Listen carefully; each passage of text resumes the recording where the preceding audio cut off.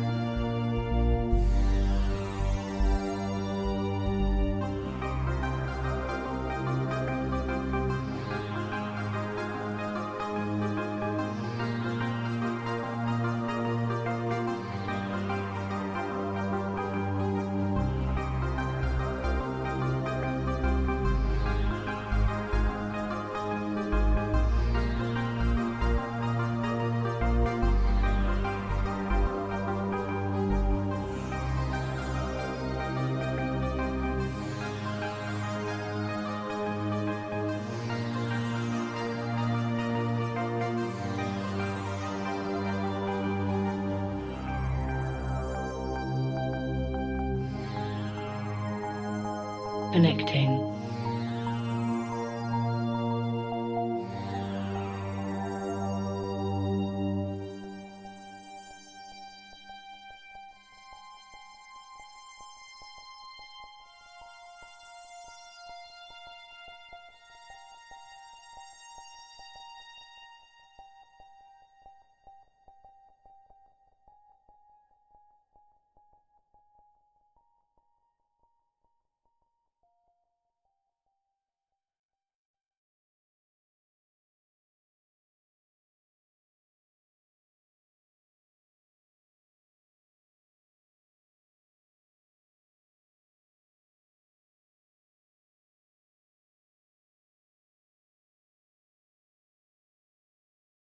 Autopilot jumping.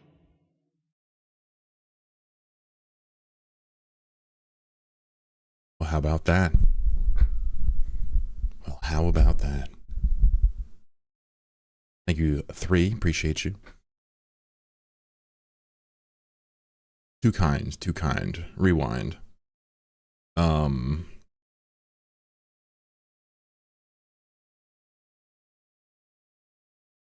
Can't spell welcome. Hey everybody, how you doing? My name is Chlorokin. Wait, wrong button. Chlorokin, how are you? I trust you're well. Yeah? My hair? What? My hair? You have a problem with my hair, chat? Oh, no, you don't. Okay, no, you're just admiring it. Okay, okay. I didn't want to have to, get gangster on you guys once again, but... How are you? What's going on? Late stream for me. I blame napping as an adult. It's a dangerous game. It's bigger. Yeah, it's growing.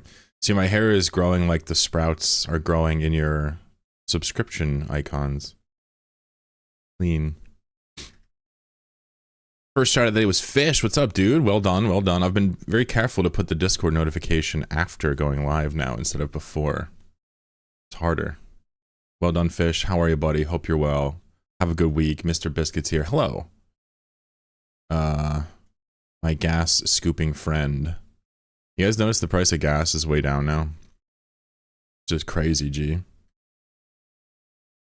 I'm happy for it though. I don't care. I don't care how much it's worth. It's funny. I'm immune from most of the market forces in EVE. It's really funny to think about. I've built this like worldview that relies on me not caring about how much I make. These are pretty low though, I think. Like this is crazy. Right here. 3,000 per M3 is really low, but it's not like it's like 2-isk. Still worth scooping for you know, something to do. Lockholder is the third musketeer of the day. What's up, buddy? The 3 is here. You were 4th. Good try. You gotta time it better because of your username. You are that close. Jail isn't for the follow. Thank you for that, Galgeek. Hello. Good evening, afternoon, morning, and or middle of the fucking night. Scotty's here. Says, what's up, broski? Doing some solo faction warfare. What ship you playing with? You're doing faction warfare to get over the aversion to low sec. Isn't it funny how like a pussy like me in real life is happy to do all the crazy Eve stuff, but like someone a little more bold like Scotty is like, I don't want to do null sec. It's scary. It's funny. Like our alter egos are like almost the opposite of us, huh? Thank you, the 3, for the gifted sub. Way too kind. You don't have to do that, mister, but I appreciate you. Pat J scooping one up. Machina is here. Hello, Mr. Hipster friend, sir. How are you? What's going on? My name is who? My name is what? My name is when? My name is Chicka Chicka Chlorokin. Galgi says, doing good eating curry. Yeah, I fuck with curry. I've only discovered curry in my 30s. I'm not even playing. Have you been fertilizing? Yeah. Look at it. It's so lie. Technotroll, welcome back. Naps are life. Yeah, when I take naps, though, I just sleep for like 9 hours. I was like, oh, I'll just lay down for a minute. Boom. I'm like, okay, well, it's 6 o'clock, and I've done nothing. And everything's falling apart.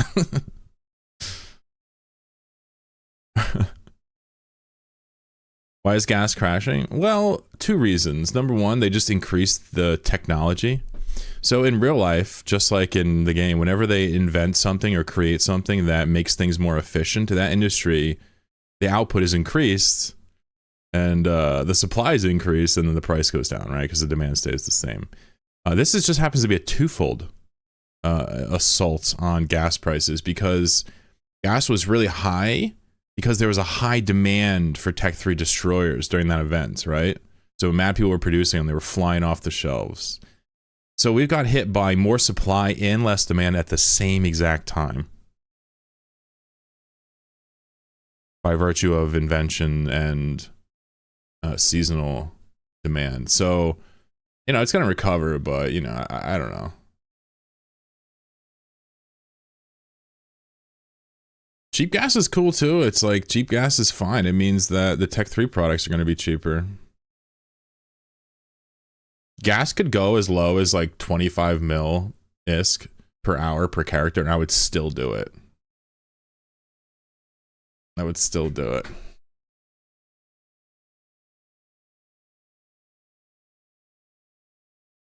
Maybe lower than that, and I would probably, maybe I would just do mineral mining at that point, you know what I mean? Who else is here? Viri is here. Hello. Hey, buddy. Cheap gas means I need to pay more to pay my Plex. Big issue. Yeah, Viri is a very similar playstyle to the one I rock. So probably feeling it right now. I think if you hold off for like a month, the gas will stabilize again. People will get bored of the Outrider. People will go back to buying Tech 3 destroyers as normal. Fleet Firetail, that's a sweet ship. That's a sweet ship. Alright, I like that. I feel like all the other Navy frigs are more popular than the Firetail, by virtue of how much I've seen them, but the Firetail is like the only one I want to fly. Excuse me for the sniffling. I'm using a noise gate this time instead of noise suppression.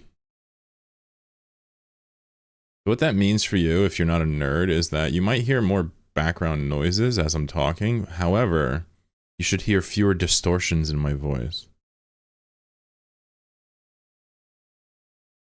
Spectator, what's up, buddy?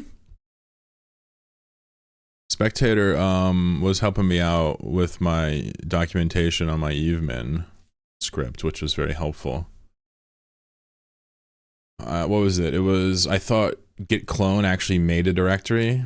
If it's not there, it does not. And I even tested that when he told me. I was like, oh shit, it really doesn't. And the other thing was, what was the other thing? Can't remember. But thank you for that, Spectre. That was very helpful. I was happily impressed when someone finally decided to tell me to fix something. Zapracon, what's up, buddy? Welcome back. Viri says, haven't played much since the update. Really? Nico's been playing a lot. I don't know if you saw that. Yeah, in the channel.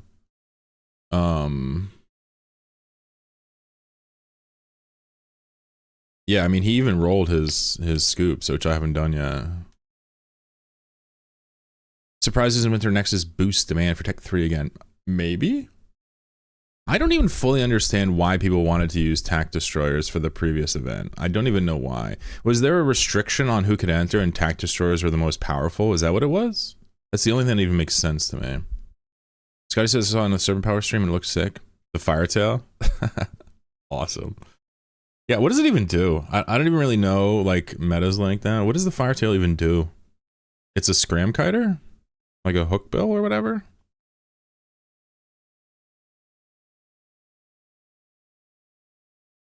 I can win Evermarks as a drop. Wait, on Twitch? Is that what you mean? So the drop right now is... It's funny, when they put drops on Twitch, I signed up for it immediately and started it like day one as soon as they did it. And I've never once looked at it again. Never. I've never once looked at the page or like figured out what's going on with that. Talk about fucking set it and forget it, chat. Koname, how are you, buddy? Did I skip Koname? Puta. Hey, buddy, what's going on with you? Oh, yeah. I forgot to set the executable for... I guess I don't have to do all users, do I? Is A for all users? No, A just means for the current profile. Current user. Yeah, I had to set executable permission. It's funny nobody called that out because some new players were trying the script too, even though I didn't tell them, but I just put it up there for posterity. But some people who were new to Linux were trying it, and they even didn't comment on the executable omission. It's funny. Anyway, that was very helpful, Spectator. The left side sites were dominated by Tech 3 destroyers aside from Mekubal. Busy doing my silly little things. Like what? PI? Kanan, what's up? 20 consecutive streams. Not bad. Not bad. Damn, Black Hole's been on it. I've been streaming at odd times very often.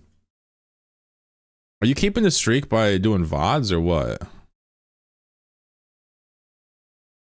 Is there like an alert for streaks I could do? Maybe that would get spammy. You sold someone +5 MR standings. Okay. That's respectable. Speed Pro over on YouTube. Hope you're having a good day, buddy. He says, rewatching a Nomad Tale for the 4th time now. It's such a good series. Thank you for that. What's your most favorite activity to do in Eve? It was the only thing you could ever do in game.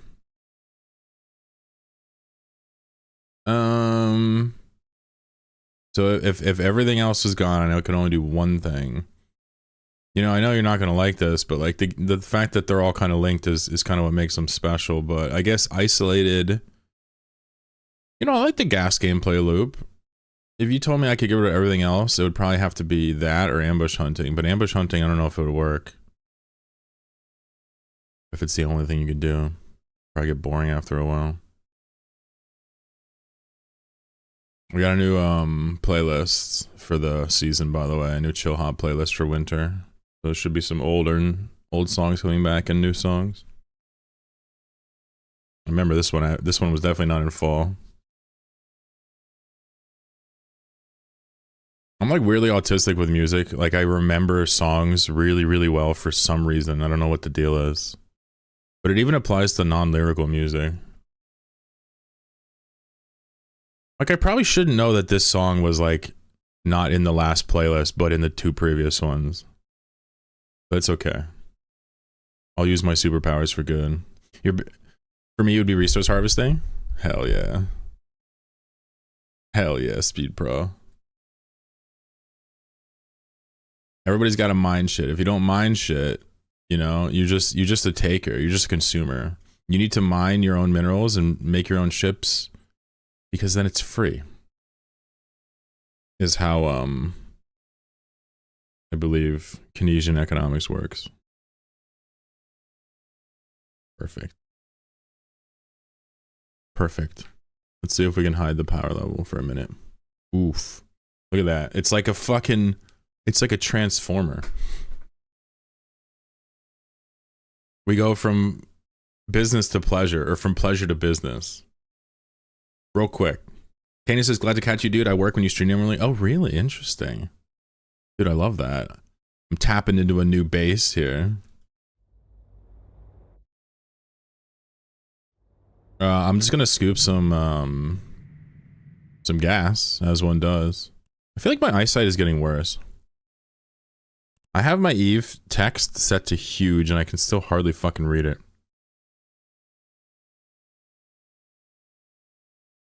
Ugh. Oddish evolved into tech bro. Nailed it. If you flatten it too long, it'll stay like that.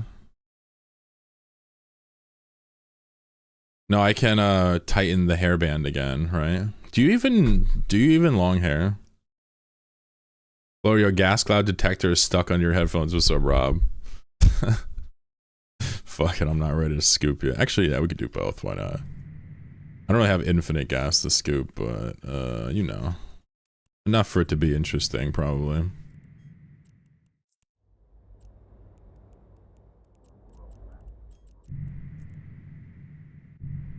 Warp drive active. All right, so I got coffee, I got chatters, I got an outrider. I may have lost an outrider yesterday. Now you will never actually see proof of this. You just have to take my word for it, because I'm not fucking posting it to Zkill. Hypothetically. But what I'd like you to understand is that I may have lost an outrider. And you're not going to believe what I lost it to. I'm not even going to elaborate, I'm just going to tell you what I lost it to, and you can just figure it out. I lost it to a pulsar effect.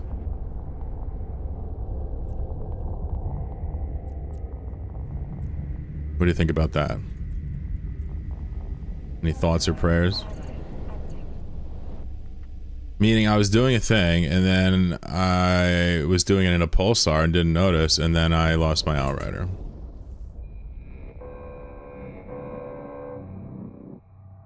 It was a simple miscalculation, anyone could have did it.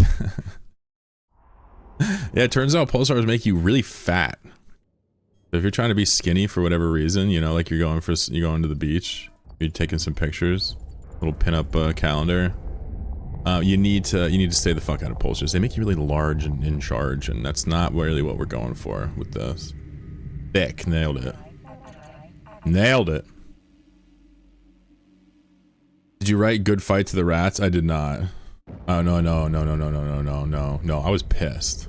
You think I was about to give the rats the satisfaction of knowing that I was well adjusted about it? Hell no. Hell no, amigo. I'm way too, what's the word? Angsty? Angy? Angy? Angsty? One of these two.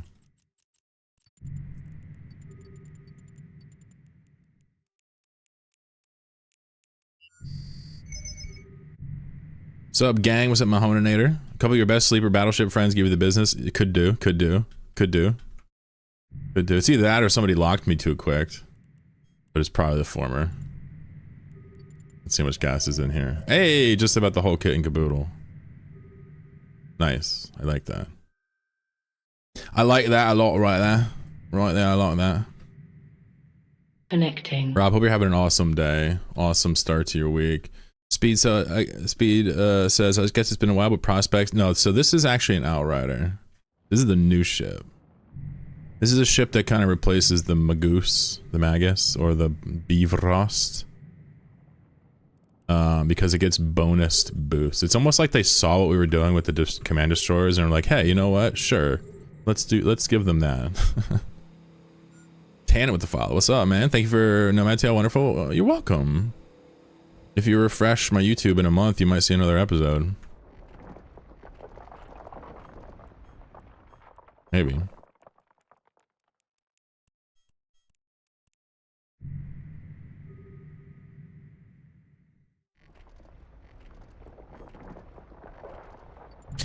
Yeah, so we have 4 prospects. So if you've only watched the first couple episodes or whatever, you might see 4 accounts. We added another one. But yeah, so 4 prospects follow the Outrider, and then it's just business as usual. Kind of cool part about the Outrider is if you want, you can slap some scoops on it and get yourself up to 1.1 or more if you roll them M3 worth of gas per second per scoop, which ends up being about half a prospect when you put 3 of them on that bad boy. So, got about 4.5 full boosted prospects here.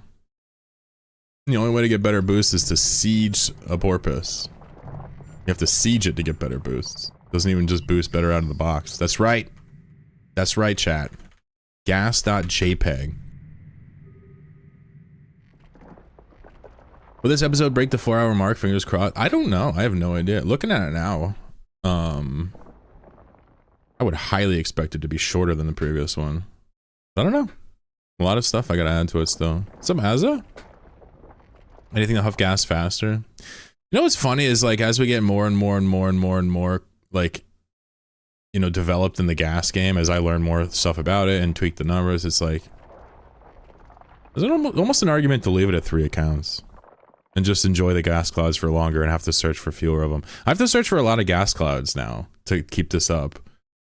And you know, guys don't really see it because I do it before the stream usually, but you know, it can be laborious. You ever log off your military wing on grid before logging into the labor wing for yuffing? You're gonna like episode 16, by the way, if you're into wings. No, there'd be really no point in logging them off on grid because it's kind of a binary thing. Either you escape or you don't, right? There's no real example of like escaping and then turning the fight and killing the guy, right?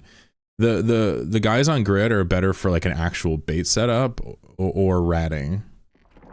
Ratting, you can fight people off. There's no fighting them off. If they grab you, you're dead. I love to try multi-boxing, but I can't afford to have 1 Omega account, but we'll get that eventually. I mean, just enjoy the game for what it is. There are people with 1,000, people play like 50 accounts at once, right? You're never going to be that high. You might do 2 accounts one day, who knows? But for now, just enjoy what you have and don't believe that bullshit that's nagging at you saying that you're not doing it big enough. You're having fun, that's all that matters. I have 5 accounts for a number of reasons running right now. Most of them are pretty much linked to the idea that I make content. And I'm like, I am directly rewarded for that content. I get like basically free Eve. A lot of other people just have like good jobs, or they figured out some really niche system that they can leverage in the game, or they just pay for it normal and take the hit, you know? But you're constantly gonna feel this pressure to like have more better things. Accounts, characters, ships, everything. Just try to fight that. It never ends, by the way, that feeling. So don't think you're just gonna like suddenly fix it by getting in a couple accounts. The biggest leap you can ever do is from 1 to 2 accounts. That right there is like where everybody should stop. But a lot of us get a little overboard. I pay for my Omega who doesn't have $20. A lot of people. I've gotten about 1.5 billion IS just from low-sec mining on 1 account, but that's over my 3 years of playing very on and off though. Yeah, no doubt. 2 accounts is kind of a bear. Yeah, 2 accounts is basically, it opens up the world of scouting yourself, sinos for caps. It opens up a lot of things. Baiting, ganking, backing up, 2-on-1. And then past that, it just gets more and more diminished in its returns.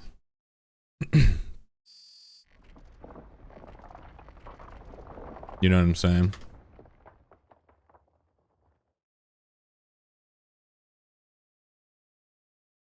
Yeah, I don't know how long it's gonna be.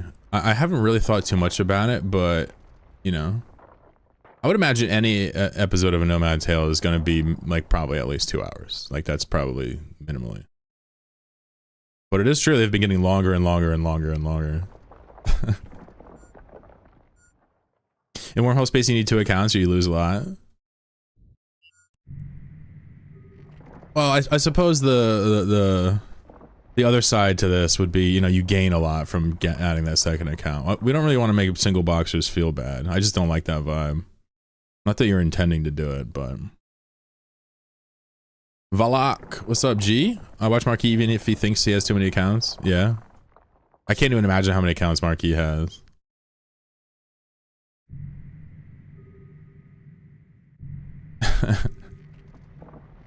Shout out to his program, by the way.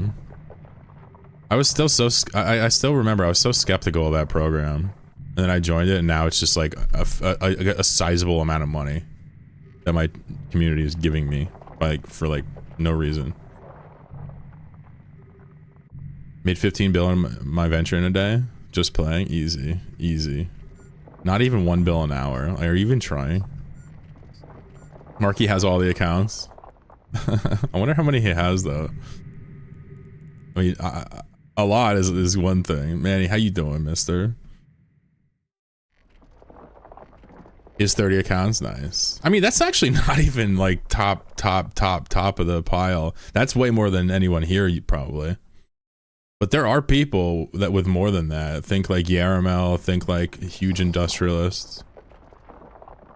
Stress when the skill bug happened on update. What's the skill bug? Hell yeah, Tanit. Hell yeah. How do you get a cut of your purchases from his store? Yeah, so he has his own program, affiliate program, that you can sign up for as an Eve partner or whatever. Maybe not even an Eve partner. But like, it works the exact same way as the Eve store. The code works on the Eve store and the Marquee store, and I get 5% of whatever you spend, no questions asked. It's so stupid. Yeah, it's so undeserved. It would make sense if I was pushing the products, but I don't even push them. You guys just buy your stuff normally and just use my code. It's so free. What's up, Zach Ray? Sick as a dog today? Damn, my girl is sick too. I just sent her some tissues with lotion and some Coca-Cola. She's with her family right now. X-Manny, what's up? 7 consecutive streams watched. Trillionaires have like 20? Okay, fair. Trillionaires. I have 8 accounts running right now. I checked. People like Rizio? No. Rizio doesn't count. Those are alphas. So we're talking just omegas. Because if we count seeds, then yeah, I'm up there with the rest of them. Although not Rizio, she wins. 100 Native says you see 30k in the launcher, it's just Marquee and 2 other guys.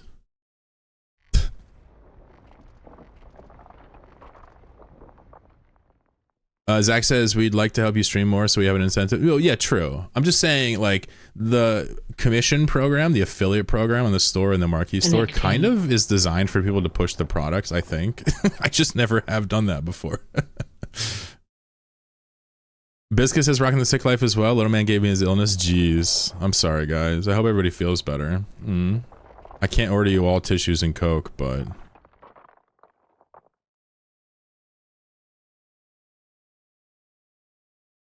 That's kind of an intimate one. I went to a work party, more fool me. Well, you know. What do you guys got the cold, you got the COVIDs, what do you got? How you feeling? I used to get bronchitis a lot in my 20s. I was like smoking a lot of like blunts and stuff, like terrible tobacco products. Not cigs though. And I would get like bronchitis all the time. Oh my god, it was the goddamn worst thing. Like every year. I also got the flu. Like actual influenza B. Like 2 months before COVID like started. Something cough plus fluish. I can still smell and taste them though. Yeah, no doubt.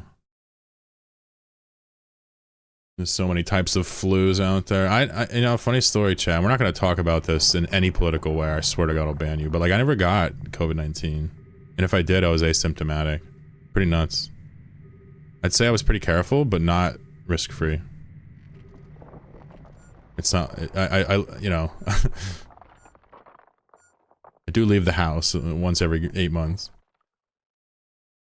Speed says, I'd love to watch for longer at work calls. Hey, appreciate you, King. Take care. Glad to see you. I stream a lot, so you're welcome to come by. But probably this month I'll dial it down a little bit as I finish up episode 16. Well, work on 16. Got a lot of work to do.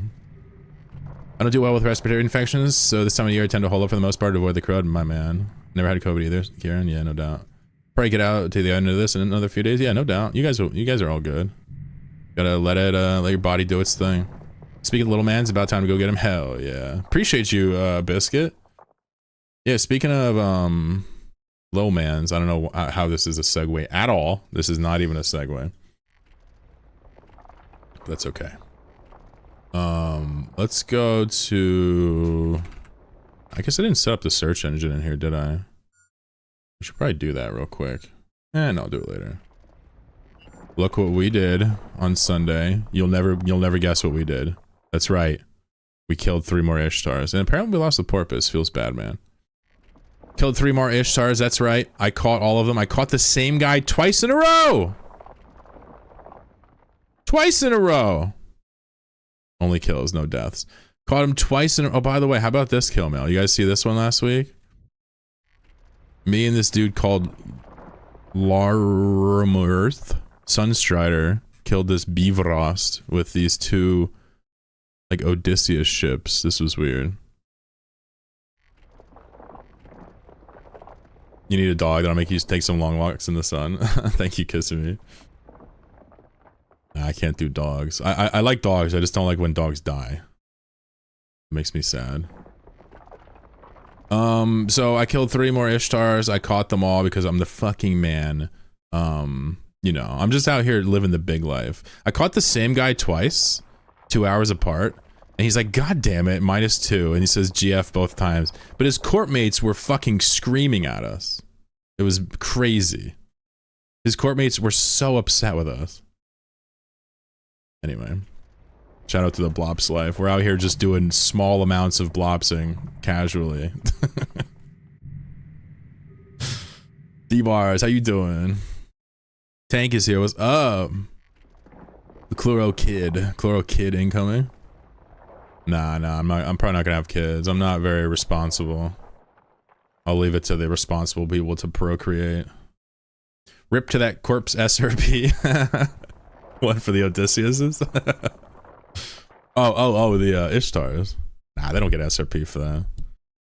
Got it once legit, but 2 of the jabs knocked me out for 3 days each. Yeah, no doubt, no doubt. Sheesh. You got COVID once. Yeah, got you. Disabled. Oh, right when it came out, got reached. you. Autopilot disabled. My kid needs his own Twitch account, lol.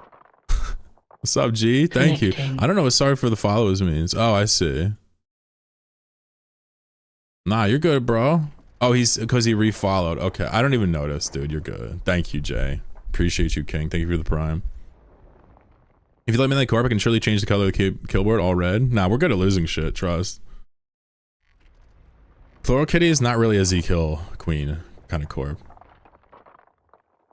Sov exploration upgrades are insane. What the fuck is going on in Goon Space? You're talking about the number of SIGs that spawn? Do you play any other games in EVE? Oh yeah, sure. Well, currently, been playing a bit of Dota 2.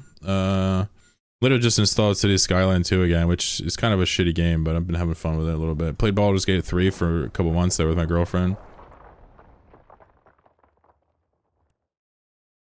You ever see the Whale documentary?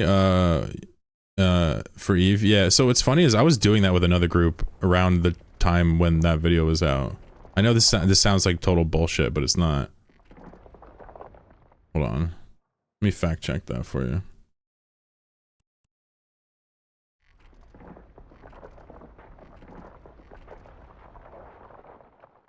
Yeah, it was CO2.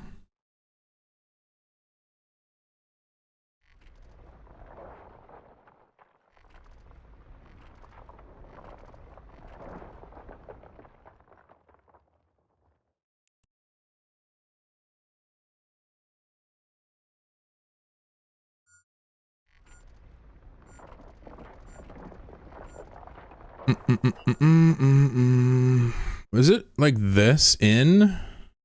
Yeah, A-end. Let's see. No, A-end's not gonna work, is it? Yeah, I don't know when the whaler was produced, but I used to do this with Leonia. I've talked about this a little bit. But these are just the ones we killed. We actually stole a lot of these, right? And this is the normal ones, not the ice mining ones, which were also out there a lot. But after Rorquals came out, we were doing this for quite some time, where we were just farming these 1 billion-isk drones. We were stealing them by double booshing them. We were fragging these things. I think that's what that doc was. If it's not, then disregard. I haven't seen it though. Someone mentioned it. I'm like, wait a second, I used to do that.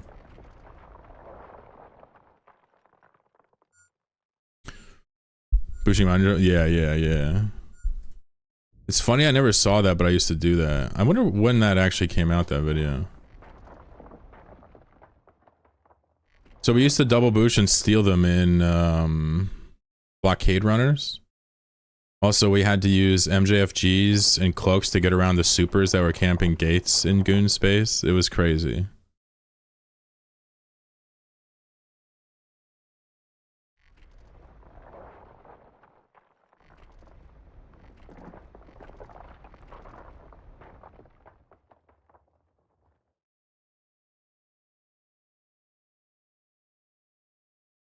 You see when that video came out.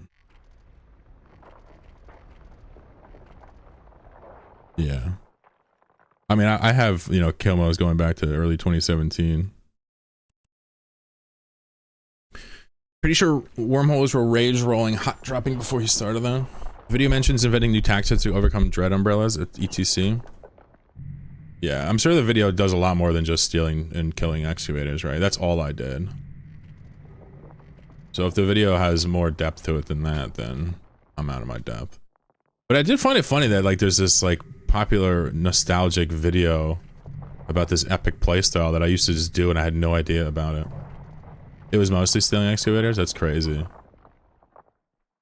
Like there's a small chance the group I was with was doing that before this person. But he made a video. In the same way that like a Nomad Tale, like I'm doing a playstyle that's been around for over 10 years. Oh, okay, I see. So it had a web, gotcha. That's cool. Yeah, we did it in a commando squad. Also, we did it like right after excavators came out, I think. It was like right after the patch, people figured out how to do it, and we just started going buck wild. That Leonia guy was obsessed with it. Obsessed with it. He did it himself, too. He would just bring his own alts in.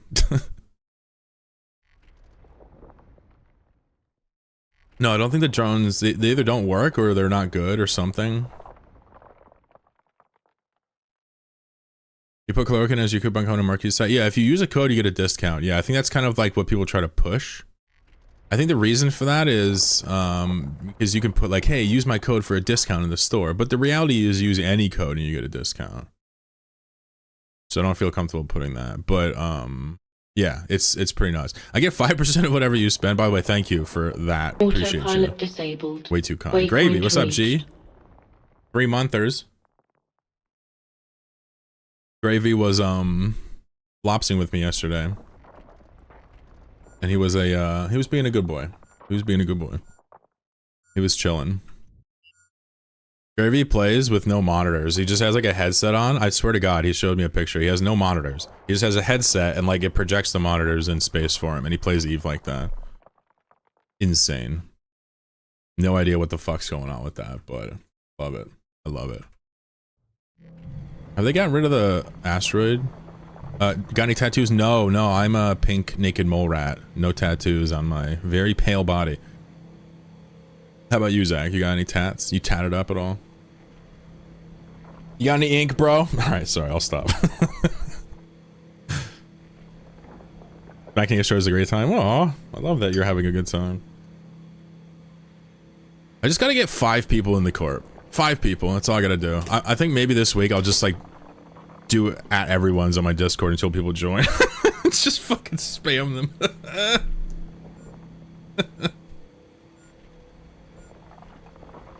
I think free ships would go a long way to help people too, but I don't want to do that. I want to like have people pull their own way and be reliable.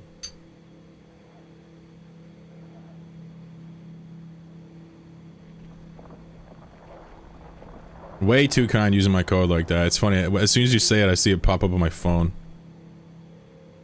You know, it doesn't tell me who uses the codes. I've told you this guys before, right? I have no idea who uses the codes at all. It just tells me how much.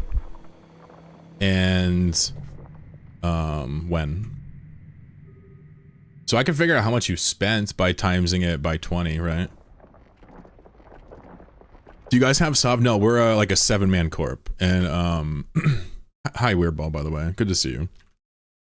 We're like a 7-man corp, and we're just blopsing Ishtars out of Curse. So we're right here in UW9.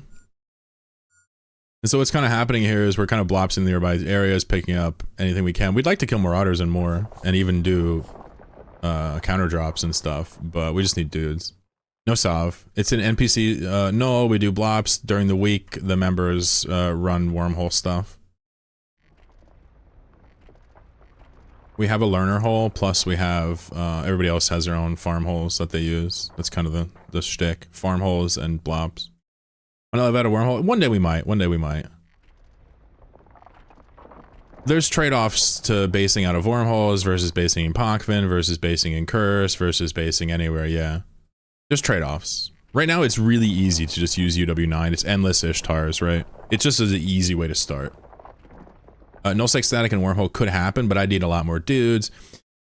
Let me just make it clear. My plan right now is to chill and have a nice chill time for the rest of this month. When a Nomad Till 16 gets released, I'm gonna start actually recruiting for this corporation for real on the forums and stuff. And then we'll probably naturally upgrade to living in J-Space at some point and fish out of statics. I'm assuming that's how the progression is gonna go. If it's not wormholes, we'll probably do it out of Pockvin instead. Could even just do Turner. We have so many options. I'm not afraid of Deepwater Hooligans at all. They're very good, but if you play subcap stuff and just know the mechanics of cloaks and wormholes, you're fine.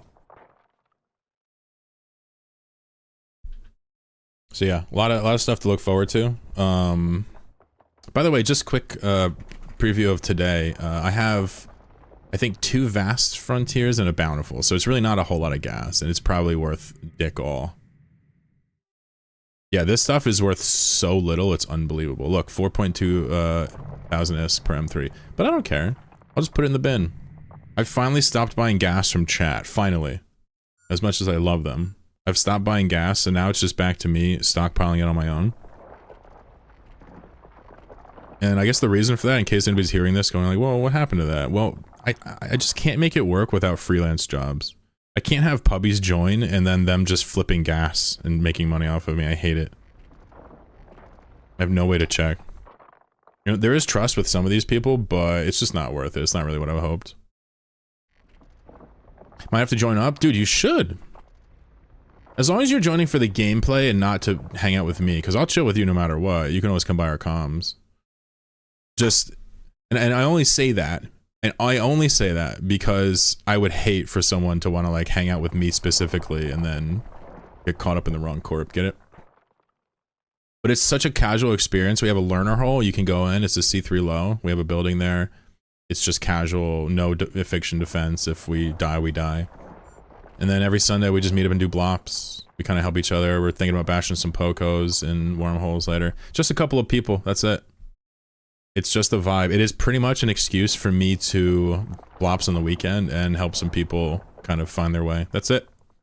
No pretentious intentions, no ulterior motive. I just want to use my Panther, Redeemer, whatever. I'm freeballing at the moment. Well, if it's ever something you're interested in, you can learn more. Just DM me on Discord. My name's Chlorokin. DM should be open. And we'll talk about it. Worst case scenario, it's not for you. I really just need like 2 or 3 more guys to show up on Sundays for the rest of the month. And then next year I'll be totally cool to actually start it for real. I just don't have the mental bandwidth right now to handle it. Rourke mining fleet when? Sir, the future is now. No. It's not about the gas we harvest, but the chatters we meet along the way. I do like my stream and my chat. I am such a spoiled boy. Have you seen the consistency of my viewers lately? Is that Laura's fault or what? Like past like 3 weeks, 4 weeks? I was looking at the numbers of people that watch. It's pretty high. Get yourself into a torp bomber. It's the easiest thing. Hell yeah. Yeah, so I'd say my corp is actually kind of analogous to Eve Uni in terms of like a stepping stone, maybe, and also a place you could stay forever if you just felt like it, you know? If you just want to blops and stuff. We'll probably be doing blops during the week as well next year, not now. Pukutun says we're only here for the drops. Good man, good man. Good man. D-Bars, hit me up. If you're interested in learning more, I can tell you kind of what to expect, what you'd need. Basically, there's 3 tiers of participation, 4 tiers of participation. First is to grab a bomber and instead of jump clone and just show up on Sunday. Second one would be a strategic cruiser, come through, maybe do Logi for us, maybe do tackle. Third one would bring an actual Blops battleship, nice. And then the fourth one would be to hunt and bring a Blops battleship at the same time. I hunt with 2 characters and use a Blops battleship, and I suck. But, you know, even just bringing a bomber is helpful. We can use more people chilling, chatting with us, right? Poor Blitz. I had to yell at Blitz yesterday. I was about to drop on a guy and he was just like talking about some random thing. I was like, yo, shut up, bro.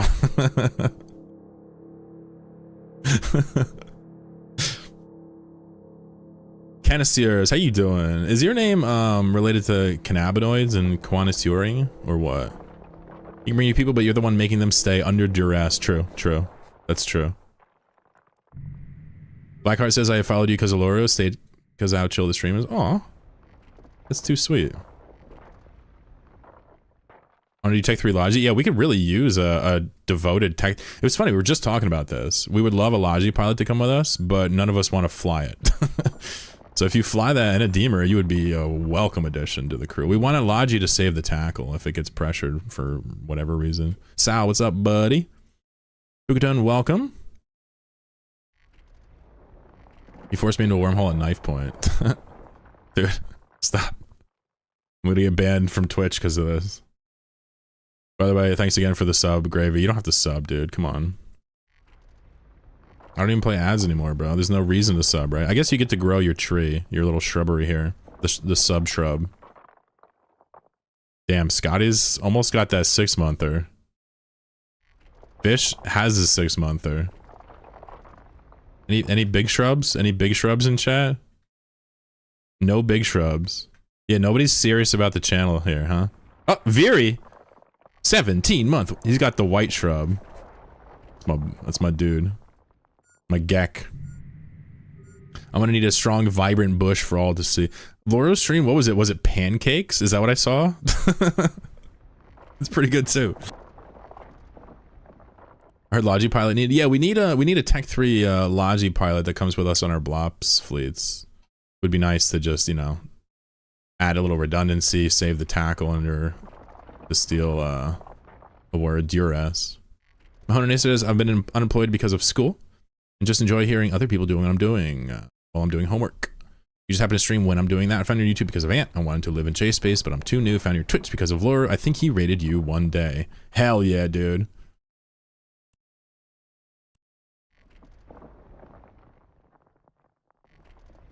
I fucking love. I love that Laura likes my content. I love that for me. That's actually huge.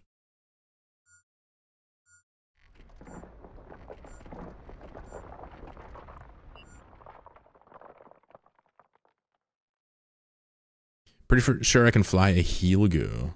We would probably armor. Sorry to instantly disqualify you. And we don't like. I don't want to put it the wrong way. We're not like salivating, but we would like a pilot like that for sure. Brand, what's up? I see you. Yeah, but I would say, you know, no matter what you want to fly, if you like cloaky, covert, cloaky stuff, maybe you might want to put a character in the corp. You can put a jump clone, come on the weekends. I know it's a lot to ask to put a character in a corporation, but that's actually kind of an important part of this for me. I don't want just like people showing up, getting content and leaving. I'd rather have people talking to each other and learning. I start all types of stuff, honestly. Autopilot jumping. And I do try to make things work. But this is a pretty easy one to make work. The 3 gifted another sub. To Mahoninator, an orbital strike even. Where's the orbital strike emote? There it is. Marine mammal rescue. Yeah, buddy. Damn, their emotes are fire.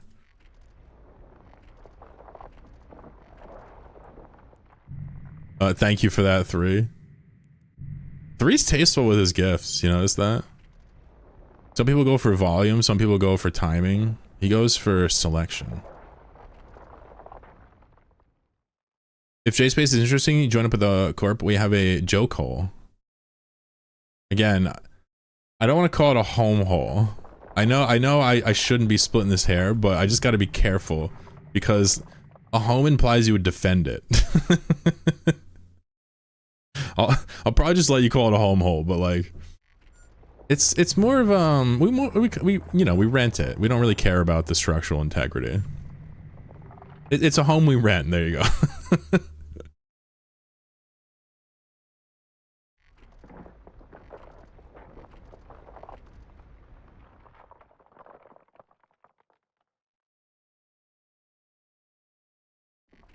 Okay, chat. Flophouse, perfect. Perfect. Thank you, Brandon.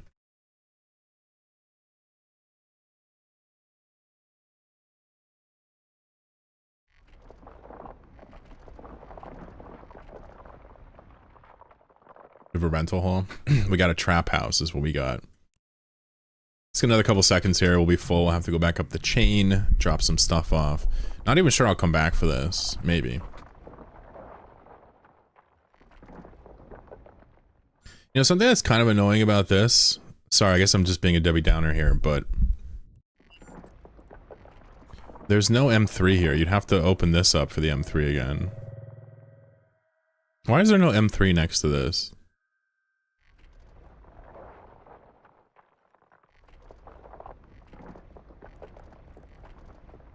A Chlorhulkin. Alright, I'm trying to delete this. Who streams over the weekend? Erst, right? Who else?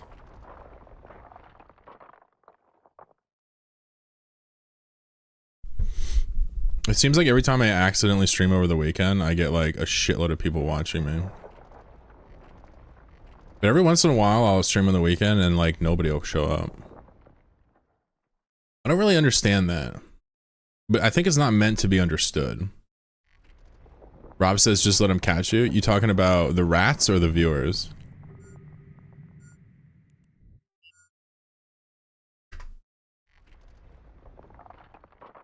Oh, the rats. Alright, you want me to slow down? Fine.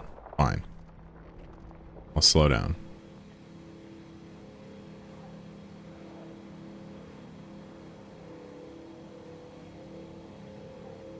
I'm going 600 meters a second now. Death is imminent. I've been messing with multi-boxing homefront missions. Definitely worth a try. Splinky, what's up? I'm not done homefronts. They look fun. I always felt like that would be a fun thing to do with chat. It seems easy enough to do, and it seems like varied and goofy and chill. I guess the reward structure sucks, but that's not necessarily a concern, I suppose, for everyone. Some people just like to goof, right?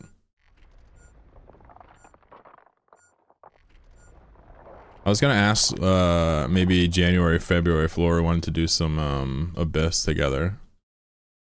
Make like an event. We should get like a third creator to come in and do 3-man Abysses with 3 creators. What do you think? Aren't some of those homefront heavy micro? Are they? Hmm. Fascinating. A little bit risky to do that. Didn't set on my ping. Homefronts are what keep me out of trouble, yeah. Didn't realize I was so far away.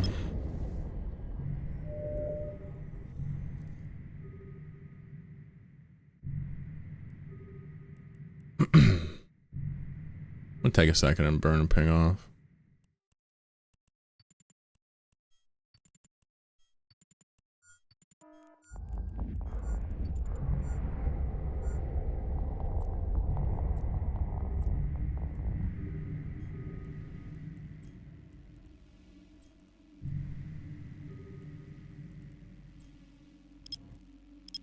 I know you can see, don't worry. Just checking distances. Get Manfred as a third. Io Gerlich. How are you? Yeah, we should get, or we should do home fronts with like 5 creators, or like Abyss with 3 creators.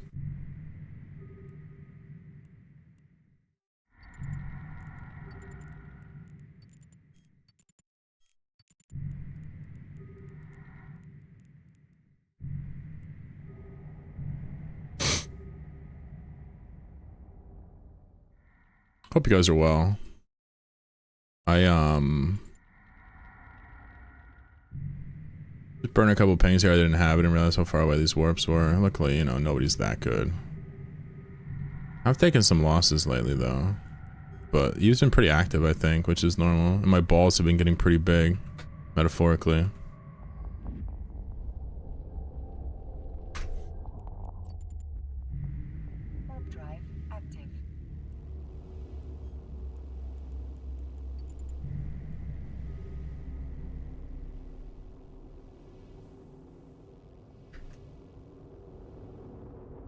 Home fronts aren't that entertaining. Yeah, but I figured it would just be the personalities doing something goofy.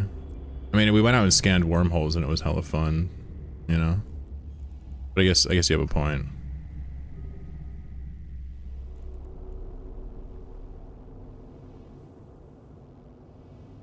Remember a guy named Sardcade used to stream, got me started playing? Nah. I only know Bjorn B. Rest in peace, Bjorn B. He's no longer Bjorn. He's now just B. Feels B, man.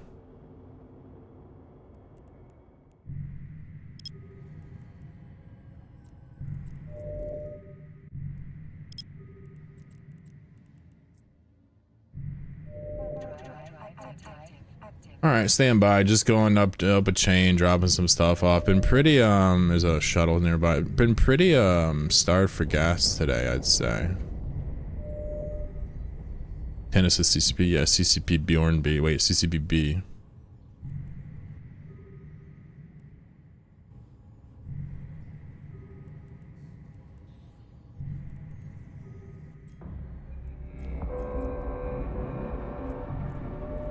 There's somebody here with 3 Kikimeras, a deacon. Not really sure what they're doing.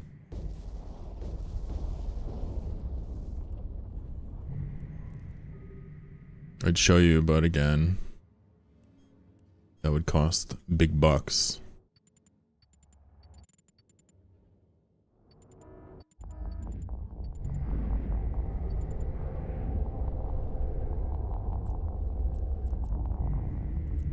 Yeah, I'm still trying to kind of figure out what the fuck's happening with that guy.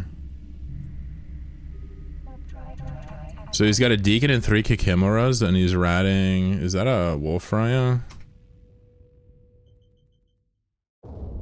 Oh shit! He's in a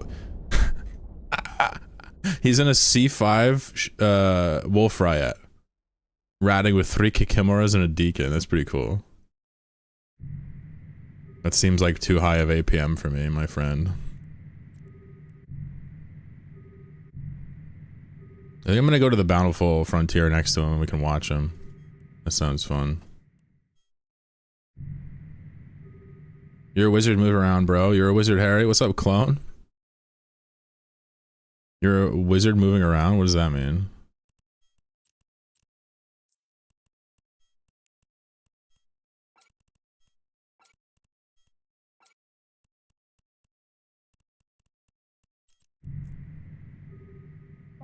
I've never done or seen home fronts in action. I warped to one once and immediately left. I thought it was like a 5-man little like dungeon style thing where everybody has their roles.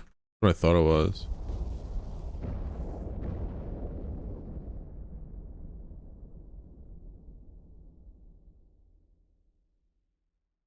Hearing noises. Machina says I've never... Okay, yeah. I'm about to double read, but I caught myself. I'll turn the screen back on in a second here. Hang on. Hey, goobers. I'm assuming the mic's been normal, no issues.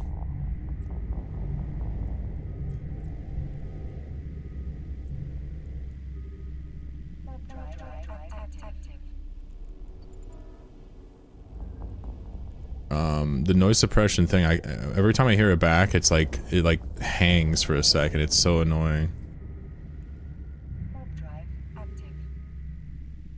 Alright, so here's the Kikimeras right here on D-scan. 3 Kikimeras and a Deacon and a C5. You can tell by the skybox or whatever. Kind of funny. Neat.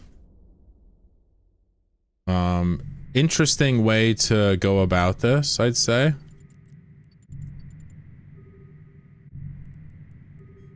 You can do C5 ratting with 3 tiny, cheap, shitty ships. I mean, that seems good, right?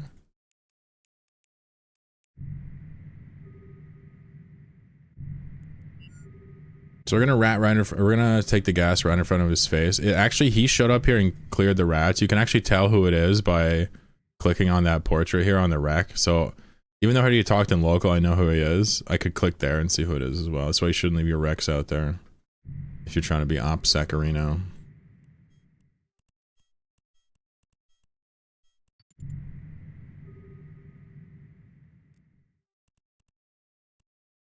Doing a Bountiful now, just because he's here and I figure now or never. Or she. I'll go back to that vast later. Probably not, though. I don't need no vast frontier. No stinking vast. Don't need it. Don't want it.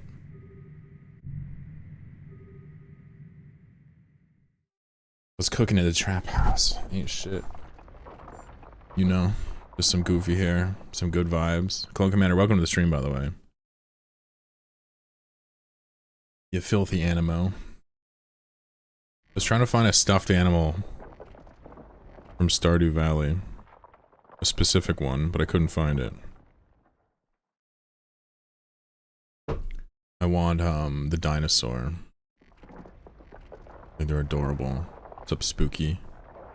Speaking of shrubs, that man's got a shrub on him.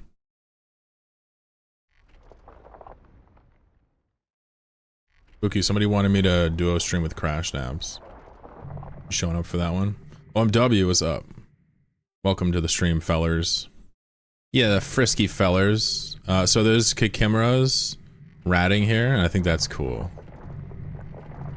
Ratting in C5 space.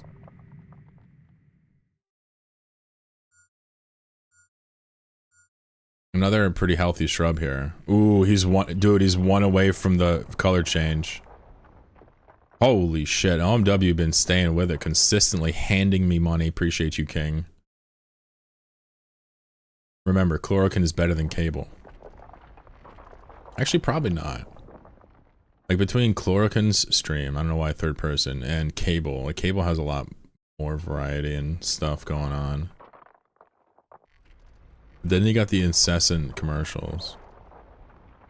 How many commercials are in like an average hour? Like 15 minutes? Isn't radio like 2-to-1 songs to ads? How did we get this way? I don't know, man. I don't know. Life is a bitch and then you die. Alright, stimulate me, Eve. Stimulate me. Show me what's up. In a shocking announcement, Horde says they will move to wormhole space. Do we believe this? This looks like fanfic.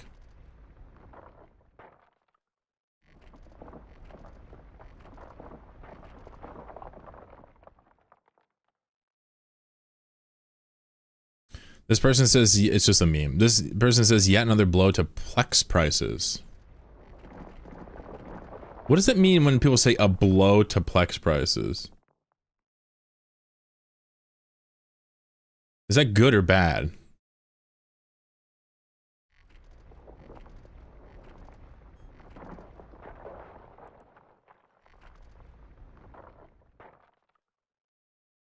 I'm buying up as much as I can right now. Bunch of fucking finance bro nerds. I gotta speculate until I get extra risk when the patch comes. Play the game. Nerds. Yeah, I said it.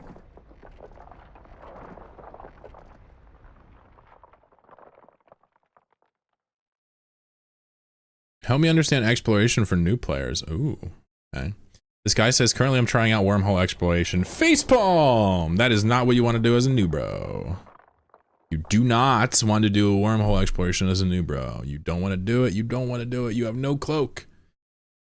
Your scanning skills are bad, and there's lots of extra wormholes in the way of doing your data sites. And most of the data sites and relic sites you find are going to be sleeper sites in disguise. It is a waste of fucking time for a new bro to explore in wormholes. In fact, it's pretty much a waste of time to explore in J-space unless you live in it, with the notable exception of day tripping for gas.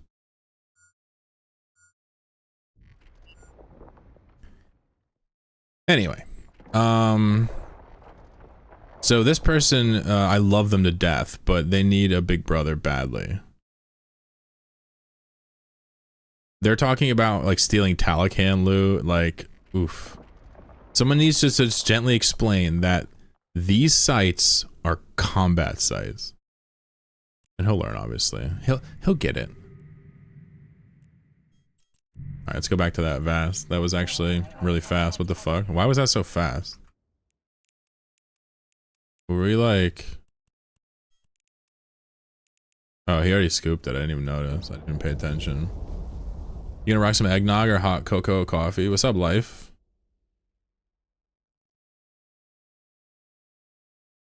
Can't comment for the algorithm? Don't worry about that, dude. Are you crazy? No way. Sorry, Chlorican, I really let you down. I didn't drop a comment for the algorithm. I mean, I'll go with some mocha coffee, some cocoa coffee or whatever. Yeah, that sounds banging, dude. How you doing? People use Plex as an investment, so it's bad for them. What's up, Tupac? Like a kapow. I strongly disagree, says Zach. Maybe not like straight up solo. Wait, what are we talking about?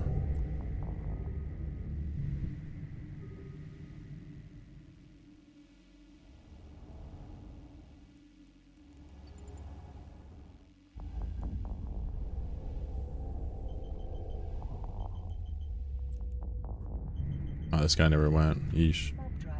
Oh, wormholes for new players?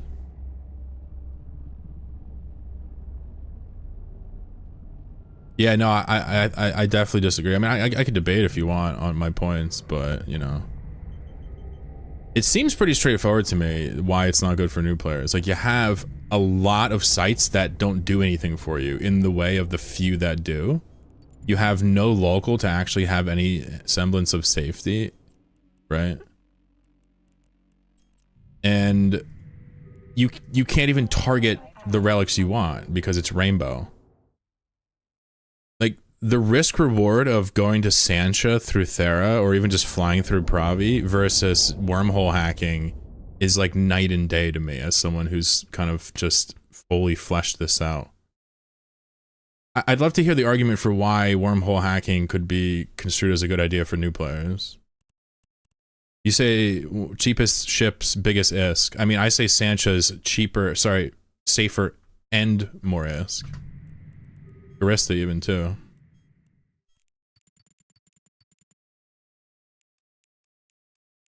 You're literally scanning wormholes and sleeper combat sites that you can not possibly even understand how to do. As a new player, it's terribly confusing, as evidenced in that thread. I think the cause of our disagreement is the premise. Yeah, if the premise is to hack things to make money, yeah, it's a terrible idea. If it's to have, like, a spooky time, sure, it could be good.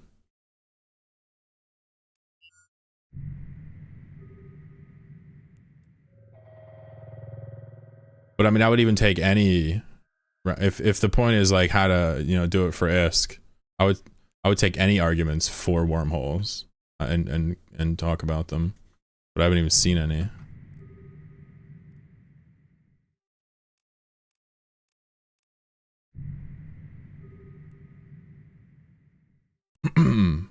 You know, you just empty local empty. Yeah, you can hack. Yeah, exactly. What's up, AR guy?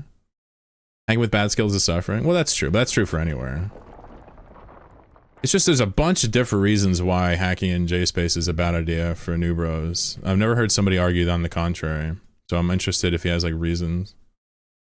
He says your premise is terrible if nobody teaches you and you stay in wormholes. My premise is good if someone teaches you and include dipping into null via wormholes. Yeah, so you're just talking about something else then. You know, we're talking about hacking relics as a new bro for profit. You know, you're talking about using them as navigation to potentially find better fields after being taught. You know, yeah, so there's really just no relation here to what we're talking about. The thread again says, hi, I'm trying out wormhole exploration. I've been going around trying to find data and relic sites. My question is, how are people dealing with rats in these data and relic sites as a heron? So he doesn't really know like what's going on in the first place, right? And even if this confusion wasn't there, there's just not a lot to hack there. The average ISK per hour of wormhole hacking for relic sites is very low, right? If you use wormholes as a navigational tool to get somewhere you want to go, that's awesome, but it's not really related. If you pass the Sancho wormhole, you do it. Yeah, and my point is that if you want to make money as a new bro hacking, you don't even touch wormholes other than Thera, maybe Turner. That's just my point, you know? It's just a total waste of time. All that scanning to build a chain for what? A Sancha and a Garista maybe out of 5 different systems. You had to hack all these combat data sites, all these combat relics, all these wormholes, link them up, warp around. No cloak, by the way. No local, by the way. Zero semblance of safety. Yeah. I like the idea of new players going into wormholes, but not to make money hacking. They could go in there to explore and have a good time and then take some relic loot, yeah. But if their goal is to hack as a profession, stay the fuck out of wormhole space, right? I mean, I agree with you. It's just, you know, I was focusing specifically on like the profession side of it. Don't worry, Zach. No exploration is very intuitive for new birth. Yeah, totally true. But the thing is, you know,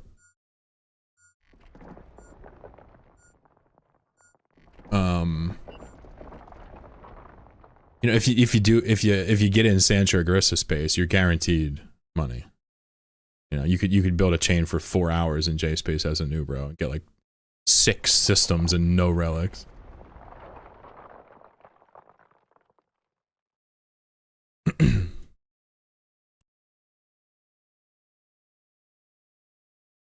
Heron can't be nullified. Yeah, and I'm assuming they don't even have any cloak with this one. I'm assuming no cloak, no nullifier, and that's why it's like, you know, if you know about Thera, you can YOLO through it. Otherwise, you can needle jack. You can use needle jacks and just hack until you hit Garissa or Sancha, and then just Pockman haul home. I know it's advanced, but the number one thing for a new bro do is to afford a couple Pockman hauling sets, the cheapest ones, and then get a bunch of noises and just go to town and just keep looping it over and over and over and over again. Learn how to deal with in a pickle and a gate and stuff. Wormholes are just very frustrating.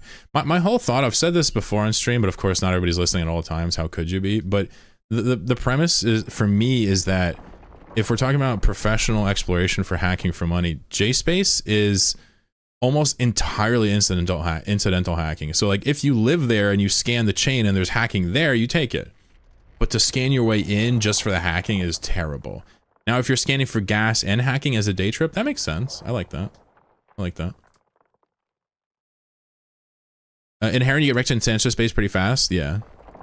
Well, yeah, in Stain. In Catch, it's not so bad. No question. It's more hostile on the entry points of Sancho specifically. There's no question.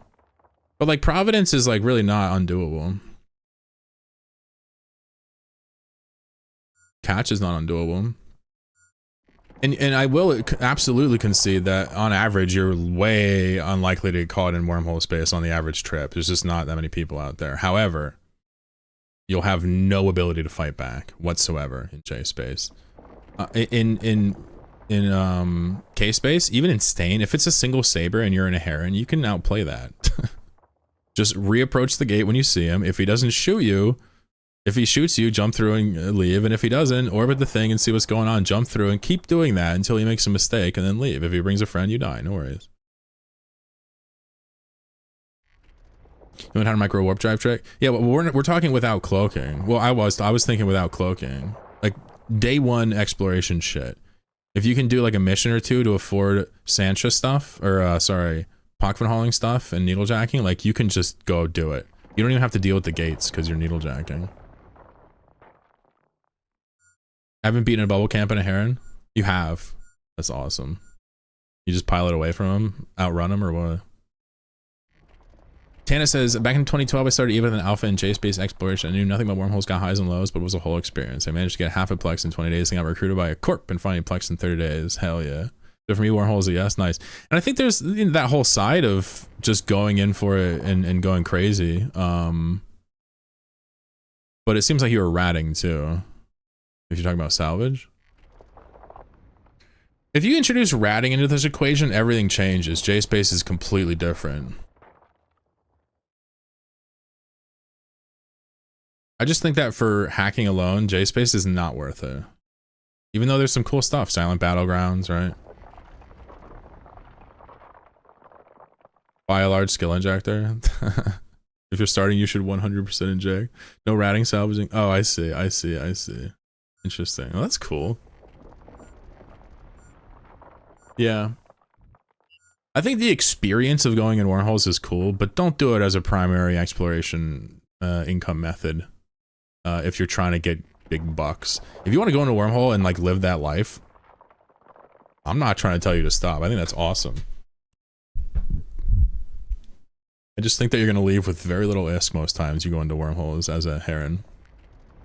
Would you send Nubro exploration players to Metaliminal Storm? No, probably not, no.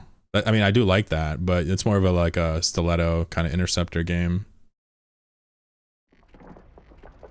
Although I know what you're getting at because no cloak, right?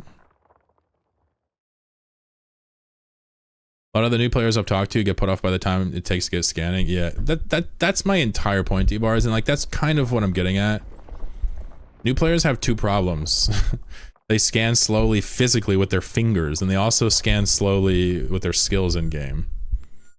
You add in like an extra 2 to 5 wormholes in every system they find that they have to scan down and like awkwardly warp to maybe see if it's where they want to go, or all these data combat, data relic sites they don't understand, or relic combat sites they don't understand how they work. A J-Space rework would be fascinating. You could touch on all aspects of J-Space, the futility of C1s, the redundancies of 5 and 6s, the super capital mechanics, the exploration vibes. Like you could do everything all at once in some huge pass, and I would be so for it. I would find a way to make it work. The way I do gas right now, I'm ready for it to go away forever. As much as it was a pain in me, I'm ready for this to just be gone. I don't think this is going to stay in the game forever, folks. This whole orbit and AFK thing. I personally think that this is going to become active at some point. I don't know how. Depending on the area, Tupac says it can be safe. Hell yeah.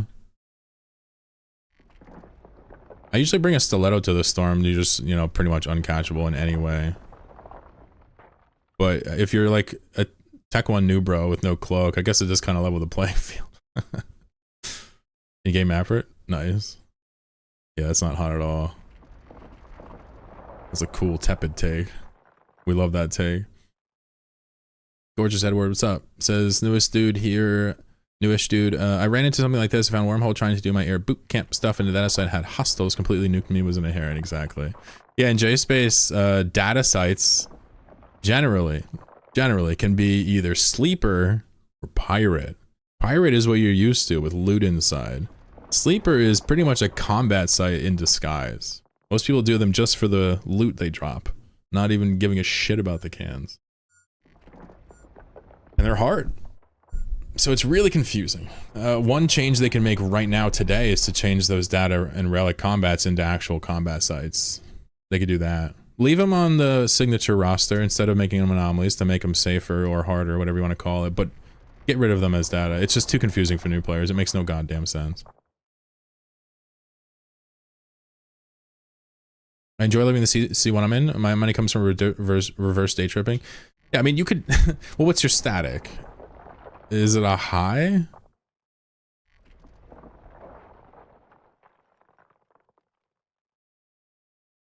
I actually don't have to dox yourself. Yeah, but there's so many C1s. Yeah, so you're basically just in like a hidden grotto off of the mainland, you know? It's like you're not in or out of J space. But you're like in this limbo area in a C1 with a high static. It's almost like you're there. You're gonna get incoming wanderings, static exits and stuff constantly. AOE says, what the fuck's going on with the hair?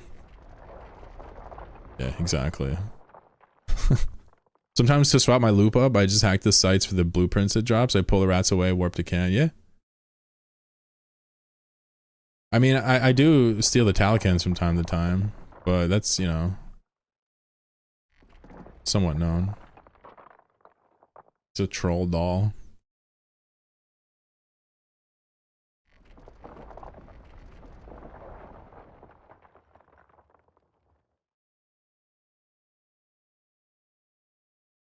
An official mapper would be interesting. The problem, Zachary, is like, as much as I love the design of the 2D map that we just got, like there's some major issues. I don't know if they're gonna get ironed out. No delta, FPS lag, right? So like, imagine them making an actual mapper. I feel like there would be some issues with it. Maybe I'm just a dick, but some of the coding feels a little amateurish.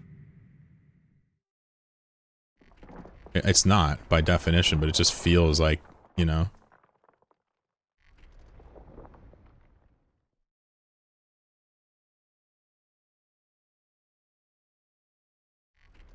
Sal, I mean, that's pretty much, this is kind of like what we all like about JSpace, right? So you get that from that, which is all you need, right? You just don't get anything really good in the home hole other than some Sancho sites every once in a while, right? Can you see jump range? Yeah, you can, yep. What are you dissatisfied with regard to the map? Oh yeah, sure, I can show you. So if we look at the map, just two main things kind of stand out to me. Number one is when you zoom in and out here, see this FPS lag? Now I know I have an older processor, but this is unacceptable. That goes to like 2 FPS when all these things load. So they need to have these things either cached or they need to make them load like asynchronously in the background or something. When you zoom in and these icons load, it like nukes the FPS. So that's a big problem for me. I like to zoom in and out a lot. I hate this, right? The other thing is, the filters are great, but they need to add more. They need to add parity with Dotland. We need ship destroyed Delta. We need everything Dotland has, we need here. Every last one, right? So they need to go back through here and add the filters. Because right now, let's just go say I go to Blops this. It's only telling me what's been destroyed recently. Where is it? It's only showing me what's been destroyed in the past day. I need to know way more. Plus, like you see the number is bleeding out of the thing here. It just feels like there's a bunch of problems with it. Now, I like the artistic rendition of it. I think it's great. I think they did a great job with most, but like there's a bunch of things I can't ignore. I was excited to use it for blopsing. I can't though, because no delta. And this FPS lag is terrible.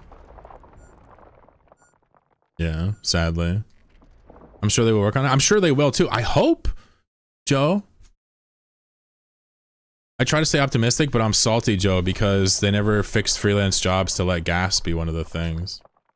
Alright, let's hide the power level before AO2 has a stroke. Hold on. Alright. Business time. No more pleasure.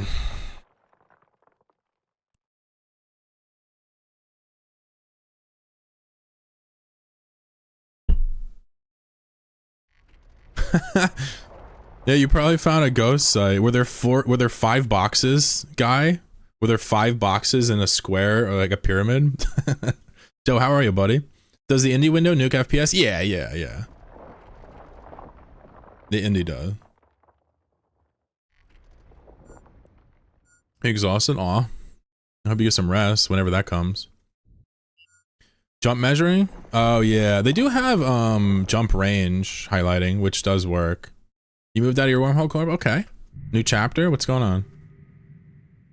Yeah, me too, Sal. For real. I thought that was gonna happen as well. But this isn't top of my list issues. Autopilot disabled. AO2 subscribing. You see this? I'm farming my corporation for subs, guys. 2 of my corp mates. I only have 5 corp mates. And 2 of them just subscribed today. You see this? I'm gonna tax them too, watch. Nullsec Alliance? Cool. Which one did you pick, Joe? Are you still picking it up? You still figuring it out?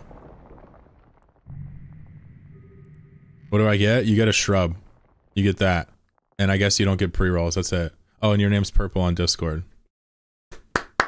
Good job, bud. Get scammed. Thank you, by the way. Goons, not because I'm a particular fan? Cool. I like Goons. I hate their marshals, but I like them. Be cool to have a massive ninja mining fleet. Half my Discord is fucking Goons, mate. Did you pick a corporation inside of there, or you just gonna join your friends group? I do not like or dislike them? Yeah, they're too big to commit. I got you. Bovril. Am I offered to chat with Kashal on the CSM stands? Thank you. Yeah, I don't know. Okay, I'll speak directly. Yeah, so I don't really know what we're talking about anymore. Zach, are you talking about like design stuff? Yeah, I don't think my ideas are good at all. I'm just memeing around. If you think anything I say sounds good, you're welcome to steal it and present it to your acquaintance, though.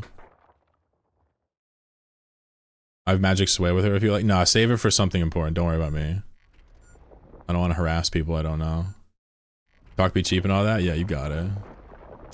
What you live in now? Furzar? No, I don't live in anything. I live in safe spots. Outrider versus Prospect M3s. Yeah, so fully boosted, my Outrider does about half of a prospect. But it also does a strong boost for all the other prospects. Matt says love it? Hell yeah.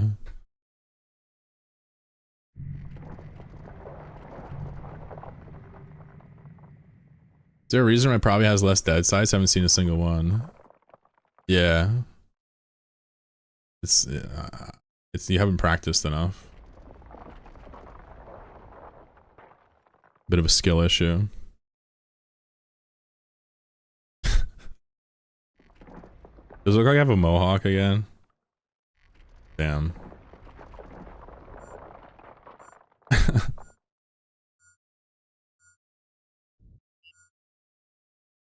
Yeah, AR guy, that's a ghost site.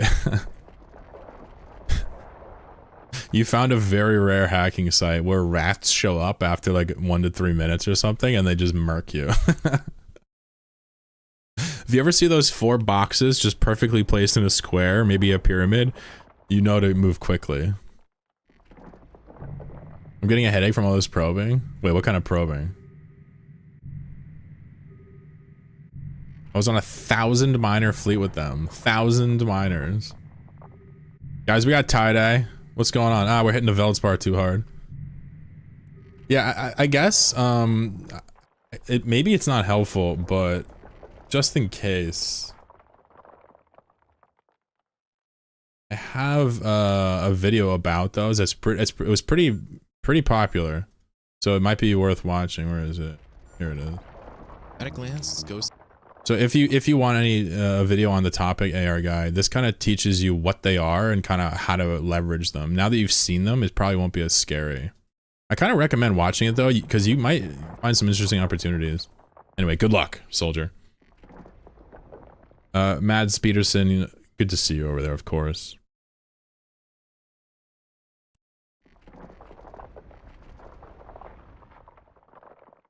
Peter is finding a capital skill book in a site. Hater. Discarded, how you doing? Goons over half of Eve. Fact check time. Let's fact check that one. Live fact check. Oh, Jesus. Looks like frat. Gee, this is actually wild to see. Why is this wild, guys? Because maybe you're super new to the game. Initiative has historically been associated with goons for like almost every major encounter. So like these are like, you know, cousins. I didn't know it was 34,000, and it's getting too big for its britches.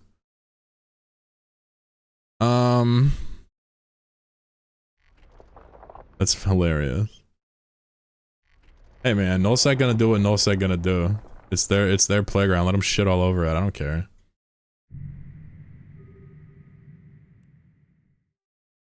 Killed on a stair on a ghost site once by spooky at mid-hack. That's amazing. I've had people try to kill me in ghost sites. It's actually like really annoying. Where exactly is Thera?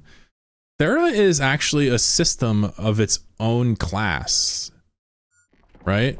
So like in JSpace there's class 1 through 6, there's also class 13, and there's also drifters, which are 14, 15, 16, 17, 18, right? Thera is a C12, it's a class 12, and where it is, actually, it's just in its location, it's just there. It just has wormholes, it has no stargates, so where is relative to when?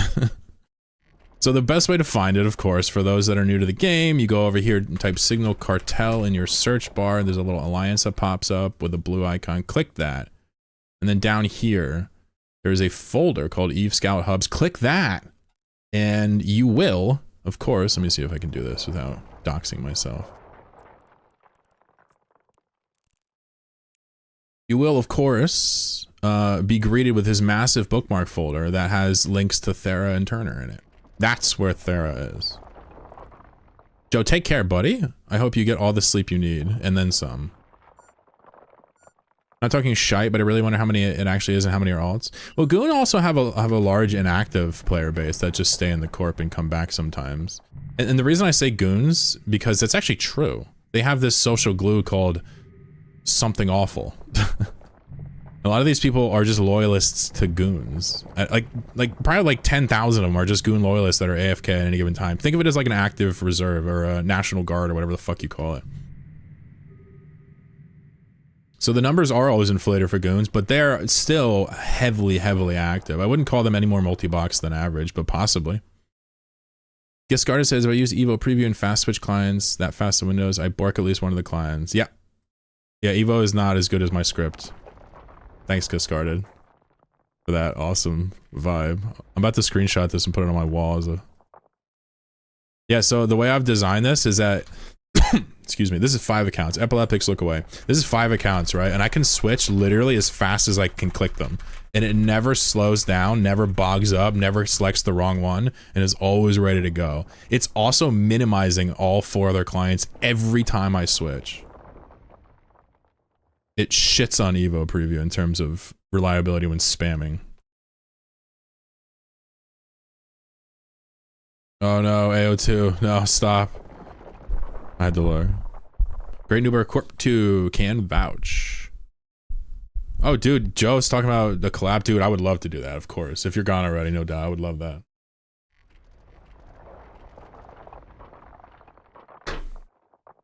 Should I do a Joe stream where I'm just not allowed to speak English at all? No, that would suck.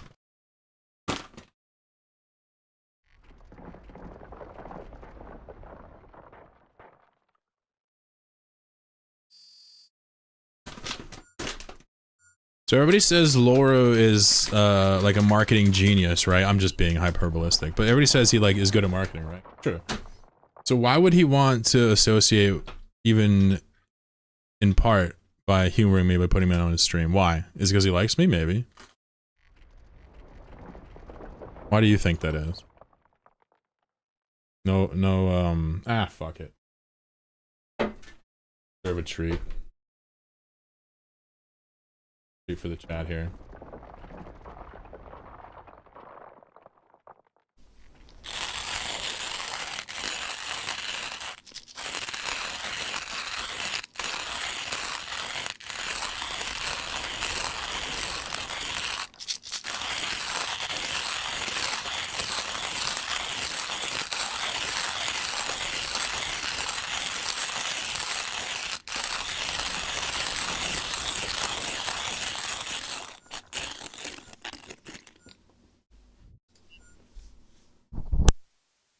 Easy money right there.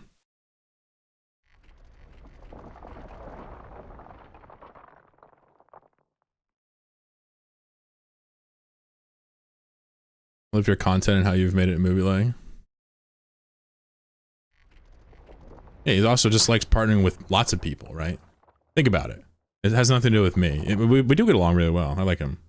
But he just knows partnering with people is a way to network and expand, right? It's what you call, how you say,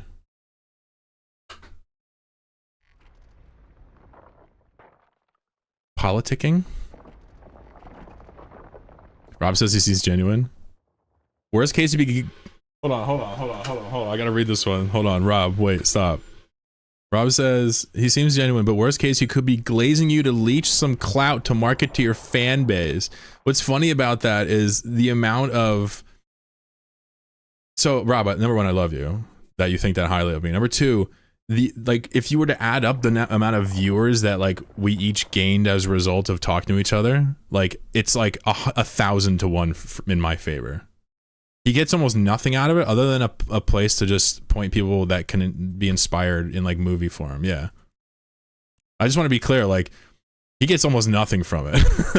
Just like, how do I put it? Like I do content he doesn't, so it complements him, so he can extend like his, you know, and also, yeah, he does like me and vice versa, but it's just fun to think about, right? Maybe he would hear this like clipped off and be like, what the fuck's he talking about? Just my guess, that's all. I'm boiling some water, so you can go truck yourself, chat. Ooh, this song is good. This is new. Hold on, run it back. Sorry, YouTube.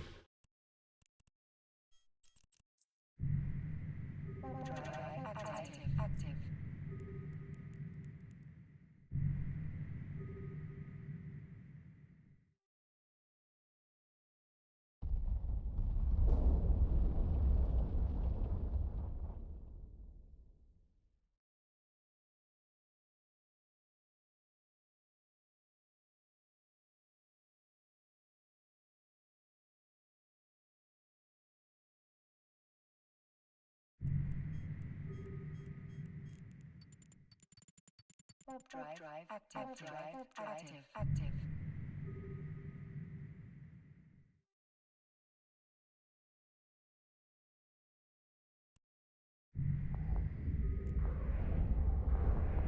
Boiling water over here, chat. Wait, give me 1 minute.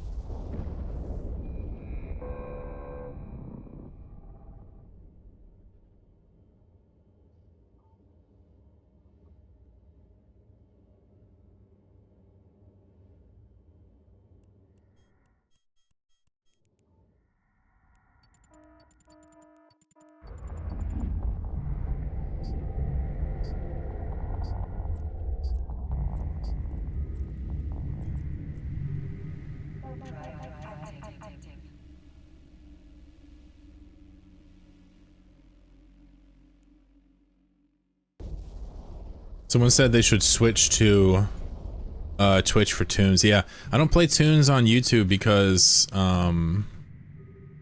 yeah, they send feds to your house if you do that. I don't know if you guys ever heard that before. It's true. Had a couple house feds before because I played a song owned by Universal Music.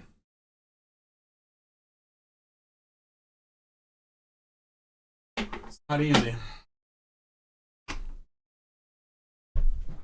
Now on Twitch, nobody gives a fuck what you do live. It's true. Like, you have to be pretty stupid to screw it up live. It's true. Why is that stuff over there? That's weird.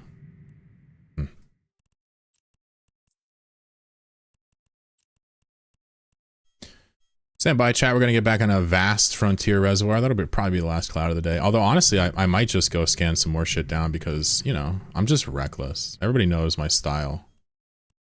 You know? No throw, only fetch, right? Wait, no take, only throw, right? That was so close. I somehow managed to jet can the loot 100 km apart from each other because I am man, I am machine, I am everything that Fados crave. It's true.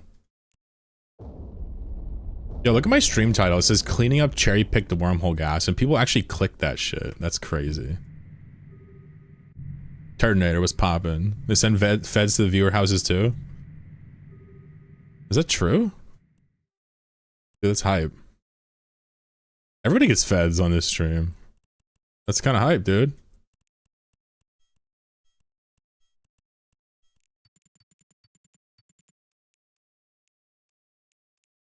Mamma mia. Look at them dang old rats right there. Their little red pointed things.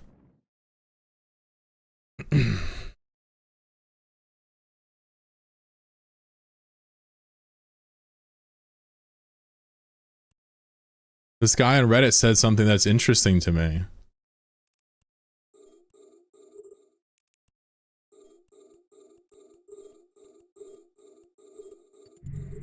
You know, my vision apparently is getting worse. I don't know what's going on with this. So maybe my solution should be not to wear my glasses, but to get a bigger monitor. Thoughts? Put it closer to my fat face.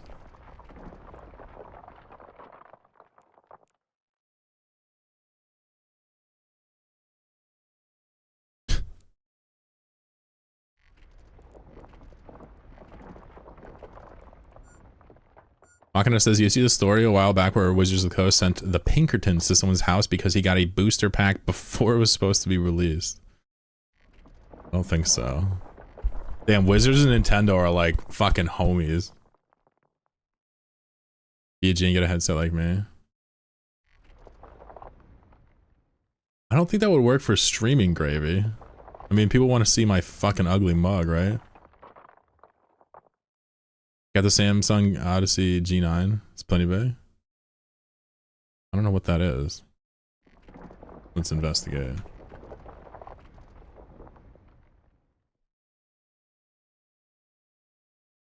It's a fat boy. So like ultra wides are good. I was thinking something that's like ludicrous, like a TV, like using a TV with this fat pixels so my brain can see it. I don't even need like 4K or ultra wide. I just need a bigger than a 27-inch main monitor, apparently, because I can't read shit on it for some reason. Maybe I should go to the eye doctor. I'm actually not sure what's going on. It's weird. Finally have diabetes, guys. Finally here. More coffee could help. More carrots, right? Store something in the booster box too early by accident. Wait, a customer? Dude, I would tell the feds to fuck off. That is legally purchased property, son. Dude, hell no. Everything about that makes me mad. Also, a store selling a booster box too early by accident? I'm sorry. I'm sorry. I'm sorry. I've known many a local game store. Literal, actual Pinkertons? Okay, I thought we were euphemizing the Alphabet Boys here. Fascinating. Alright. Yeah, I don't know. No local game store that I've ever heard of would accidentally sell a box before release date. Like, it's impossible to not know when that is. It's like you have events and stuff, you have to order the stuff, there's a big date on everything, like they're screaming at you to not fucking release it early, like... I mean, okay, maybe negligence, you have some rogue employee that accidentally sells it, misplaces it, okay. But the idea of like hiring some private corporation to go retrieve the cards is fascinating. Like, what happened? Did he just tell him to get bent, or did he give him the cards? It's just dumb. Dude, if some random gentleman showed up at my house demanding my magic cards, I would probably close the door and call the actual police.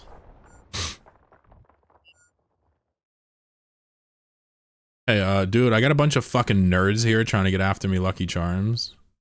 Can you, come and cease and desist these mother truckers? Do a little policing. Tell the Pinkertons to come back with a warrant.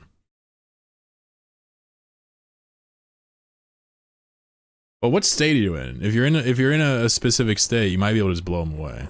I mean, I would highly recommend not doing that, but apparently you're allowed to do that in some states. Probably my state, too. Dude, just hypothetically imagine that Wizards sells cards to this game store. They accidentally sell it too early to a player. The player gets home, is enjoying Magic. The Wizards find out about it, hires mercenaries, sends them to the dude's house, and like he shoots them. Legally. Like just imagine that.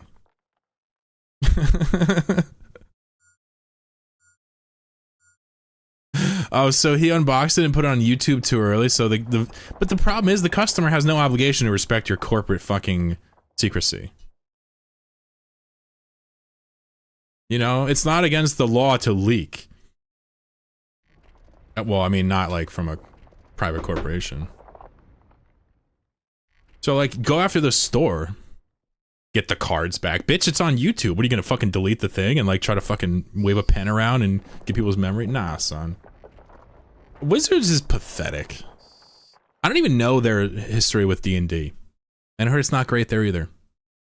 But like the way they handled Magic in the past 2 decades, you know?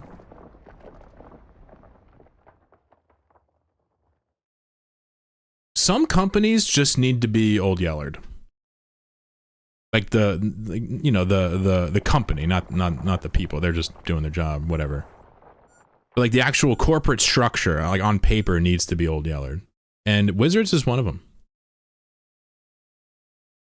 Somebody needs to pull the plug on Wizards, for real. Let's get Warlocks to the coast. Let's try something new.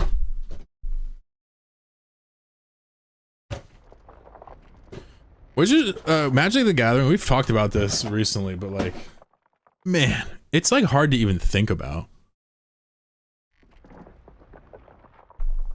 And there's no way back. All things change, nothing's the same, right? I know that, but like, man, they did our beautiful Princess Magic the Gathering dirty. They really did.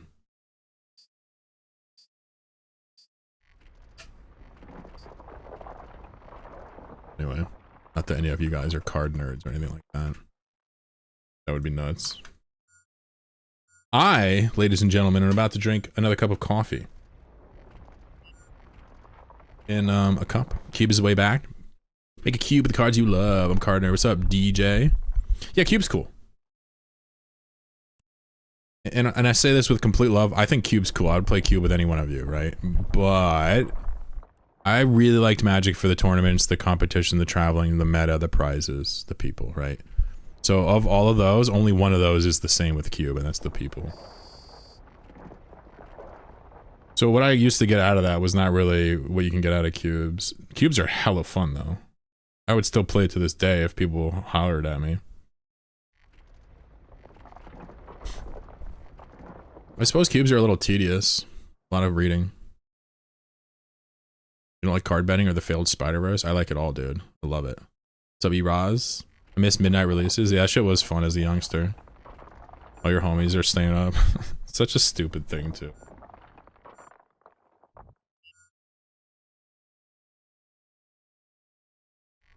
I wonder what it would take for like some VC firm to like create a more consumer-friendly version of Magic. I know it's been tried over and over and over again. I wonder how strong the patents are around some of these mechanics, but just create something that's not very different, that steals as much as it can from Magic. Kind of like what League of Legends did for Dota. I wonder if somebody can do that and then not unshittify it. Of course it would become shittified instantly. I want someone to unethically steal Magic the Gathering's magic, or what makes it cool, and then like remake it and do it better. And then like make all the cards free to print. And instead monetize in other ways. You know?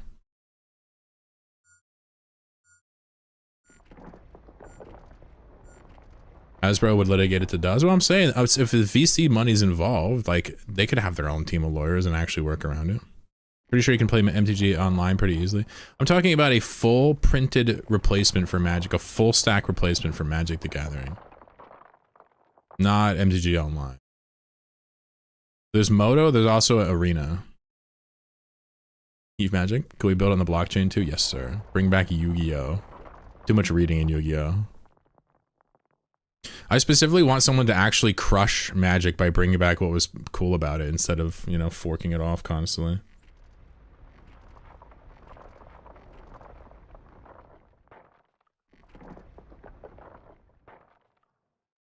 It's not hot enough, damn. Not sure how it happened. I fucked up. The last two sets were not great.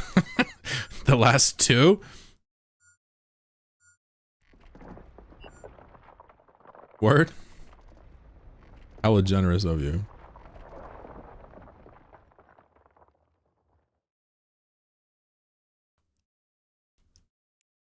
Let me take a little 2-second break here. I'm gonna go pet my cat. She's meowing. And I love her very much. Be right back, chat.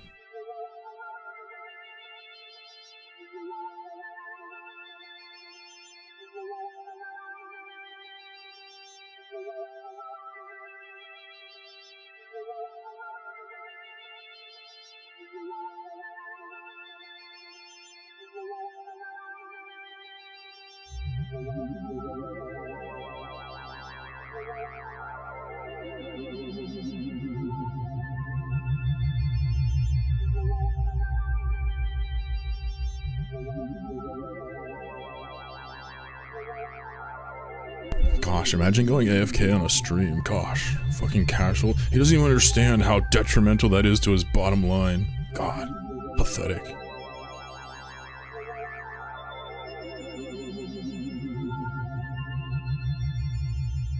You play with Cockatrice? Nice. Yeah, I know Cockatrice for a long time. Cockatrice is great. Cat tax.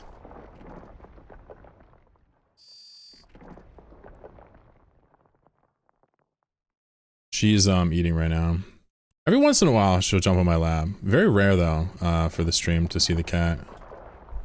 You can always see her here in this. That's what she looks like. The drawing my girlfriend did.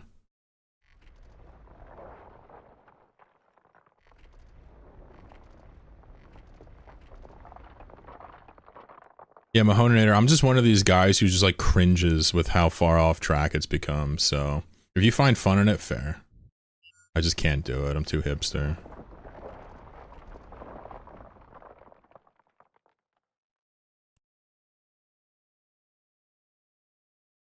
Video says GPU prices crater before inevitable opportunity to screw consumers. All right. The GPU market's been in flux all year, but it's finally started to look good right when everything else started to look really bad. And unfortunately, the stuff that looks really bad is also in GPUs, and that's memory. The new rumor is that NVIDIA will no longer bundle memory with GPUs, meaning partners will be on their own to source their own memory inventory, and that'll almost definitely result in worse pricing for board partners, ending up with more of an FE advantage while also embracing the memory supply impact on VRAM pricing. Now, just to be post-nail incident? Wait, what happened with the nail again? What's going on, Matt's there? I have no idea what you're talking about. Moving the couch. Oh. Wow. That was a while ago. I'm good. Thank you. Good to see you. Start shipping 0 gigabyte GPUs, but of course, that is their ultimate goal. What's up, now, Noah? Part of this is because of NVIDIA's push for AI and the, what was it that Jensen got excited about again with AI? We're going to be rich. That's right. The being rich part, the $5 trillion company. We have a separate video up though covering the memory side of the business, and VRAM will ultimately be impacted on this, which will impact GPU prices. Even still, we're looking at GPU prices as they stand right now to update our GPU pricing series from earlier this year based on the data. By the way, if you guys don't know, I probably won't watch this whole thing, but if you don't know memory or RAM right now for your CPU on your motherboard, it's like literally freakishly expensive. I'm sure everybody knows this. But for like a high-end kit of like 128 gigabytes, it's like $1,500. It's fucking dumb. People still aren't buying 8 gigabyte GPUs. And the higher-end cards are still the worst examples of average price and average percent increase over MSRP.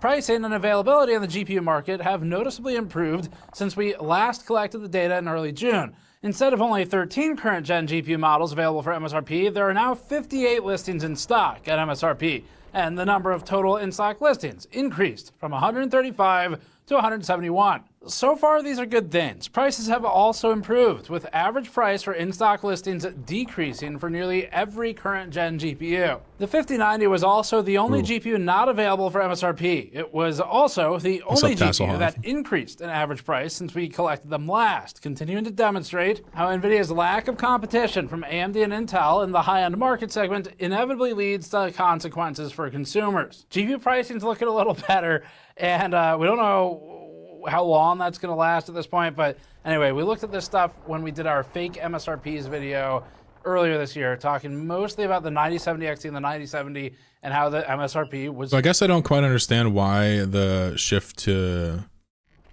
DRAM in the first place. It's because there's just not enough GPUs to do these data farms, or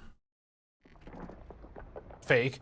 And then we also talked again in June about the low sales of the 8GB cards. So for this one, we're going to go back through pretty much everything at a top level. And then we do have a special segment focused specifically on the 9070 XT. So that's a lot of this today because we want to do a follow-up on the deepest dive into pricing problems for GPUs earlier this year, which was AMD's card because their MSRP at launch was absolute fucking bullshit. And we can see today just how much that stayed true until recently. So let's.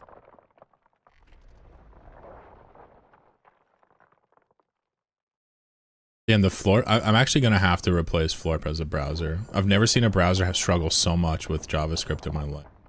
It's like, hey, no, I want it to render. A car, and then the manufacturer updates it so that the car starts making decisions for you.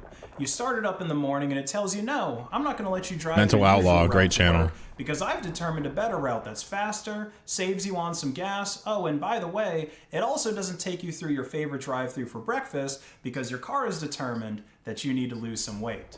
It sounds really creepy, but this is essentially the future that Windows users can look forward to because Microsoft is turning Windows into an agentic hotkeys, baby. A canvas that's optimized for artificial intelligence instead of any real human productivity or leisure.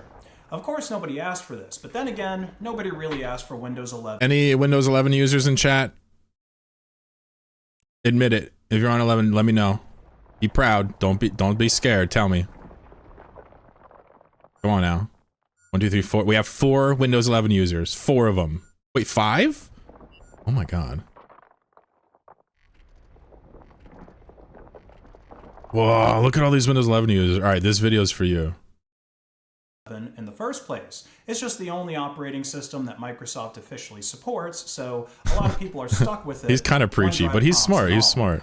The core features Listen of to him Windows, out. the things that people actually use the OS for, have been getting worse and worse over time.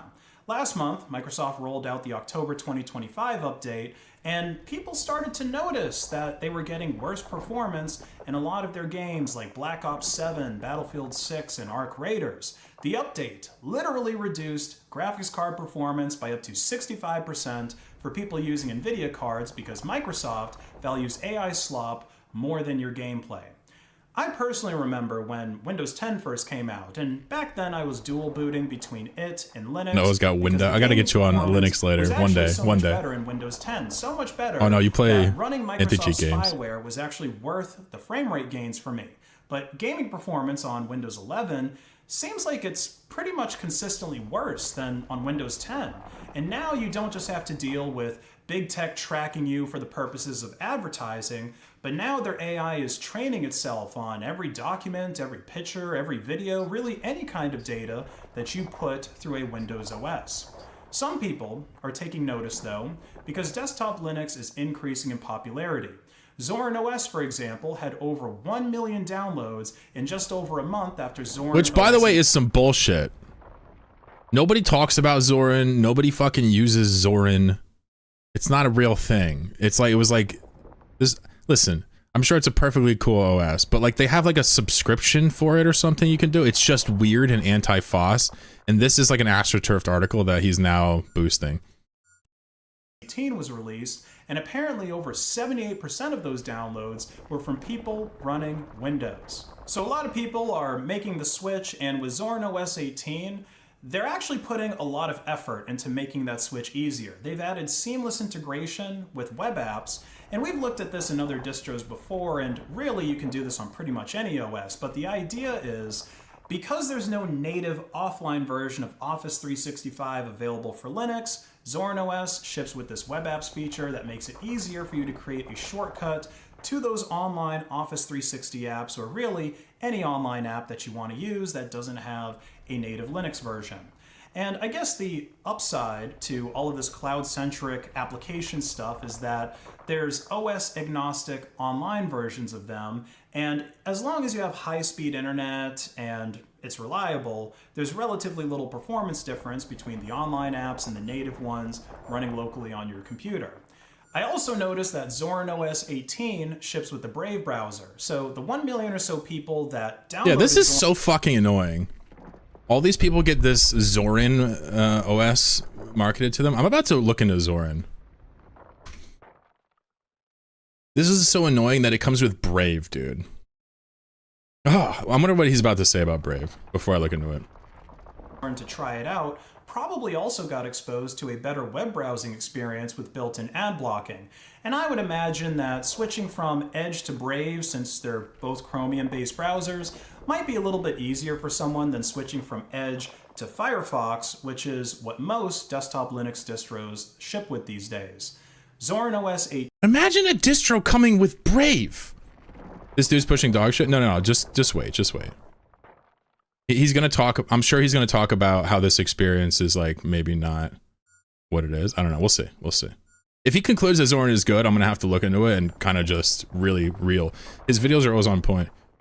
18 also has this online account integration feature. So again, if you've been lulled into the comfort of the cloud by Google or Microsoft, you could take that comfort with you over to your Linux desktop and go on enjoying all of your cloud data and apps. They also redid their desktop a little bit. They added more polish and added this advanced window tiling option so that you can have more granular control. Yeah, people were asking about Brave. We can maybe watch a video about some of Brave's controversies later.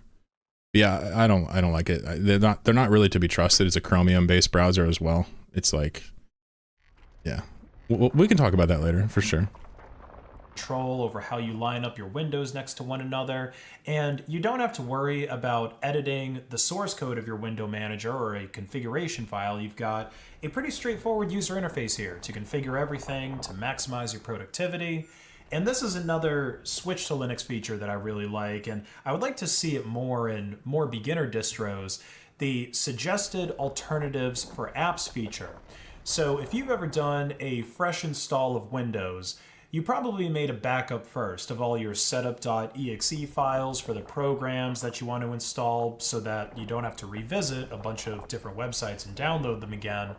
Well, if you try to run those setup.exe files in Zorin OS, obviously it's not going to work, but instead of just getting some confusing... So this is a Zorin review. Fascinating. I did not expect this from Mental Outlaw. This is weird. This is so weird. Was he paid for this?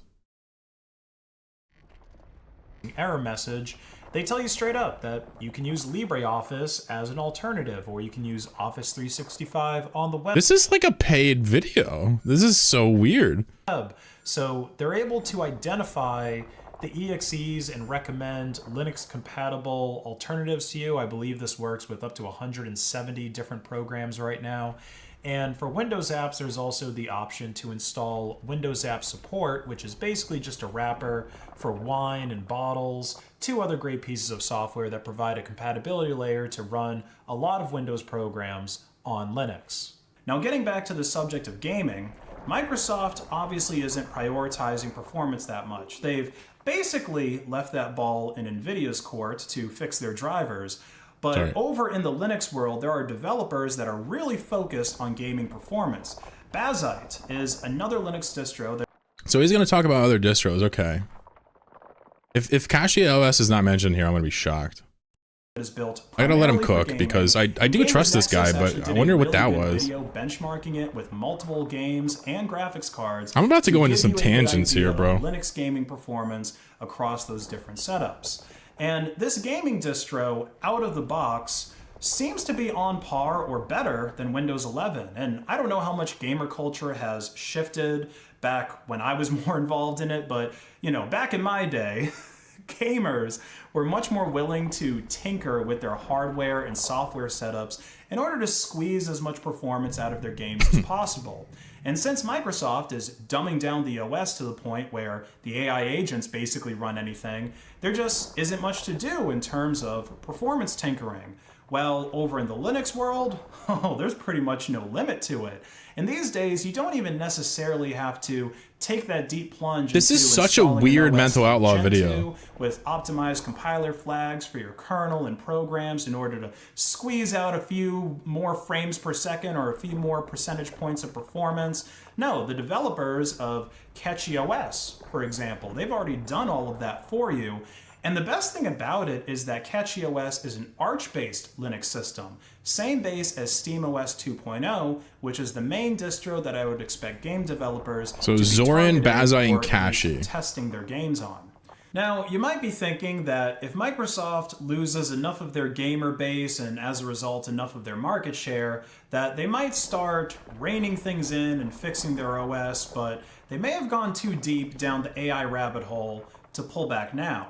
The main issue that I think is causing all the terrible performance in Windows, besides AI being prioritized for compute resources, is the fact that something like 30% of Microsoft's repos are vibe coded to some extent. And it makes sense when you compare the performance of Windows 11 to Windows 10, because that was the last fully human-coded OS that Microsoft has produced, and it shows, like it really shows in the performance differences. But even if Microsoft's engineers somehow manage to hammer out all of these new bugs that are being introduced by their hallucinating AI, the company still owns something like 25% of OpenAI.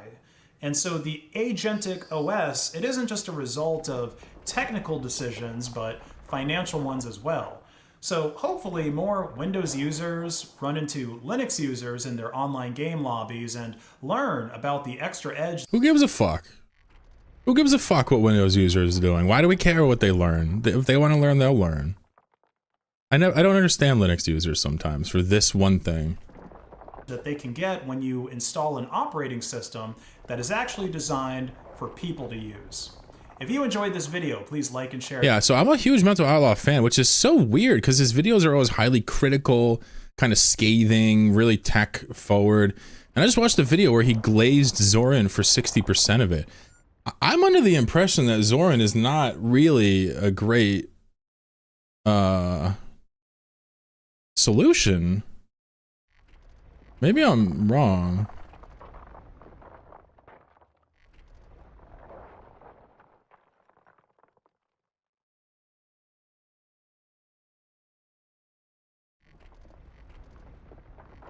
Do we try Zorin? In like a VM? I'm sure it's not gonna matter. I just wonder, what did I hear? Yeah, look, there's a Zorin Pro. So you can pay them $48 for the Pro version of their OS. I'm sorry, get this shit the fuck out of here. It's fine if you want to sell it, fine, but I'm not interested. I can get the easiest distro, I can get the most complicated distro, I can get every distro in between for free forever and always. And you're gonna offer me a Pro version of your distro? Get the fuck out of here. I don't care how easy you are. Mint's just as easy. I don't care what you say. That's wild. I feel like he got paid for this and then tried to cover it by the Bazai and the Catchy coverage. I'm not even playing. He probably cut the Zorin. Look, this is literally like... Am I wrong? Chat, hold on. Let me look at my chat. As for Brave, yeah, so Brave got caught changing the URLs of people's links that use its browser to add its own affiliate links. The guy who created Brave or runs Brave, he also created JavaScript. He's kind of a piece of shit in my opinion. Maybe you disagree, that's fine. But he runs his company like a fucking idiot. And it's also Chromium, so like why even bother? If you're gonna use a Chromium browser, just use on Google Chromium or something. This is from like a more of a techie kind of bias here for people that don't know what I'm saying. Don't worry. Oh, you had to put ad in YouTube videos by law? Oh, is that what it is? So you're saying there would be a disclosure here? Well, the alternative is if he's not getting paid for this, he thinks that this is helpful. But like his videos have always been like rather techie FOSS oriented. All of his comments are talking about CashieOS and Bazai and Imagine shit. buying a car and then the manufacturer.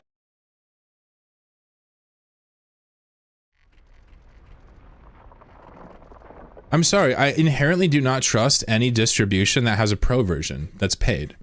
It makes no sense.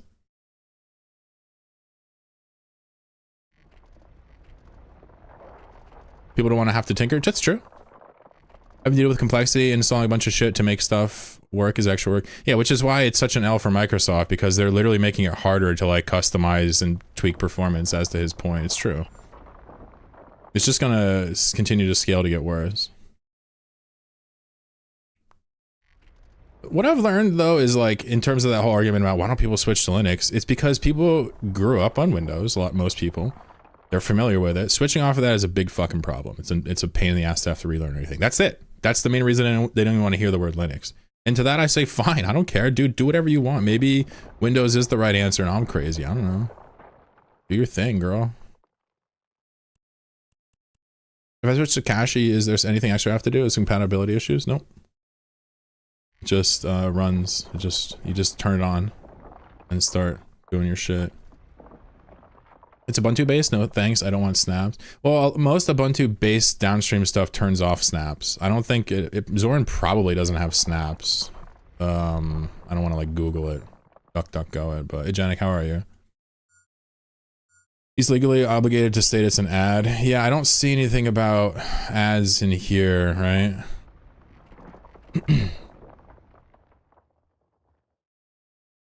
So like, it just seems so weird the way he went about this. Like, what about Zorin is interesting over Mint? Maybe I'm missing something.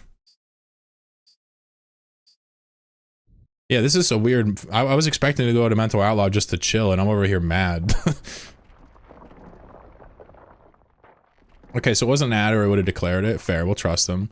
So he just really felt like that was useful to glaze Zorin, which is basically just like any other entry-level distro, but this one has a paid version, which is just inherently exploitative. If you want to go corporate, do it. Don't make like a free version and then just like upgrade it. Like all those upgrades should be in your free version, or you shouldn't be having devs doing work that they can't get paid for. You should do a corporate structure and do a canonical. CashieOS still needs a lot of manual stuff to do. Freshly Windows Snapper, I would recommend something easier. What did you have to do for Cachie? It should work. Like, you should be able to install Cachie and log on and then type your username and then install Steam and then just go. Play almost any game you want. I'm wondering what you had to do. Roommate's been telling me he's sick just to find an empty tray of gas station sushi. Wow, I wonder if that's related. Environmental storytelling. It's like Subnautica. You watch Level 1 Tech on YouTube? No, I've never seen it. It's all mini form garbage. Oof. That Chlorokin guy, he's shilling the Odysseus.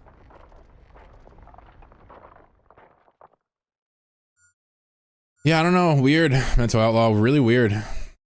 So my opinion is that Zorin, it's probably nice. Like, it's probably a nice experience, but my whole problem is that we have infinite, we're spoiled for choice when it comes to nice experiences on distros. We are. You know? Like, you don't need anything other than a couple of recommendations, you know? And you can make any of them work.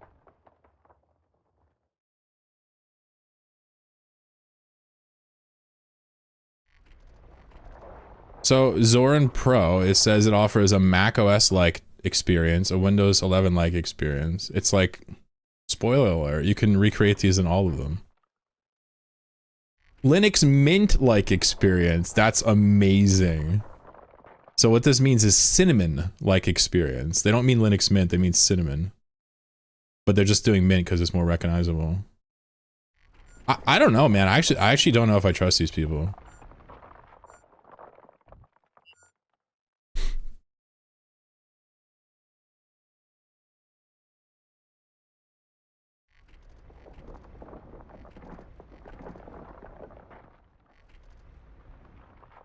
Why are they not allowed to make money on their OS, you may be asking me. They are. But the whole point of like these open distros is that they're free. People work on them together and you can just do anything you want with them. Like, you can lock them down, but it draws criticism. This is a free one with like this like upgrade. It just reminds me of the gaming industry. It's like, what the fuck are you doing?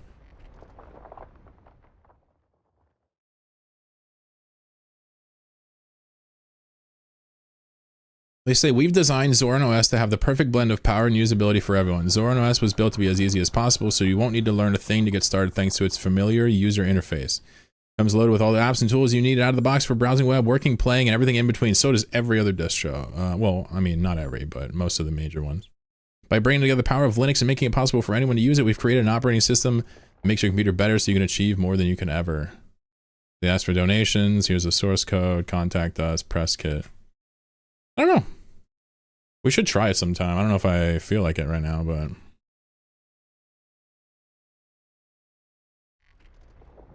So like pretty much anybody who's tried Mint is like very on the level of like how easy these things can be. For free. Mint doesn't ask you for money.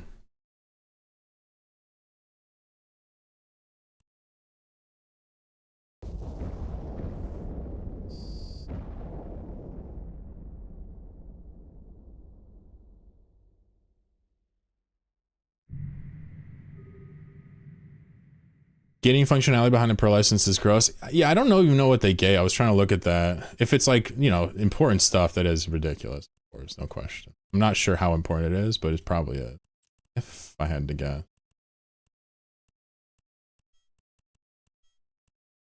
Stand by, guys. Couple of minutes here. I'm going to do a little shuffle-arino.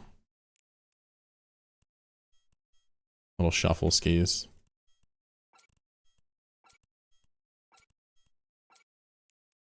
You already know what it is.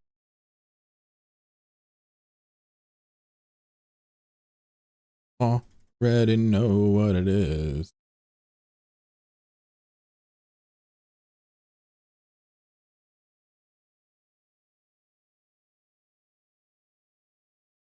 Feels like Windows trying to capitalize off people. I don't know what the fuck Zorin is. I've never, it's funny, it never comes up. Nobody ever talks about it in any of the places I go and all the Linux subreddits and communities. Like, nobody ever talks about Zorin. And then there's this huge campaign. Million people download it. It has a paid version. People are making videos about it. It's like, come on, what am I, fucking born yesterday? Are you serial? You tell me what it adds and I'm happy to listen. As for Brave, we could maybe watch a video that explores that. I mean, you'll be shocked if you don't know the story. You'll be shocked at some of the decisions they've made as a company. And again, I ask, what do you get out of Brave? Well, you know, it's nice to use, admittedly. I admit that. But so are so many other browsers. It's nicer to use than my browsers. It's true. But that sacrifice is worth it. Coincidentally.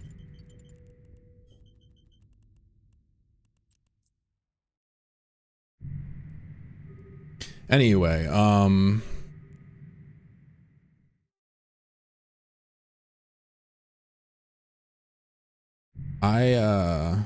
having a grand old time here. Tell you what. Really enjoying streaming, playing Eve. Learning how my shite works, you know? I had a if you missed it earlier in the day, I had Spectator, Chatter, give me troubleshooting. Sorry, give me notes for my installation process for my switcher script. I thought that was really cool. I thought that was really cool. Somebody used my program, realized where I left out instructions, and it was like, hey man, like this could be more complete or whatever if you're interested. Hit me up with the details. I was like, yes. Yes. It was awesome. Also, I don't know, did I tell you guys I found a jet can? Was that, when was that? I don't even know when that was.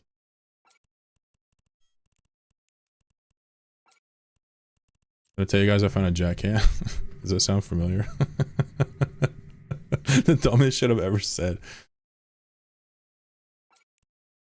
Now, say that jet can, say.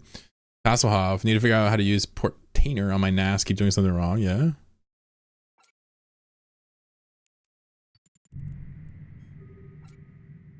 Definitely a skill issue. No, I don't know anything about self-hosting really, but I was just talking with somebody yesterday, I think, about how I should set up a NAS instead of using all these external HDDs through USB to do my Nomad Tail shit. Tried using Linux a couple times, couldn't do it as the first week felt like nothing but troubleshooting every installation for every app. Yeah, no doubt. Yeah, no doubt. But it didn't even matter if you don't want to do it, if you don't like it, if it's not working. That's all valid. But you can imagine if it worked like a dream, or if you really liked troubleshooting it for whatever reason, or if you really hated Windows, you could imagine working through it. But if those things are not all true, I mean, come on. Why bother? I get it. What I don't get is Zorin or Brave. I mean, seriously, you might as well use Chrome instead of Brave. Like, I know the ad block. I know. But still. Like, objectively, I might as well take the security over the silliness. I know some people use Brave and they're like, what the fuck are you talking about? I don't care. It's just fair. You actually don't have to care. It doesn't mean anything. I just don't like it. How's that sound? Is that fair? Long hair, not fair. Long hair, not fair. Long hair, not fair. Long hair, not fair.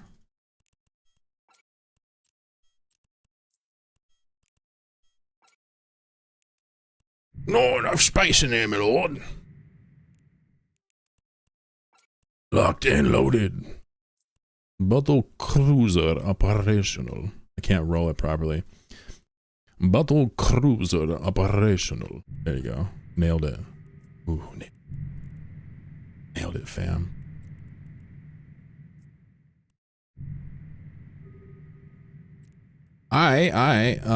So what should I do? Look for more gas or go fuck around with industry bullshit? Tough question.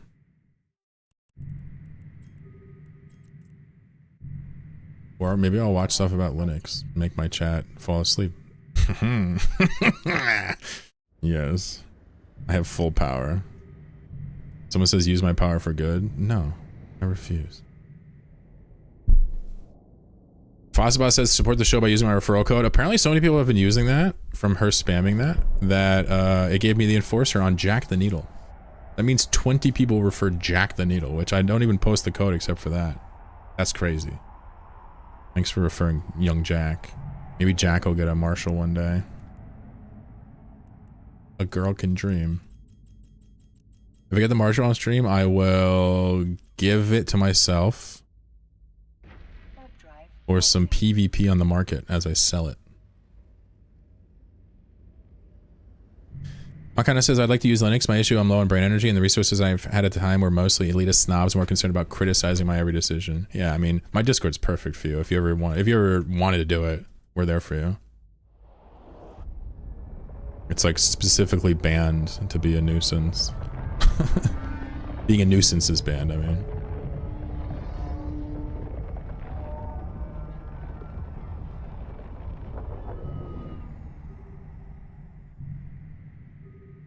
Low on brain energy is a rough one, because while stuff doesn't really like go wrong all the time with Linux, it's not like, you know, it's broken. It's in good shape, you know.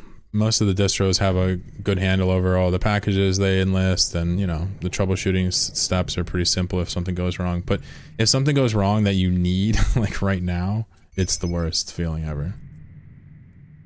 So for example, if you're about to play Eve with the bros and like Eve's not working, it's like, holy fuck, I hate this shit. I want to go back. But it's been like, well over, I think over a year now, I haven't gone back to Windows. So every time I've managed to beat that thing. And so what I always tell myself, I tell myself the same thing if I'm in like pain or something, like, I don't know. Like, I don't know, just got like hurt or something. If I'm feeling pain or like I'm sick, I'm just like, well, every time I've been in pain, it's always gone away, you know? I can find solace in the fact that it's temporary, right? Same thing here. How does this ship look? Pretty, right? I feel like there's got to be a way for ships with a knife to stab things. It's ridiculous. This thing, you could literally, you know, you could stab somebody with that, easy peasy lemon squeezy. You could gore somebody like a succubus stab. Just saying. Just saying. Just saying. Maybe I'll look for some gas later. Maybe I can watch a video on some criticisms of Brave. Kind of show you what I'm talking about.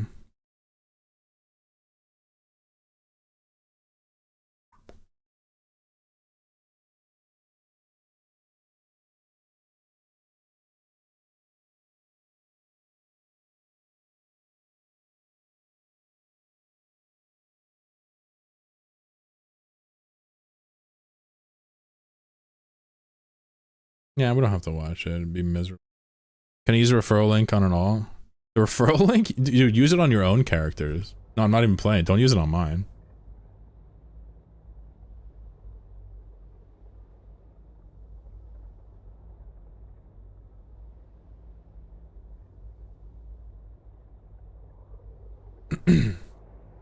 Video says AI agents are paying each other now. Earlier it's this 4 year, minutes. I'm online game. payments changed forever, and you probably didn't even notice. Every internet user has heard of the HTTP status code 404 not found. But if you're a web developer, you might have nightmares about status code 500, internal server error, which happens when your shoddy deployed code breaks in production. But there's one HTTP status We watched this code guy the that's other just day. been sitting there since 1997, Or this waiting channel for the its other moment day. to shine. 402, payment required. So stupid, it was the reserved editing. for future use back when the web was young and optimistic, but now 3 decades later, we're still figuring out how to handle money on the internet without giving platforms like Stripe a 3% cut for the privilege of pressing some buttons. Well, that's about to change thanks to a new protocol developed by Coinbase called X402 that enables micropayments that can turn every API request into a tiny cash register with 0 fees. And what's especially crazy is that these payments are instantaneous, frictionless, and open the door for machine-to-machine payments, like Machine-to-machine payments. That's good. Yeesh. Yeah, we probably shouldn't make that autonomous.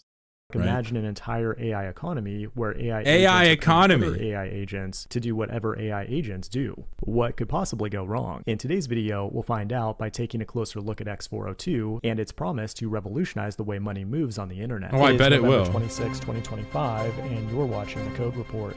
One thing that sucks about platforms like Stripe is that they charge a 30-cent fee per transaction, which makes them overly complex for certain use cases. Like if you have an API where you charge 1 penny per request, you'd be running at a negative 3,000% profit margin. That's not acceptable even by Silicon Valley standards. Galgi says, my main has used the referral. I have an alt. Can I, yeah, alt can use referral links. Yeah. It's per account, not per character. Yeah, you can use it per account. Yeah. So the solution is to force users to authenticate OAuth, verify a credit card, then either buy subscriptions or credits on your platform for a higher dollar amount, and then replenish them when they run out. It's complicated, but X402 dramatically simplifies this workflow. In fact, it only takes 1 line of middleware code in Node.js to get up and running. If a buyer makes a request to a paid API endpoint, the server responds with an HTTP 402 code, which means a payment is required to request. The user would then see a page like this, asking them to connect a wallet, at which point the transaction can be completed. Let them fight! Authentication or any other friction. In addition, the process can be done programmatically on the buyer side using handwritten code or even AI agents. Pretty cool, but now let's actually deploy our own monetized API from scratch. Here I have a dead simple Node.js app using Hono to build a RESTful API. When someone navigates to this protected route, it will give them some highly secret esoteric knowledge only known to 33rd degree Freemasons. Okay. This knowledge is so valuable that we must require a payment of exactly 1 Bitcoin to access it. Wow, although that's cheap. Only 1 Bitcoin. You can handle payments of less than 1 cent and use stablecoins like USDC. Right now, anybody can access this route, but we can change that by simply installing the X402 SDK from NPM. Most importantly, it contains a middleware function that will put a paywall in front of this route. The first argument to this function is your wallet address where the funds will be sent. Then this is important to know this. Hold on. An object with some configuration values, like the route you want to protect, the price, the amount of time allowed to complete the purchase, and the decentralized decentralized network that will handle the transaction. 1/10 of a seller, cent. that's basically all there is to it. If we now open up the app on localhost as a potential customer and hit that URL, we get a 402 response that will require us to make a payment. In a web app, the end user can use a wallet extension like MetaMask. Nobody cares about this. I just want to see the AIs going buck wild. Coinbase wallet to complete the transaction. Then once that's complete, they'll receive a response with the knowledge of a 33rd degree Freemason. That's cool and all, but buyers can also make payments programmatically. If we go back to the code, Here we go. can use the X402 fetch library, which can do all sorts of things, Let them including handle fight. the payment request automatically. And that's pretty awesome if you're building a paid API where AI agents can access paid resources on someone else's behalf. Yep. I'm not sure I'm ready to let AI make live payments for me, but hey, at least when Dude, fuck you. I want to see them fight, bro. You're an asshole. I'm unsubscribing. Dude, I was so horny for that fight. Done. You're banned. I wanted to see them fight and waste money. I want to see two like agent interfaces like from huge corporations accidentally fight and just blow all their fucking cash. I want it so badly. Oh well, a girl can dream. A girl can dream.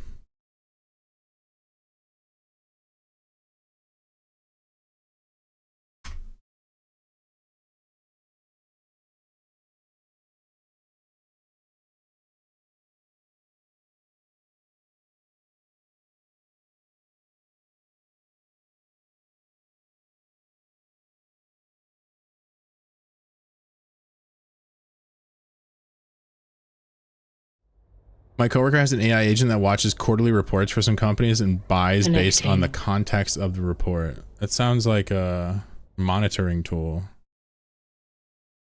What about its AI?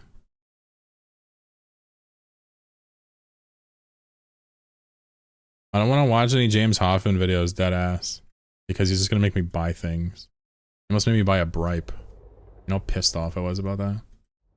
Autopilot disabled. Excuse me. Waypoint Whoa, reached. Ingenic with the Prime. Whoa!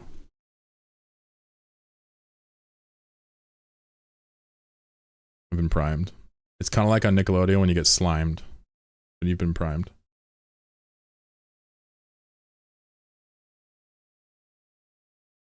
Oh shit, is that a fucking potato video? Get out of here. Oh fuck, I know what I'm doing. This recipe probably took us the longest Fuck to you perfect, guys. and it's now our most requested one. Scotty, you're here, buddy? Scotty? We're doing a fried potato video. I need him to be here. For me. Autopilot disabled. Mac with the Prime. Waypoint Thank you. reached. Okay, so this is the one that you've all been waiting Yes. for. My proudest recipe. The main problem with making hash browns yourself is there's lots of different inconsistencies. So anything from the potatoes being too starchy to not taking enough moisture out of the potatoes. And then one of the best things about hash browns is the different sort of Hash browns. Oh my god. Do Brits know they're fancy or no? Do they know that? Any Brits here? Do you guys know you're fancy as fuck, or do you just have no awareness? Listen to textures this. of Listen to potatoes. this.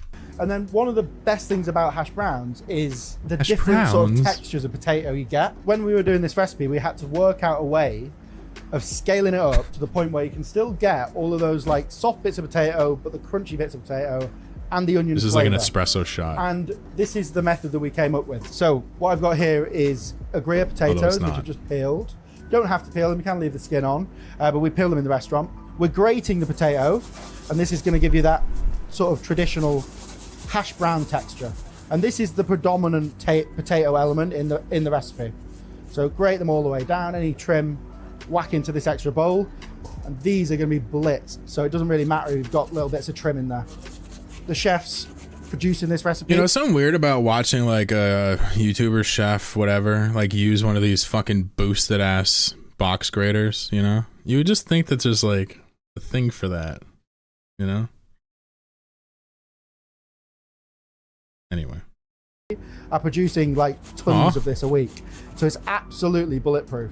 Really trying to get the best of both worlds of that cooked potato flavor that binds a hash brown, but also that kind of bite that makes a hash brown and not just a, you know, like a reconstituted chip.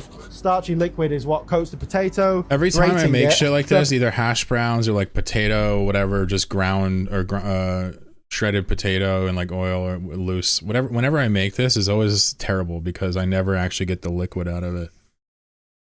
I've seen these dudes make potatoes and other people make potatoes like this. They always like press it and get the moisture out like really hard, and I never do any of that shit. So this is why my shit sucks. It's such an obvious way to do it. Yo, Mac, check this out. I got a Linux Discord, or Eve on Linux Discord, specifically for Eve players who are trying to make it work on Linux as well.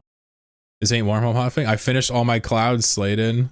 I finished all my clouds. I can look for some more, but I'm just chilling for now. How you doing, bro? Joel, how you doing? So it's much finer, so we can remove the starch really easily. Yeah, that's my to do problem. that, just get a large thing of water, whack all your potato in there. The more water you use, the more effective it is going to be at removing that starch. You can see how much comes out straight away. So just really work this. If you just fill your sink up with cold. Damn, he literally just puts it in a fucking tub of water. That's one way to get the starch out. But it just soaks up even more water, so he's certainly gonna press it. Water you can just let the water out of the sink. Okay, so the first pass, I'm gonna pass off this water, then replace it with fresh. So what we have now is, pretty much we can guarantee that the water is very clean and clear now. This is a really crucial step. So take a clean dishcloth. He's using a cloth to do it. Oh fuck! I think I've seen this. And I'm going to remove all of the water out of these potatoes. So obviously you strain them in the sink. This is the most effective way. So you see all that water that comes out. That will cause your hash browns to... See, I would just like drain them like an absolute fucking cretin. I don't just because they don't look fries. Yeah, this I would like this. I'm sure he's gonna push them into a puck or something like that because it's a restaurant. I do like shredded potato though. I think it's really neat texture. Potatoes are just so good, man. The perfect vessel for frying. To explode, the steam created by this will make sure that your hash browns, when they fry, will separate. So it's really crucial that you get rid of all of it. Now this is removing the starch and removing the water is the two most important parts about hash brown. And this is... What if you use a rolling pin and smush it down between two towels? Would that work? It's by far the most effective way to do it. No moisture left in there at all, very fluffy. As you can see, this is all the water we've squeezed out of it. So lots, when you eat a hash brown, you get this really nice sort of raw sort of texture of partially cooked potato. But also, if you don't have fully cooked potato, it sort of doesn't bind together and stick together nicely into a nice shape. So the simplest way that we found to do this and the most consistent was to kind of engineer the potato pulp, chop up my potatoes roughly. The fuck did he just say? And then I Engineer the potato transfer them into a pulp? blender with cold water. It's just ain't science class. What are you doing, man? For us, what you want is those like little shapes of potato. So it won't need long. You're literally pulsing it to make sure that it's nicely blended. It's also really good because it removes the starch whilst blending, which is helpful. So yeah, we're left with this like almost potato slurry, porridge kind of consistency. Yeah, you're right. Once we've got our potato porridge, I'm going to whack it into my container again. It all looks really nice and consistent. Perfect. And then I'm going to rinse this again. Okay, so now we're just going to repeat the process of squeezing out that potato with our cloth. So really what we're... Big House says, bro, spending 3 hours on his hash browns. Who eats hash browns with dinner? Yeah, this is like try hard cooking, right? They're doing that, like trying to be like Michelin star shit, right? So this is not some shit we would ever do, bro. Ever. Looking for is this ultra even, consistent raw potato. Obviously, there's a big size difference here. So these two bits of potato, they're probably gonna freeze it like 6 times. Watch, just watch. We're not adding things in different stages. We're gonna add all of this together. Onions, I'm obviously, gonna whack it into my container. A really important part of hash browns. How I like to do it is, I actually like to do similarly to what I've done with the potatoes. So I will just blitz these up. Just a tiny splash of water in there just to help it blitz. Also just dilutes the flavor slightly. There's no starch inside the onions. You do not need to rinse it. You'll just lay your cloth out, place the... Is he gonna fucking strain the onion puree through the towel?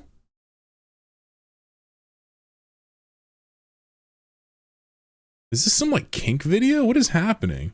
Onions onto the cloth. Okay, so once the onions are completely squeezed out, you can put that into your bowl as well. And I've just clarified a little bit of butter here. And what I'm just going to do is start off by cooking Connecting. this Palomir, what's up? potato and sauteing it off inside the pan. What I'm going to start off by doing is adding half in and then waiting. And then once it's wilted down, I'm going to add the rest of the mix. So what I'm really trying to do here is I just want to start the mix basically sweating, just trying to release some of the leftover moisture that's inside the potato and the onion.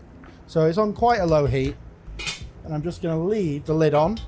I'm going to release the first sort of water out of the potato and onion, let that evaporate, and then I'll cover with butter or whatever fat you want to confit. So you just imagine all of the steam that's coming out of this now. That's all just the stuff that's not going to get into the final product. Three it will Italian basically armor mean that coatings. you can get the final product incredibly crispy because you can fry it for longer without even worrying about it falling apart. So it's still very much raw at this stage, but what I'm going to do is just level it all down, and then I'm going to pour on my clarified butter now. What? The secret ingredient to all fellow videos, just use butter. But yeah, to make a good... What? Go back. What? Look at that amount of butter. He's like, all right, at this point, we're just going to add 2 cups of clarified butter. What? The secret ingredient to all fellow videos, just use butter. But yeah, to make a good hash brown, we do use a lot of butter because essentially this is a confit potato. The butter that we use in the restaurant for this potato, for this hash brown, we reuse it multiple times. This is what I'm looking for. These just gentle bubbles. And in order to confit properly, we want the potatoes to be fully submerged in that fat, which is why the cartouche is perfect for this. So you can see it makes contact with the potato. The steam that's going to leave and escape is going to help the final thing to bind. These hash browns will be cooking for about 5 minutes. And you can see it's fully confit and all over, just nicely bubbling away. When you confit and you don't really want to see... So he's saying confit, which is a cooking technique, but the text is picking it up as comfy, like comfortable. That's, every time I say it, I laugh. Like a rapid bubble. Yeah, so no, that's the exactly. first time I'm going to turn it over. Shit, I'll probably only turn it over noticed. 2 times, and it's going to be cooked after about 20 minutes. So just turning that over one more time. Still just got a tiny bit of bite to it. This is so ridiculous. It's a actually little bit fucking longer. hysterical at this point. Obviously, remember, it will keep cooking once it's out and straining, so you can afford to take it just a little bit under. So next stage is to strain it, and how I do that is I'll take it ladle by ladle, just lightly push the fat out of there, so bit by bit at a time. This is much easier to do when it's warm, otherwise the potato kind of absorbs all of that fat. Okay, so next up, what we want to do is work on seasoning the hash brown mix. This is some onion powder. So again, just giving that flavor of the onions. Fine salt. Potato starch gives like a really nice crispy result, but it's also going to help just to bind it together. So don't skip on some sort of starch, whether it be corn flour, potato starch, or tapioca starch. I fucking love flour. Stir all of this to combine. You can see kind of this perfect consistency that we've got. It's got like little clumps of potato in it. Still got the little shards as well. So last time I made hash browns, I took the grater and I grated up some potatoes on it, and then I put them in a pan with butter and just did it until they were starting to burn. Then I ate that. Salt, pepper, onion, garlic powder, all that stuff. It's probably garlic, minced garlic in the thing with oil, I bet. This is crazy. This is crazy. And I'm going to set it into a tray, lightly press it down into that. This doesn't even look like hash browns anymore. Bit of greaseproof on top, and then what we're going to do is just press this. So this will go into the fridge, roughly for about, until it's fully cold and fully set. Probably take about 4 hours, but we often just press it overnight. When you do weigh something down, just make sure that it's nice and even when it goes into the fridge, because otherwise you'll get a really wonky hash brown. So it's been 4 hours. Casual as hell. So we've been refrigerating our pressed hash brown starter mix for about 4 hours now, as one does. And our hash brown is completely set. As you can see, a little bit of the remaining He's like, fat yeah, as one normally sees. sees. Side of this mold as well. Just gonna come out. One go, nice and easily. Nah. If you don't have an industrial blowtorch at home, you could just lower it into a warm sink. In the restaurant, we do them into perfect rectangles, but obviously at home, you're not gonna, discard any of this. So just I'm very confused what I'm looking at. He's got to fry it still, but it's like, I've always associated hash browns with a high a high volume granules, or right, so the individual pieces are big. This looks very minced down, doesn't it? Take off the outside nicely down, then I'm sure it tastes square, into a nice triangle. Important to note, it does not freeze. Any remaining water will just make the mix explode when it cooks after being frozen, so unfortunately you can't, but because it's confit, it does have an I think the song's in a Nomad too. Large shelf life. For service, the easy bit, Or there's the some other nice one hot was. oil, 180 degrees, whack in your hash browns. So the beauty of this this recipe is you've removed so much of the starch that you can cook them for a really long time. So you want them to be ultra crispy on the outside and really fluffy in the middle. Right, so once they're all out, season them all over with a bit of fine salt. Remember, there's salt inside the mix, and then load them all up. Can you imagine Sir, that'll be $68 for your hash browns. this Sunday morning? It's probably one of my proudest inventions as a chef. Yeah, this is just That like beautiful high-end fluffy gourmet centre.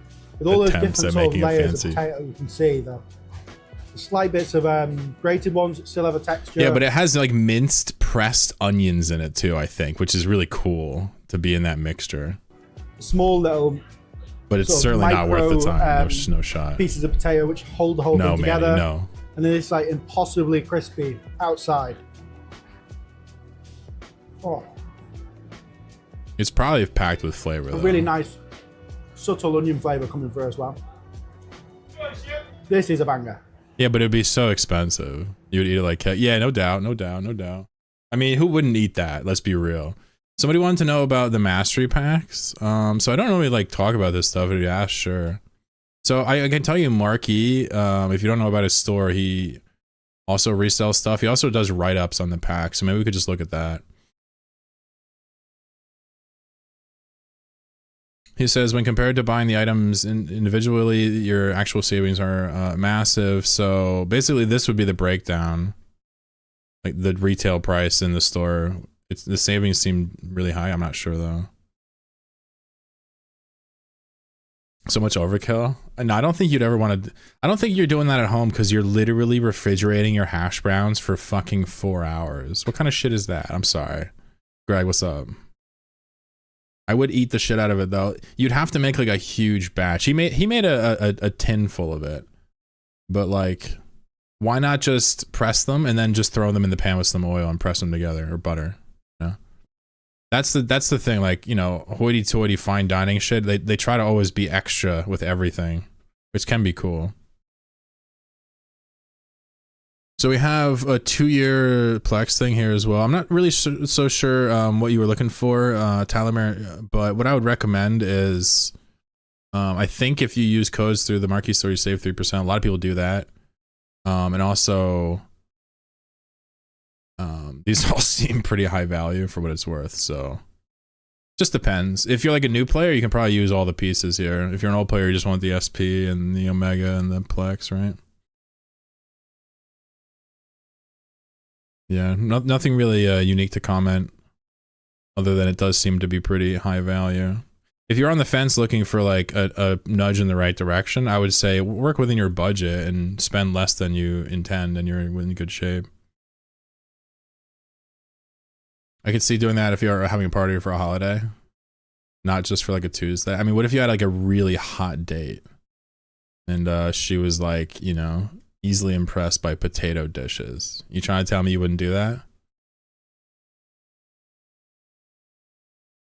Got to give time for the flavors to get to know each other. That's true. They need to mingle in there. Now they always freeze or refrigerate shit before they put it in the fryer. I guess it holds its shape or something. I guess, yeah, they cut up and put it in the fryer. Hot date counts as the party, right? It's like brunch after the third, fourth date after getting lucky. Damn. Getting lucky, like she likes the same color in Magic the Gathering as you, like you're both blue players, like that kind of lucky. What are you talking about? I want to look at the sloppy videos one sec. Someone wanted me to look at Empire. I might look at that later. Let's look at the literal most recent Eve videos posted to YouTube. Worst ship in game.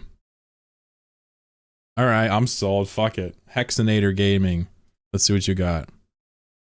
Worst ship in game. What is that a picture of? What is that? I don't even know what that is. Okay. Do we have any lyrics? Okay, no lyrics. All right, well, I don't really want it then. Sorry. We need vocals, lads.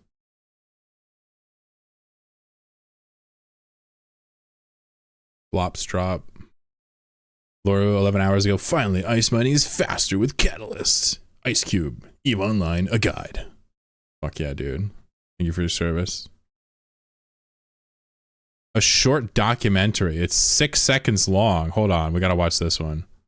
6-second video. It says Epic Wolf Kill, a short documentary. What? What the fuck was that? What is this video? What? Everybody thumbs this up. This is the best video I've ever seen in my life. He gets right to the fucking point. Yo, what the fuck?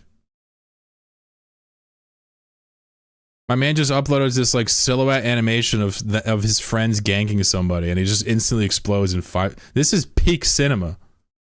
No sound. No sound required. And he labels the guy a noob. Is this what Horde's? This is a Horde video. He says bean, new bro. This is a Horde perspective video. Is this what Horde does now? I fucking love this. How do I comment? Perfect. Nomad Tale 17. Yeah, can you imagine I release a Nomad Tale 16? It's 8 seconds long. I'm like, hello and welcome back to a Nomad Tale. Here's my Patreon link. Goodbye. Minus 4,000 subscribers. Wow, this is perfect. This is actually the first time browsing this queue has ever paid off. Thank you, Ryan Bean. You got a comment on his video. That's dope. 14 minutes of I could get used to this. First impressions of gameplay of EVE Online. Interesting. He says not what he expected. Interesting. Interesting. Step up to the plate, bro. What do you got? Includes paid promotion. Really? Really? This? Autopilot disabled. Tally me with a prime. Thank Waypoint you. reached. You're too sweet. So this is going to be my first impressions. The music is really loud. Eve. I've always been a bit scared of trying Eve. It's been a game that's been on my I think on everyone's horizon forever. Right? Everybody knows about Eve. The cut Is the music really loud to anybody else? Destroying ships, months, years of work, backstabbing, federations where people join enemy federations for like 5, 6, 7, 8 years.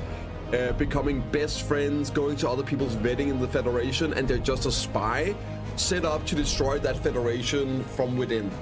Like, these crazy stories come out of this game, and it's still going. So, got a chance to try it out here, and I was like, hell yeah, dude. Let's jump into it. Alright. We made a character. As you can see, we made a good Turn the music down. Set some speed.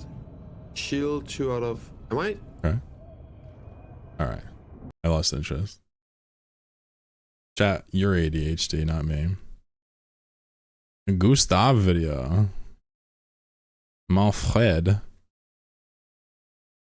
The legit way to buy an EVE Online character. 40-minute video from Marky Drag. Hell yeah.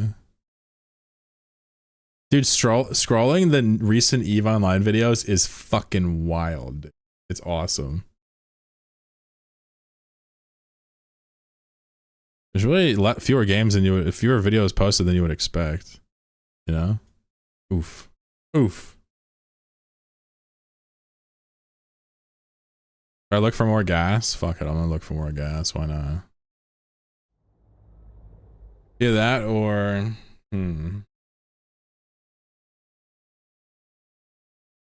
Guess it wouldn't hurt to go over to the industry shit.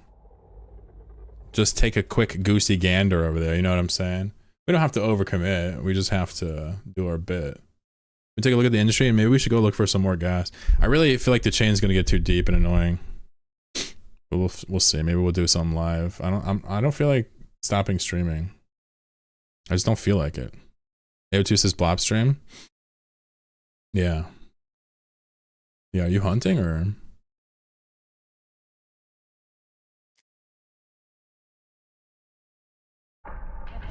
You have Sino 6, right? Sino 4.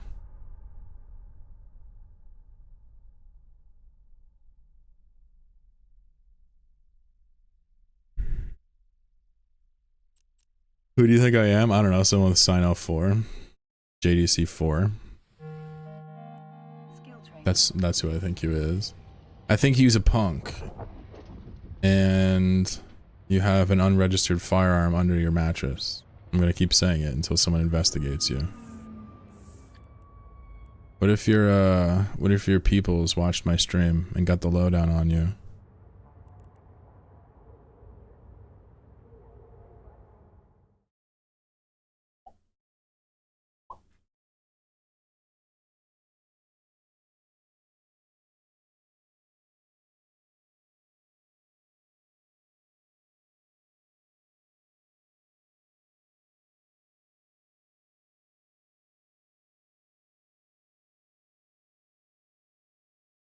When's the next Nomad Tale gonna be about? What is it gonna be about? Probably about nomad life. Someone says taters. I watch every fallow video that involves potatoes. No questions asked.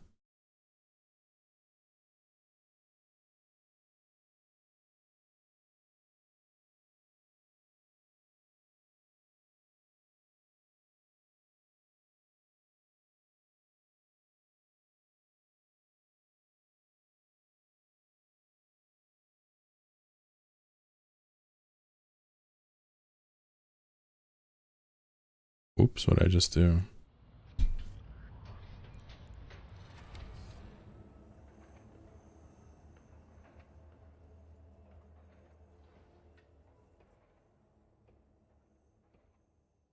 I'm not hunting. Who do you think I am? Papega. I think you're Papega. Exactly. You already nailed it. You already fucking nailed it, dude. Yeah, these are backed up. Tomorrow I'll have another load of shipperinos. Trying to clear out these extra blueprints I had sitting around. Slowly but steadily clearing out some of these reserves here. Winding down the mass production.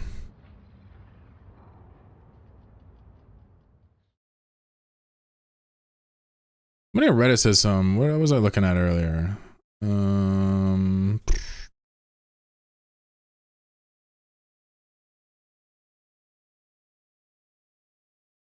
Yeah, this was an interesting thread. It says, with the new Outrider mining booster, can the purpose be fixed? No longer be MJD immune.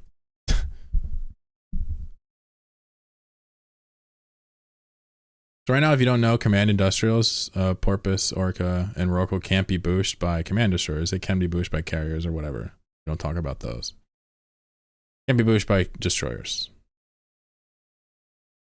So this guy is saying, with the Outrider, can we fix it so that Porpoises can be boosted? My response would be, that would be pretty nuts.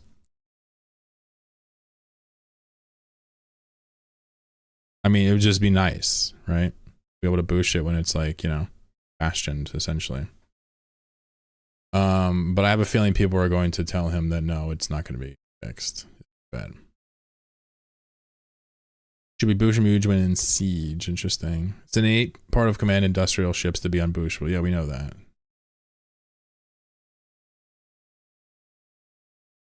Use a carrier to boost it. Thanks, Chief.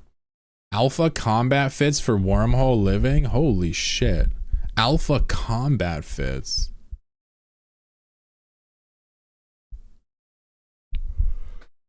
Well, I hope you like the praxis.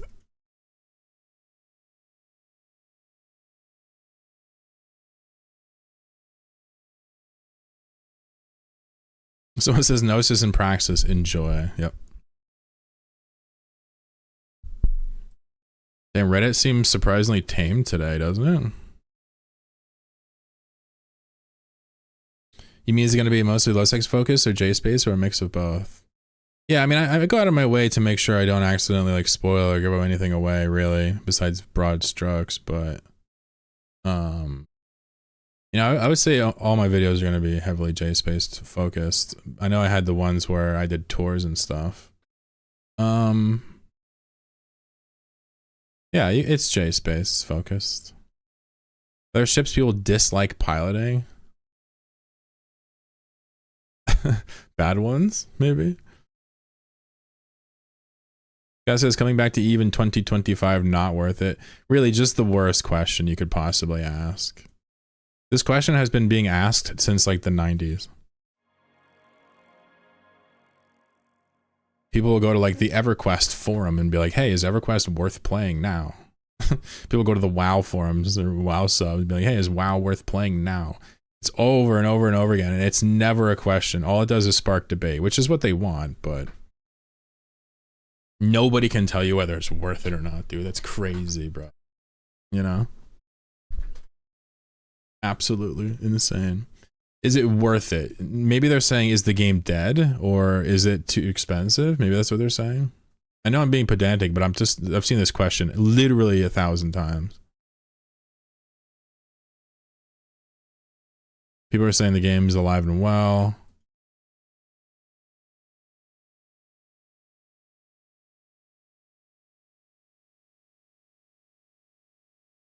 Yeah, dude, I mean,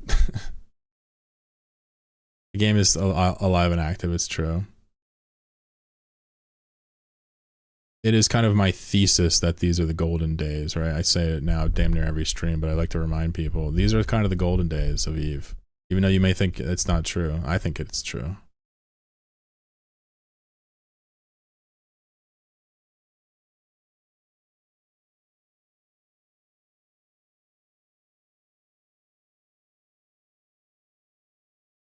Odysseus environmental bonus.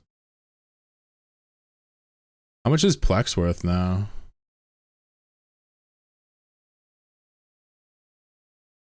I guess I could just search in game. It's all pegged to the same thing, right?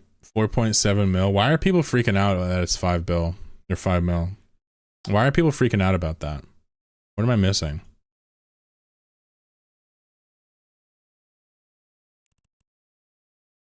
What's a good Loki fit for hunting in space? I have a saber for pointing. Yeah, I mean, just you know, a regular ham 50 MN Loki would be fine for that. Long point, web, 50 MN, some type of shield tank. Damage and speed and lows, depending on what you need. And then you just grab with the saber to keep them from getting away. The Loki can keep its distance and unload. I don't know. 700, 800 DPS to start with. Hold.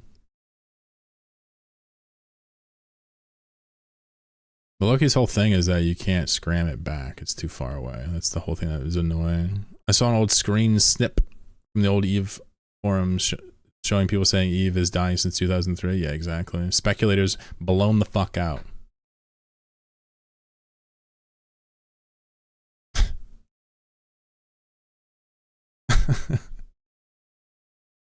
Oh, goodness. Yeah, so I produce a shitload of ships, and I put a lot of time and energy into, like, you know, making a lot of ships and selling them and stuff. It's super fun. I'm gonna take a little break ski from it, but I have a bunch of stuff queued up. I like Eve because, like, I can just kind of drift from one thing to the next, although this infrastructure I've built here is timeless. What I didn't really realize was how easy it is to just make any Tech 2 stuff I want. Just because of the skills I got from Tech 3. Kind of insane, actually. Kind of fucking insane, right? Oh, wait. Oh, hold on. Wait, hold on. Let's... Yep.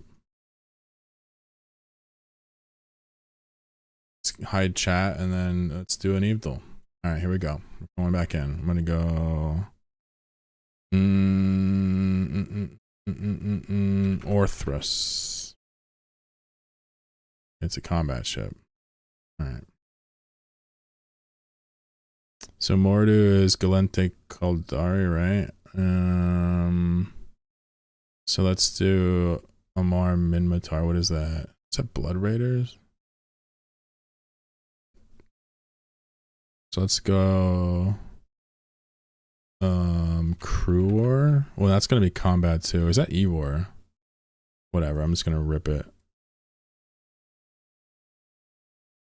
Okay. Picked up 2 more. So it's not any of the major 4 factions, and I don't even know how to fish at this point. It's gonna be one of the snowflake ones, right? It's a small frigate combat, not Galente or Kaldari, not Minmatar or Amar. It's also not faction. So it could be like something like Kikimura. I mean, I honestly think all these are going to be shots in the dark. Wait, is Kikimura's Tech 1, right? Oh! It's a Nurgle! No, that's Tech 2. Fuck, hold on, let me think. Small combat Triglavian. What's it? What, isn't it a destroyer? No, that's Tech 2. Hold on, stop, let me think. Nurgle, Kikimura. What is a little baby bitch? Isn't there a little Domavik? Mamma mia! Another one. God damn, I'm so good at this. Holy shit. Someone says Domavik. Ooh, good. YouTube's like, I'm not playing that shit. Fuck you. Yeah! I guess I do want to do blobs on stream one day. Soon. I want to blow a bunch of fucking bombers through a bridge. I think that would be entertaining.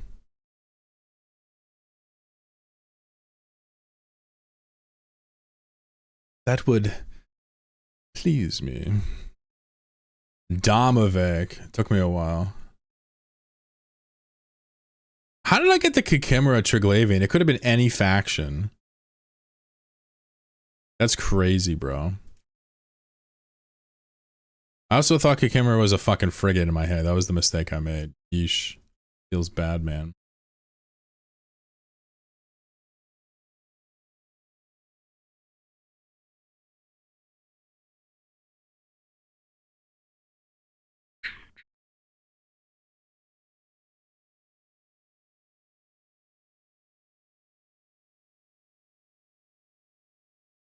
All right, just because we were talking about it earlier and I'm just chilling, I just feel like being lazy because, you know, whatever. Life's whatever. Let's see if we can watch something with this. One video that kind of talks about some of the issues with Brave. I don't know if this will cover it. I'm sure it talks about some of these things. The answer is no. It is not legit. So basically, walking this back for a second, I have a couple problems with corporations that tend to like piggyback on like pure ideals, like taking the Chromium base and like trying to go another direction with it. Could be pure. Some of these Chromium forks are nice, but like I have a problem when they do that and then like try to get away with shit. I hate that.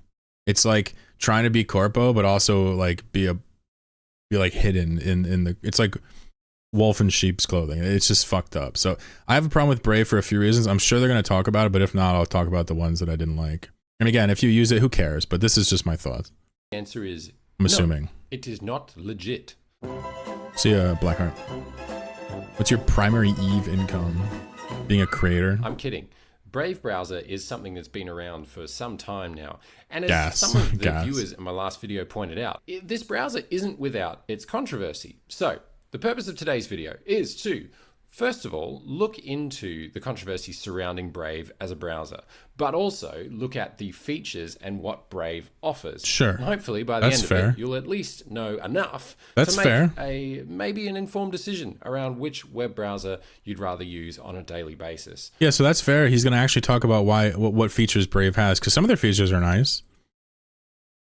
And that's kind of a fair way to do it. And that's kind of like, I guess, even better than I expected. So he'll probably explain what the fuck is wrong with these people, and then he'll explain what they've done right, and then hopefully it puts it all together for you. Now, at the end of the day, if you are expecting some earth-shattering controversy around this stuff, then I'm sorry, it's probably not going to be that interesting. However, if you're looking to pull on a few threads and just see where it all lands, then by all means, come along for the ride. So, all of this began with a browser that was based on Chromium. Now, the Brave browser, it's worth pointing out, was founded by a guy named Brendan Eich, creator of JavaScript. So it's a bit of a big deal in the world of the web. And funnily enough, he also co-founded Mozilla, which is of course the company and nonprofit behind Firefox. So this guy has been... Did you know that, chat? Did you know the guy that does Brave was rather linked into this world of FOSS and also, you know, just around software engineering in general. He went on to then found Brave. And Brave was designed to be a browser that emphasized privacy and limited a lot of the annoying stuff about the web. We've all seen the feature wrap of what Brave can do, and we'll have a look at those features in a little more detail soon.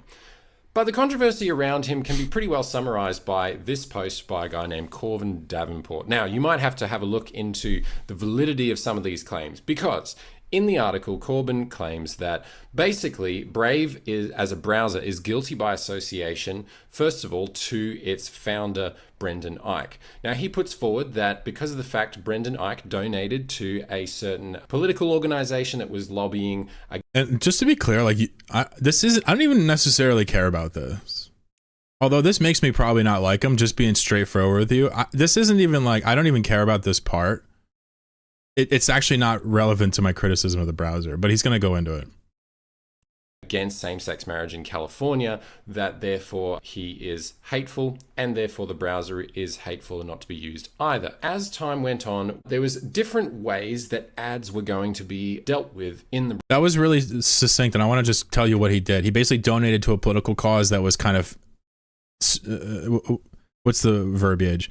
It was distinctly... one of the agendas was banning same-sex marriage. So he basically like signaled that publicly, which I don't agree with. I think that you should be able to do that.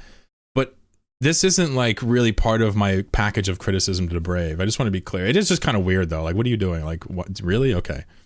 Or he is hateful, and therefore the browser is hateful and not to be used but either. We can skip over that completely. Went on, there was different ways that ads were going to be dealt with in the browser. So the whole idea was that instead of having a bunch of ads showing up all over the internet, you would instead get served up with ads that would reimburse you with some form of cryptocurrency. Now, that's where things started to get a little bit shady for some people.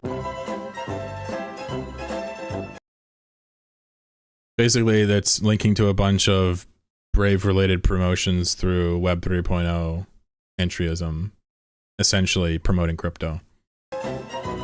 Which is weird for a browser to be doing.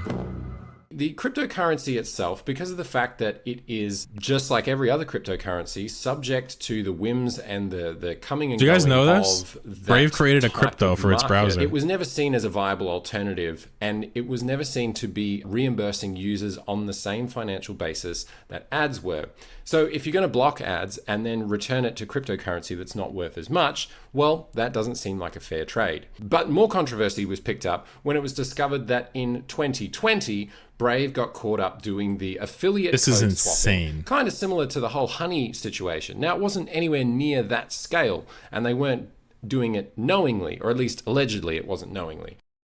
I'm just going to read it because this is like disqualifying for a browser. I will never trust Brave for this simple action. And there's more, but this is like the one thing that just makes it unbelievable.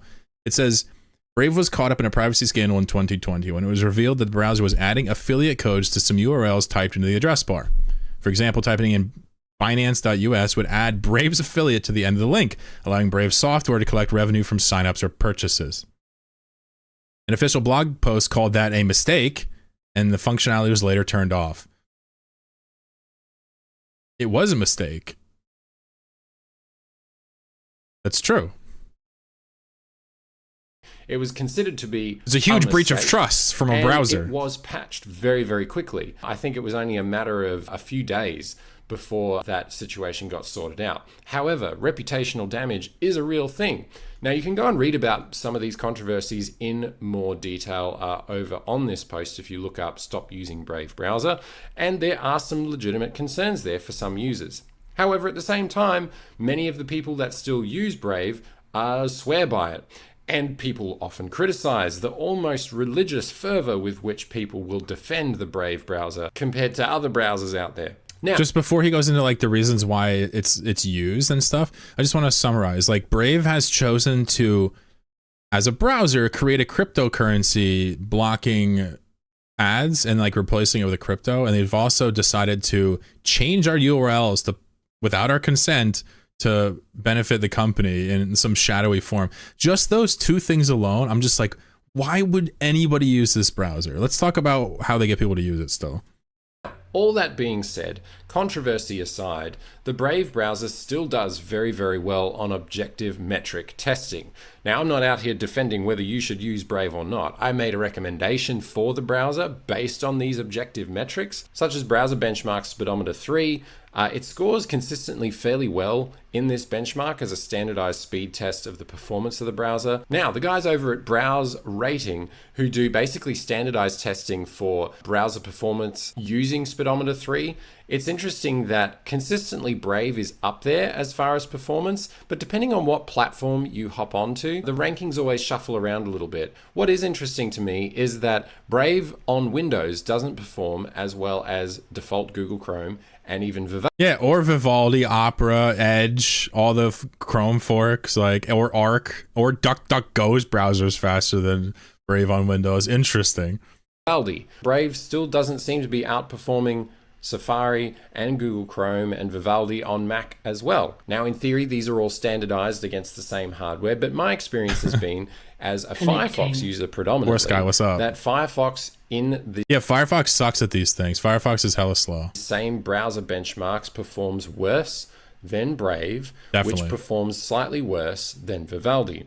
The ACID 3 test when it comes to web standards is not as fantastic as it could be. And it's also pointing out that when it comes to the privacy testing that the guys over at privacytests.org perform, Brave, by default settings, actually scores the strongest on a long list of parameters and characteristics. Now that brings me to another criticism of Brave, and that is that because of the fact it focuses so hard on privacy, you can end up having a bit of a clunky or failed web experience, in that not all of the web is purported to function in the way that it should. Same criticism applies to LibreWolf, by the way, which is my #1 browser. Same exact criticism. On Brave compared to other browsers. And that becomes a bit of a two-edged sword, because on the one hand, if you want a browser that's going to respect your privacy and not track anything and block a bunch of stuff by the use of the Brave shields, then great, fantastic. But also at the same time, if websites are requiring those things in order to load properly, remember settings, etc., then don't be surprised when the web breaks. So it's about finding a balance between the two. So what do all these privacy respecting features and the features of Brave in general actually entail? The most obvious things are the shields. So no matter where you visit, you can enable the Brave shields to block most of the content that is annoying. So if we were to go to, let's say, which, you know, why do we need, I'm just asking, what's wrong with just extensions or add-ons with uBlock Origin plugged in? What's wrong with that? Why do we need to proprietarize? I don't know the word. Why do we need to make this process proprietary? I don't get it. The BBC. I can tell you why, because Chromium moved to Manifest v3, which banned UBO essentially.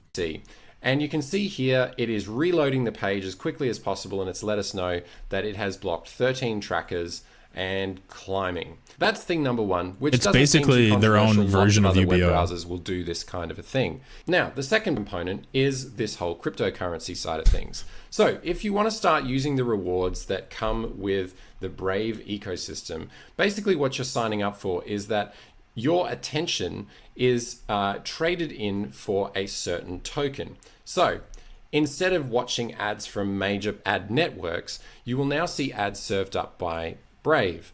And why the fuck would I have a browser that blocks the ads and then offers to put them back in place for crypto? Why? As a result, your attention to that web page with those Brave ads will then get knocked on to the creator of the website. I know, you don't have to do it, provided but that they have signed up for Brave rewards as well. In theory, it's a good model, except for the fact that the cryptocurrency, the basic attention tokens, have to be exchanged into another cryptocurrency in order to then cash out as cash. Now, many people have aversions against the whole cryptocurrency thing to begin with, and I understand that. Then there's also the fact that now they're trying to add AI, just like everybody else is. And then there is some questions. You know who's not adding AI?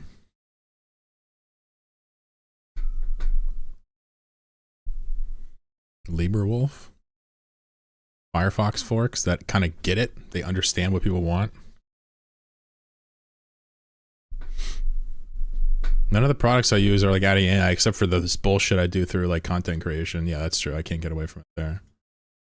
Around the privacy of the AI itself. Another feature and possible criticism of Brave is its use of its own web search engine. And the idea of the Brave search engine is so that you can search the web and it will bring up results without having to track your usage and without providing ad revenue to big tech companies like Google. As far as some other features that have copped a bit of flack over the past is the Brave firewall and VPN. It seems like every web browser and their dog is trying to add a VPN service built into their web browser, but allegedly the one that comes with Brave not only auto-installed a lot of background processes on Windows devices, but it also was a bit flaky in terms. Well, it has to. It's a fucking VPN. In terms of performance and just functionality. So a lot of people were criticizing the VPN service, especially when it first rolled out, because of the fact it would force auto-install background services on the user's device at the administrator level, allegedly without their permission. Now, things have changed slightly since then. I can't comment on how this looked in the Linux world because of the fact that Linux packaging is different to how it runs on Windows. So between features like wow, you're just going to do us dirty like that? All 1% of us? Damn. Like their built-in Tor window for really anonymous browsing, playlist adding for... See, that's just mind-blowing. The idea that Brave would have Tor facilitation. Who the fuck? I'm sorry. Maybe I'm missing something, but if you use Tor, you have not only the ability to understand, know it's there, have a need for it, and use it, and like actually have a need to use it for whatever normal browsing and whatever. You're not gonna do it through Brave. That's crazy. I don't even know like an analogy. It's like, I don't know. It's a for-profit browser, right? I'm sorry, my brain is blown by that. Video and audio into a list that you can listen to later, to I'm news good. and video chats. No There's stun lock. a lot of features going on here. And I think there is an overwhelming question that comes with all of this, and that is, how does this browser generate revenue? And while the code is all very Why do publicly browsers available generate and open revenue? source, there is some general aversion to the Web3 type stuff that seems to be finding its way into this browser. At the end of the day, it's still a browser that I'm happy to recommend to people who want a more privacy-respecting web browser. As far as all of these... This seems like a cover video for a recommendation he did, and he didn't know all the downsides to Brave, and now he's covering his ass. Crypto features and the VPN and bits and pieces like that, those things are entirely opt-in. They are not opt-out, and they're not forced on you per se as a browser. Now, I personally don't use Brave. I just never gotten on board with, I don't know, the design of it or something.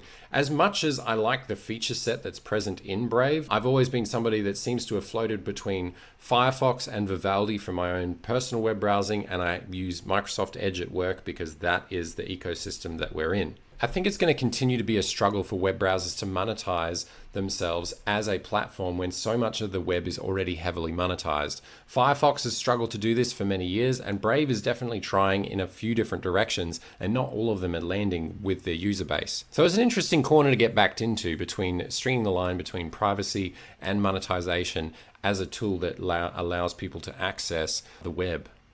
Yeah, so I feel like I have a higher level of understanding of browsers than this guy, which is fair. I mean, we all do stuff, but I guess I'm flexing for no reason, but I'm just being clear, like, the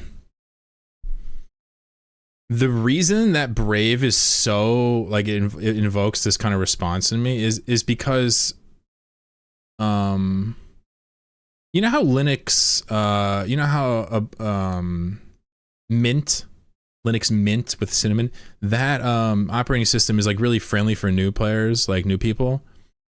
Like that's kind of what Brave tries to be, but it has teeth. Mint has no teeth. Mint doesn't want your money. You can donate or whatever if you want, but they don't hit you with anything. They just give you a nice service, right? It's a foundation, right? It's not really for profit.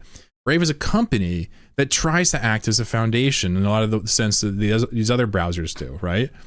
And it rubs me the wrong fucking way. Like, if your business cannot create a surplus without enshittifying to the point where the user experience is either black boxed behind a bunch of proprietary tools people will never understand and kind of smear the experience together, or you're fucking, which is unethical in my opinion, or your company just needs to die. Don't go into like Web3 shit. Don't go into all this like link hijacking shit. It's like, no, your company just needs to die. I don't give a fuck if you invented JavaScript.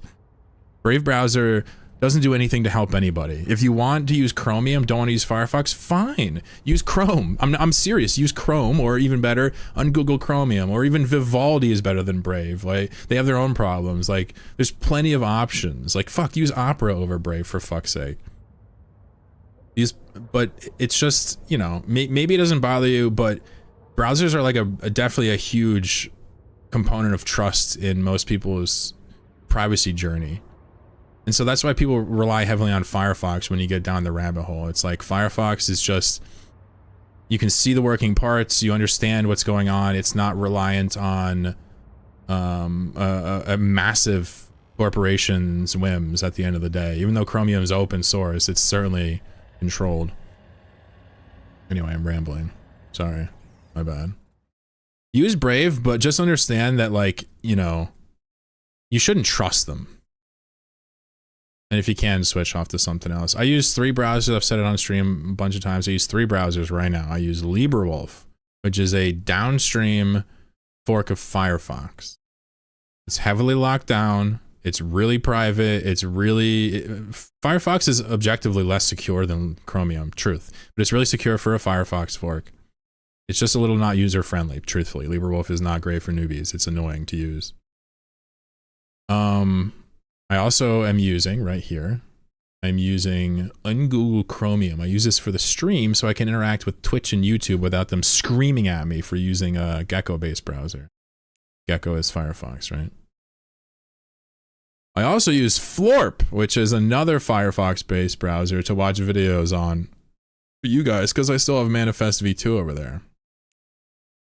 And if you don't know what Manifest is, fine, no worries. Just understand that 2 allows you to have complete blocking over what you see, such as ads, etc. 3 takes a lot of that away, subtly. Firefox is Gecko-based? Damn, I need to swap over. You know, Gecko is the name of the framework. Chromium, Gecko, WebKit. These are some of the frameworks for these things. Sorry, did I put you guys to sleep? I'm sorry. I just have a couple issues with Brave, and they all come down to the company itself. Software is fine, it works, go for it. You basically have like a Brave created UBO, you have a Brave created VPN, you have a Brave created search filter, you have like a DuckDuckGo style. Everything is just in-house, so you don't have to like find your own solution. Brave just one-stop shops, tries to get you up to speed privacy-wise. And they would do a halfway decent job, it's just that when you're talking about privacy, trust is a major concern. That's why people get on these VPN companies nuts all the time, because they're subpoenaed and they give up logs. That's why Molvad is so annoying to like law enforcement, because they literally don't even take the logs. They're just not even there to subpoena, right? I use the Proton suite, which has its own controversies, right? Like, some of you guys know my politics or whatever. Like, the CEO of Proton has said some things that pissed off certain people politically. I still use it though. And there's a bunch of reasons for that, primarily because I'm lazy. And like, so far, their software, their company has been extremely focused on the trust aspect, which obviously we're dealing with encrypted data, so I'm not worried about it. But while they kind of let some of their products flounder and their CEO kind of just doesn't have any PR training, whatever you want to call it, it's still really cheap for all these services if you bundle it all together. So I don't know. I still use it, but I'd like to eventually switch off. What's some technology I should learn about?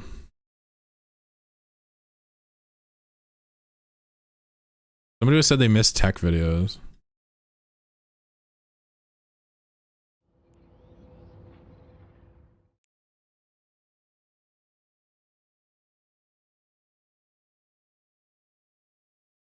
Yeah, I hope Laura cuts our adventure together for some content. That'd be hilarious. This video says stages of using Linux.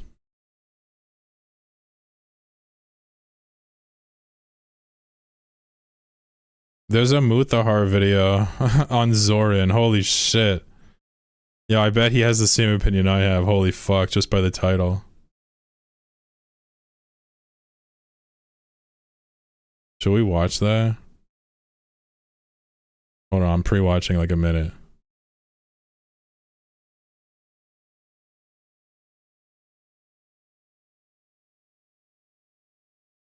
Muthahar was actually the dude who kind of like got me over the hump of Linux just by watching him stream on Linux. I was like, whoa. What is this video about? God damn it, he's just rambling.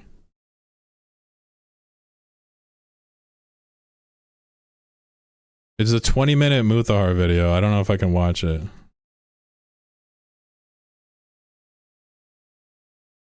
I don't want to leaf through it because it's annoying too for viewers.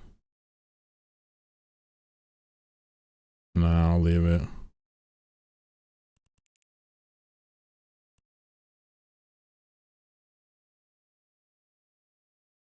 Doing a nice little US time zone stream over here. A little relaxation. I like this.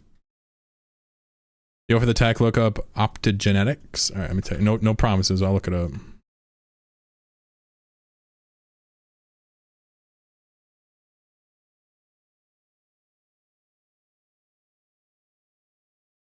Controlling the brain with light.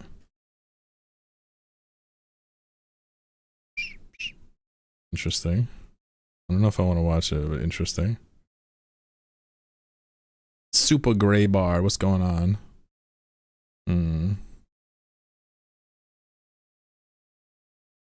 want to like learn how some tech works, like that's like useful to like gamers or something, or computers. I was watching like how CPUs are made, basically microprocessors and stuff.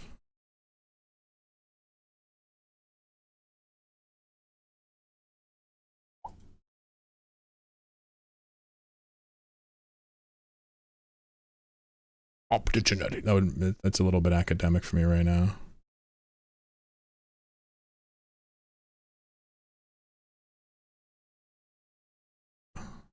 Programming and assembly without an operating system. There you go.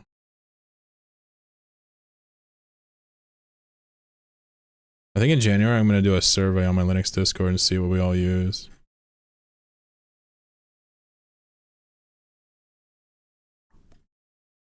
You know what I mean? Alright, I gotta know what this dude's opinion is. Fuck it, I gotta know. So here's the deal. Muthahar, Some Ordinary Gamers, this guy, listen, I'm gonna be real with you. I'm definitely not a fan of him. I don't watch his videos.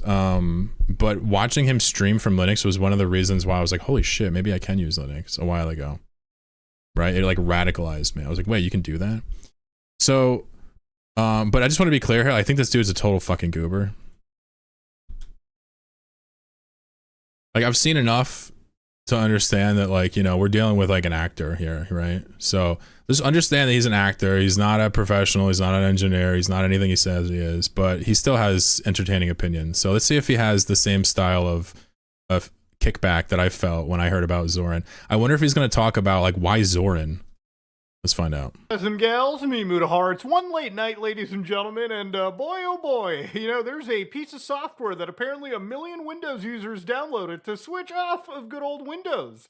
Now, I've seen this mentioned a fair bit of time, something known as Zorin OS. I'm pretty sure some of you all have Zen is heard cool. It's and, today I wanted to kind of talk about this, ladies and gentlemen. Got nice opinions. I mentioned it a little bit in the past, but you know, I've been on this kick where I've been a Linux guy for like 6 years, and you know, Windows has never had the worst reputation in the public that it has had for a while now. You know, Microsoft is too busy making you talk to your computer. You know, maybe interact with it agentically. Some of us just want a computer where we can just interact. We want it less bloated. And that's pretty much all it comes down to. So before we go into this video, I have no idea what his opinion is. I don't know how much I even respect it, but my opinion, I just want to lock in my opinion so you know I'm not changing it based on his. My opinion is that Zorin seems like they had like some type of recent campaign or some like breakthrough marketing wise because it's never really been something that's interesting. Because I think most people write it off because you have a paid upgrade for your OS. It makes no sense in the FOSS ecosphere. So let's see what he says. For instance, this is Zorin OS, and they've apparently said that 1 million downloads of this system had happened, and a lot of it came from the fact that Windows 10 is dead. For a lot of people, moving up to Windows 11 means either purchasing some new hardware, enabling a more bloated system, or really, at the end of the day, giving up more of their privacy than they're comfortable with, right? I want to start off by saying I don't really care what you use. If you're a Mac guy, great. If you're a FreeBSD guy, sure. If you're a Linux dude, awesome. If you're a Windows person, congratulations. Just use what... I didn't know he felt that way. I mean, I agree with that, dude. I literally say that all the time, and I had no idea he felt that way. Well, good. I agree with Mutahar on this. Maybe, we have more in common than I thought. We're about the same level of accredited engineers, so. Works for you. The reason pretty I close. Make these videos is because, honestly, I feel that there's a market of people that are interested in content like this. And then, to be fair with you, a lot of it just comes from me wanting to showcase something that I'm very passionately into. I like talking about free and open source stuff. I like sharing projects with you, so on and so forth. So ultimately, this is Zorin OS. Now, I don't personally use this, and the reason why I don't use this is because I use something known as Cache OS. This is the best Linux distribution, hands down, and you can modify all of these things to your heart's content. Okay. For instance, my Cache OS looks like Windows goddamn... This is a weird way to start. Vista.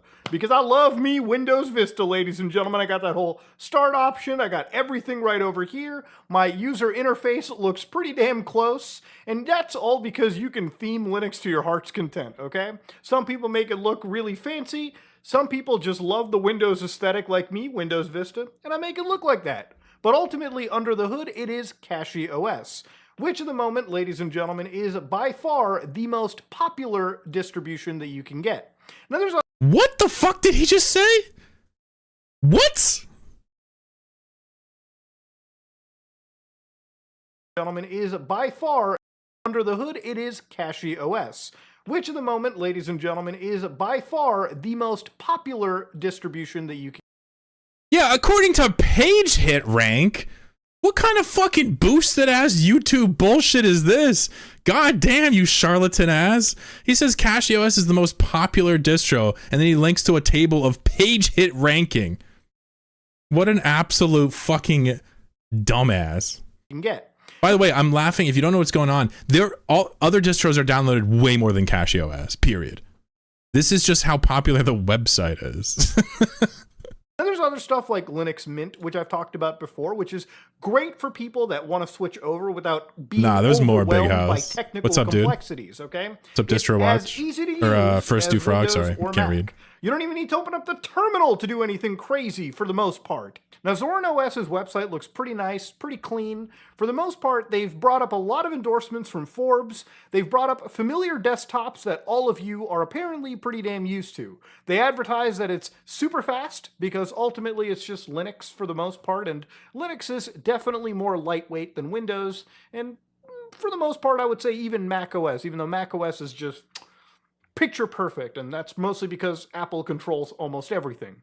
Reviving your old PC. If your computer can't support Windows 11, slap some Zorin OS and you're pretty damn good. You know, for companies like Microsoft that talk a whole lot about carbon fucking neutrality and getting rid of e-waste, well, they're sure as hell are creating a whole lot of e-waste with their most recent software updates.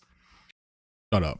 But of course, they talk about the fact that they're reliable. It's built on the same open source stuff that powers the New York Stock Exchange and computers on the International Space Station. So, you know, the old Linux kernel itself, I would imagine, right? He's literally going through the website just like I did like an hour ago. This is awesome. Secure. So it's apparently resistant to PC viruses. He did this 4 days ago malware. too. Fuck. Now again, it's not that it's resistant, it's because you're using Linux, and most hackers are not writing fucking malware for Linux operating systems. Yeah, dude, he's as much as they are with Windows. He's commenting on something that's very apparent with Zorin, is all the benefits of Zorin are like, hey, these benefits are shared among all the other distros too. They also say that they don't collect personal data, so advertisers and government can't spy on your activity. Why would it's crazy they? that we have to install software like operating systems that have to advertise this shit as a fucking feature. You know, what should be a given is just a feature now. So then they start mentioning this operating system does not take a small needle and stab you in the leg as you game. That's why you should switch to it. No needle stabbing of the legs at all. None. We've managed to patch it out completely. What the fuck are these? Yeah, you want to play video games? Gosh darn lootly. You can play it on Steam, Lutris, Epic, itch.io, and GOG. And then, of course, they've got mobile app connections, dual booting. So, for instance, if you just also need to use Windows, you can dual boot as well, which their installer will pretty much guide you through. And yada yada. Which actually is nice, right? We want installers that offer dual boot, but shocker, spoil. You know where this is going. It turns out a lot of them do that. Galgi, take care. I know it's getting late for some of y'all, but too bad. Bedtime calls, but I'm still here holding the front line, the vanguard. Yada yada. Now, one thing that I don't kind of like about the system is the fact that they do sort of sell a $78 version. Now, this is a license you can buy to get access to more premium layouts, which we'll get to. They've given you a whole bunch of professional grade suite applications. And again, all of these are applications that you can download for free. Right? Well, no, they give you subscriptions. Oh, I see. Yeah, they're basically selling their software in disguise as a premium OS edition. For instance, on why don't they just sell the software? Instead of getting the Office suite as they pretty much brought up to you, you can download LibreOffice for yourself on most Linux distributions. In fact, not all. So yeah, a lot of the professional grade software that they're... Wait, why'd you cut? Distributions. In fact, not all. He was going to talk about more stuff. Yo, why'd you cut? So yeah, a lot of the professional grade software that they're talking about are softwares that are free and open source. So for instance, things like Kdenlive, things like LibreOffice, a lot of stuff that are free open source alternatives. They just apparently pre-install most of it for you, which is I guess why you're paying the $70 fee. I would not pay for this. I donate to Linux distributions that I use. I just don't consider Linux to be something that I would go out of my way to really pay for. Now, the installation is quite simple. Burn it to a flash drive, put it into your system, install it using a very simple installation, which it's kind of crazy to me how installing Linux is a lot faster and quicker now than installing even Windows. Do they support the software in that package? That's cool. So once everything is installed, you get greeted to this nice little interface. You get greeted to this desktop. Now, I'm not a psychopathic person. I'm going to... So, what I've learned about Zorin so far is that their upgrade basically has a bunch of features. Some of them are a suite of software that comes pre-installed, but some of these pieces of software, nay, perhaps a plurality or a majority even of these pieces of software, these packages are just, you can just download them just one line and you have it for free, no money required. So not sure why they'd be included in the bundle. It's possible Super Greybard here says they do support for these programs, but I find that unlikely. Some support for some of these would be a nightmare. Go down over here and enable dark mode and wow, it even changes the wallpaper. That's crazy. So yeah, ultimately this is Zorin OS right here, ladies and gentlemen. So what does it feel like? What is it like, Muda? How is it why are 1 million people downloading it? Well, to start off with, it's got very much a Windows styling. God, the fact that it has Brave installed is so stupid. Everything that you could ever really need, even in the core edition, is pretty much... Are there any Linux distros that come with a Chromium browser like that? Any? I'm sure there are. Can chat think of Linux distros that come with a Chromium-based browser installed like that? It just seems so bizarre. Let me know if I'm wrong. I can't think of any. I'm not an expert, though. Installed from the get-go. So, for instance, it's got your standard file managers over here, which, again, super duper simple, super easy to use. And ultimately, it's got the Brave browser dropped into it. So if you want to use the Brave browser, well, this is the built-in browser. It's what I use, and ultimately, I think it's probably the best thing that you can bring to the party. For the most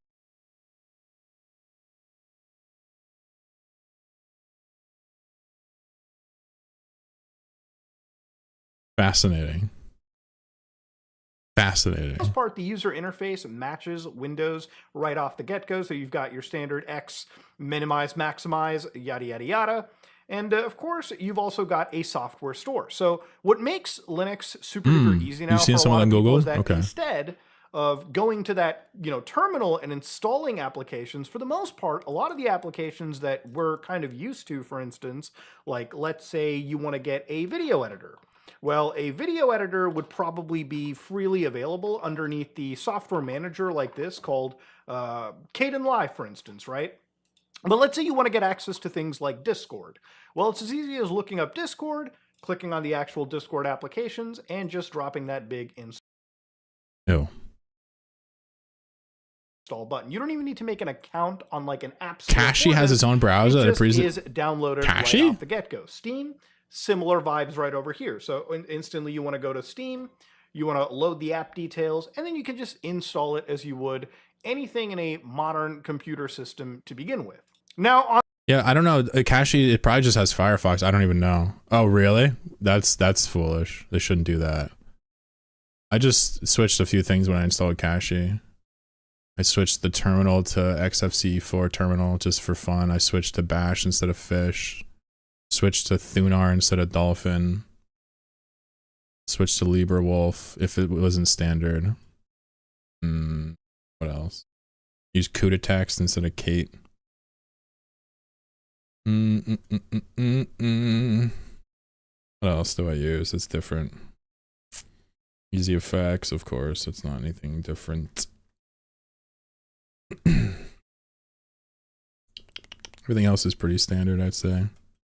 Just CUDA text and Vim for me, baby. On the graphics side, it's got, nothing. It's got LibreOffice Draw, image viewers. Internet-wise, it's got the. See, none of this is interesting to me. Which allows you to connect to other Windows desktops. So for people that still need to connect to desktops for work reasons, you've got applications like that right here. You've got web apps. So for instance, if you use particular websites, you can actually make them video. You can actually make them applications right here. So for instance, let's say that you use something like Twitter, for instance, right?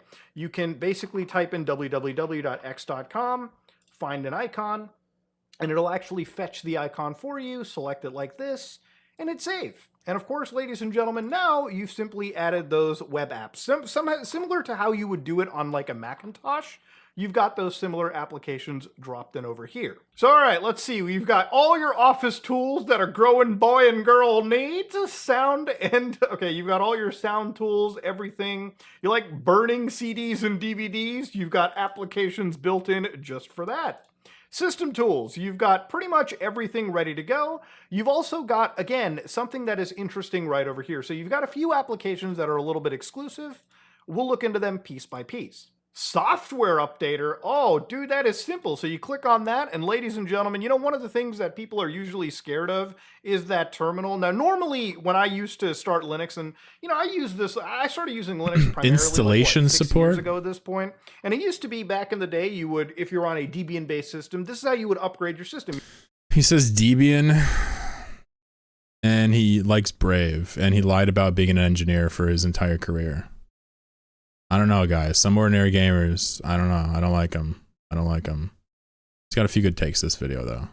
You would do sudo apt update, all right? It would actually ask you for your sudo password, and of course, it would get all of the package updates that you want. No, you don't have to switch any of those. And of course, you do sudo apt upgrade.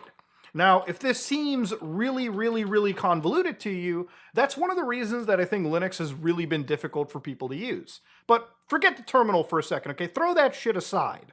Right over here, this is actually the standard update system. So again, it'll tell you exactly what you want, your security, your other... None of this looks any different than like Mint. Not a single lick so far. By the way, I think it's terribly uninteresting. Not against this creator or anything. But once you have Linux installed and you're at the software point, it becomes terribly uninteresting to talk about. You then want to talk about a particular piece of software. Everything from the install to the actual package itself is kind of boring for me. It's like you can do anything you want on Linux. Anything. You can set it up any way you want, any distro, anything. You can take one distro in one desktop environment and piece by piece, literally live, replace it and make another distro. You can do that. Technically. Without even reformatting. You can do that. That shows you just like it's all files. I prefer Z Shell to Bash. Yeah, nice. Z Shell is super popular. More for a dev, yeah. I just went back to Bash because I was used to it being on XFCE with X11 and running just standard Bash. I feel like Fish is probably good for new people. I feel like I'm ruining it by installing software. It's all blow. What, like a Linux distro or on Windows? Because,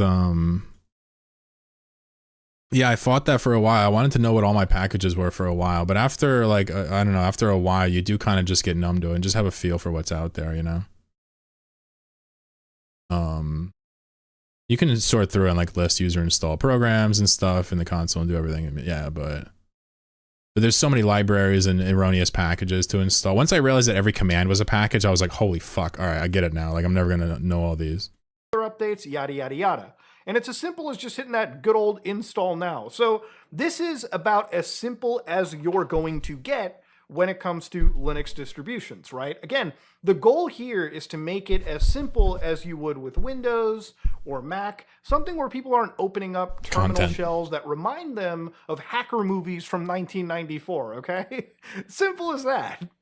You know, nobody is looking to hack the fucking Gibson when they're using their computer. This is the reason why Linux hasn't reached crazy popularity. A lot of it is because, you know, purchasing computers from the store, oftentimes you only have the Windows option. And, you know, for the first time... The reason why Linux is not reaching popularity is because there's not enough of a demand for it. There's just people don't really want to use it. Yeah, that's cool. And also, most people have never installed an operating system in their life. That's more to his point. The unfortunate reality is that switching to Linux also means installing an operating system for the first time in your goddamn life. That's where a lot of the fear comes from. If you've installed an operating system, it's kind of a cakewalk to do Linux. If you haven't, it's like, wow, this is tough.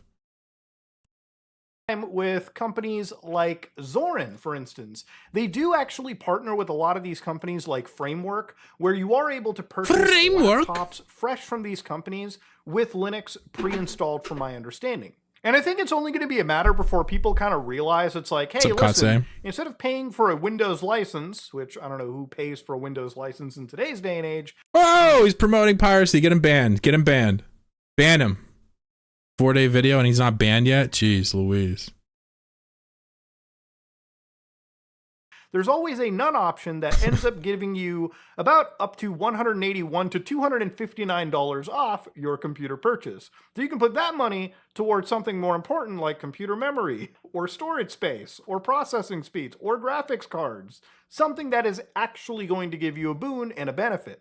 Now, while Zorin is updating in the background, you don't need to worry about your computer giving a fucking blue screen that tells you update in progress. You can actually use your computer and do other things with it.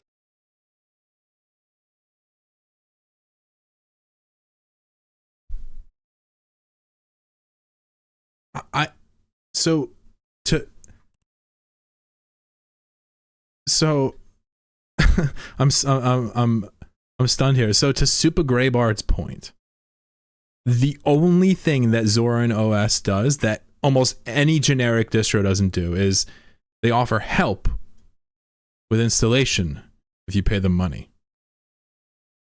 So far, everything that he said has been for like a standard, every distro does this. So a couple of the other features that are introduced in this is, first off, Zorin Appearance. It's just a package that controls the fucking widgets. Now, one of the reasons why I think this has gotten so much traction is that it does actually give you a lot of popular layouts. Now, these are all the free versions, not the paid-for versions that you've seen in the upgrade. It has an upgrade to Pro button right there in the default settings menu for the layout. Dude, I'm out. You want ads there? You want that? While you're trying to configure your computer? Might as well fucking use Windows. To the Pro. And I'm out. Not going to upgrade to the Pro. I don't it's a really net negative now, baby. I should be paying $77 for really them to pre-download free software for me and to give me some more Windows-friendly desktop. There's an ad layouts, for that shit. But what they do give you right off the bat is something that resembles closer. So this layout does actually resemble Windows a little bit more appropriately than I've ever seen before. And of course, ultimately, if you're a Windows 11 user, you can have the taskbar right here. No need to pay them for it. No need to get a licensed activated version. You can just modify this shit yourself. It's crazy how even in unactivated Windows, you can't even do something as simple as move the taskbar layouts without fucking keygenning the system. And then, of course, if you're somebody that is a Mac user, you have a more traditional Mac-style interface. But I'm going to... He's like, one of the reasons why this is a good distro that people might want is because you can go into the appearance menu and change the appearance as you dodge ads for the premium version. It's like, all right. Stick with the original one because really that's all that matters. You've got the ability to change around colors. My video would not be as nice. Ultimately, I think the visual style of this is a lot better than most Linux distributions that I've seen. It actually just works super duper snappy. Yeah, I'm assuming it's the D distro package. Yeah. That people are really interested in is something like Windows application support. So, for instance, a lot of people that want to use maybe I saw GNOME listed as well underneath their operating system like Linux typically need a translation layer. So something like Wine, for instance, so on and so forth. So they've made it look incredibly easy, apparently. So with this little quick installation. So they're like, hey, listen, if you're too much of a child to type in install bottles, we'll do it for you. From their servers, you then turn your system into a Windows application supported system. So let's install it and just give it my, sudo password and let it deal with it, okay? So this is enabling simple Windows app support. Now, how simple is it? Let's actually see, because I think this might be a big make it or break it for someone. So, for instance, to test the Windows support, and I don't know if this will work or not, but I want to show you the actual experience of somebody who's like using this for the first time. There's this program called Affinity, which is supposed to be like this crazy alternative to like Photoshop that is actually yeah, I think it's a little bit disturbing that people see the rest is not really interesting. I think it's disturbing that the way our minds work is like, oh my god, this Zorin thing, 1 million people downloaded, all these things are being written about it, people are like talking, big YouTubers are talking about it, speaking neutrally and or positively about it. But like, make no mistake, that shit is, whatever word you want to use, astroturfed from through and through. The only reason content creators are doing pieces, they're probably not getting paid, they're just capitalizing on like the astroturf popularity wave and the mystique around it. Distributions generally don't get that kind of pop and shine, but huge millions of people installed it instantly. That's just not a thing that they generally get without some like invisible hand laying the natural forces to rest. And I just want to be clear, this is not conspiratorial. You're looking at essentially a distribution that does nothing but charge you a significant amount of money for troubleshooting of the installation process of free software with its own blend of GNOME. I'm still unclear on that. And they have ads in the fucking menu. Like, so far, I'm disgusted by what I see. There's nothing novel about that. If you look at Linux Mint right next to it, you'll probably like Linux Mint better. Based on everything I just saw there, just because of what features they have and what they don't. So what I mean is, like, there's no way this thing got this level of downloads, like, organically. This is not possible, not with its feature set. So it got some, like, either guerrilla marketing, either lightning in a bottle, or more likely, some capital interests, some corporate interests decided to push this thing in some way. I'm not impressed. I think it's sneaky, and I think it's stupid, and I highly recommend not using Zorin. I think in many ways it's worse than Ubuntu, because it's more insidious than Ubuntu because it's not a naked profiteering. It's a ulterior profiteering. It's like it tries to hide it through other means. It's not right. Ubuntu understands this is a full-featured suite, we're going to do what we want, and you're part of the ride, and you're going to probably want to sub to us, that kind of stuff. There's no hiding it. Zorin to me seems like a cash grab with Linux as just... It's just weird, I don't like it. I don't like it. If they want to be a support company, why do a distro at all? Just support existing distros.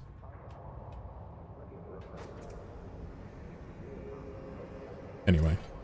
Sorry, I'm mad. I'm big mad.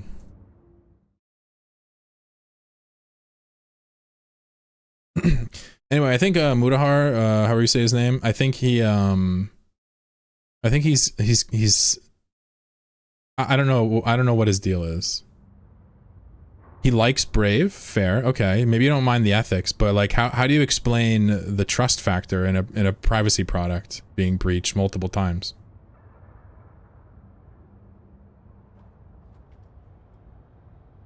How do you explain the AI creep? You can't. In a privacy product, AI has no place. So, I don't see how someone like that could purport to be like a tech creator and still be into Brave. It's like, okay, Brave is fine for a casual user, fine. But Chrome is fine for a casual user. What are we talking about? Brave might be one of the greediest mainstream browsers there is in terms of what they've done and what they're trying to do. I can't even think of a more greedy browser. You could argue, of course, Chrome, but they build frameworks to take advantage of you through their other corporations in the conglomerate or whatever the hell it is. They don't just straight up be like, hey, you know, we're just going to steal your links and generate money off of you without asking. You know? They just don't do that. To my knowledge. Because that would fuck their business, you know? They're not dumb. Watching to find out how tech bros think, yeah. I feel like I get the vibe watching him every once in a while that like I don't really know what his goal is to make content and videos, not to be like, have a stance or have like well-reasoned positions. Like, I don't get that at all from him. And maybe he doesn't purport to be, but I also watched him for years, like through clips popping up on Reddit, right? I watched him for years talk about how much of a professional engineer he was, and that all turned out to be a fucking lie. Which is, I have no respect for him. I talk about science all the time. I talk about my time at university all the time, but what I don't do is tell you I'm a scientist or I'm a fucking entomologist. I never do that. I say I like that. I studied that, right? That's what he should have said. He's a liar. So it's hard to respect somebody like that. But regardless, you know, funny video, no doubt. I think he was on the money with Zoran being like a bit of a cash grab, though. Bizarre. Fuck Zoran. All my homies hate Zoran. I'm gonna go to Linux Discord and just scream it out. Oh, there's a video I don't want to watch. Building the perfect Linux PC with Linus Torvalds from Linus Tech Tips. I'm good. I'm good on that. I'm Gucci. You don't gotta tell me twice.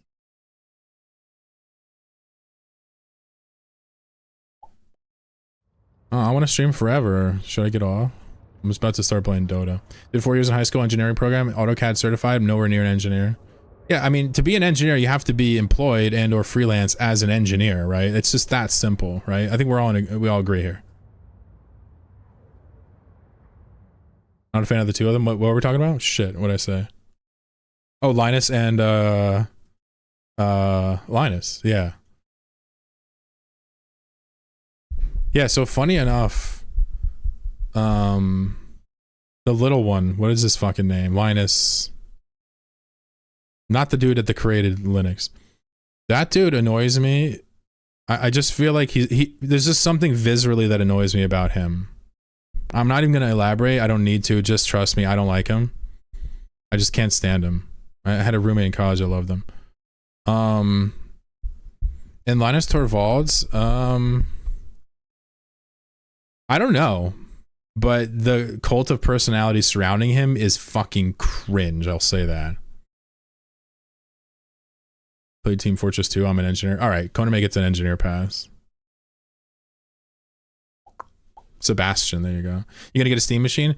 I was thinking about maybe for the lady, because I was thinking about trying to build her a secondhand PC with my old GPU kind of thing. But like the Steam machine situation seems really good. It's either that or like a used Steam Deck. Her gaming's light. Just kind of a way for us to spend time together. It's not like she's a serious gamer. Linux is great for most things, but I feel security ain't great for some games. Security ain't great for some games? What does that mean? You talking about some games won't run, or you playing games with sensitive information in them? I want to know what game you're playing. That sounds fun. A game where you have to enter your social security, and if you die, it posts it. Dude, make a game called Identity Theft. Make it like Among Us, right? But if you get killed or whatever, it posts all of your personal fucking information. DRM required ones? Most DRM you could probably crack for Linux. Not all. Most. It probably exists. I guess I shouldn't talk about this openly, but yeah, I think that stuff is out there. I would obviously never recommend it legally.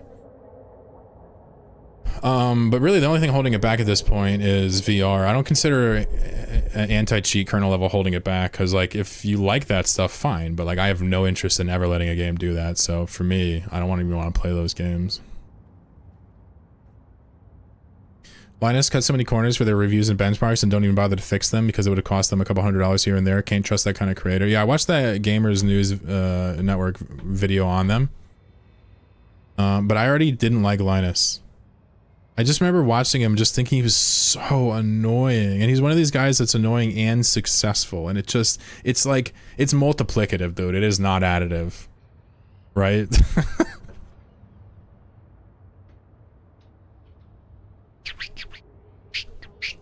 What's this guy in local doing? Is he talking to someone I have on ignore or what?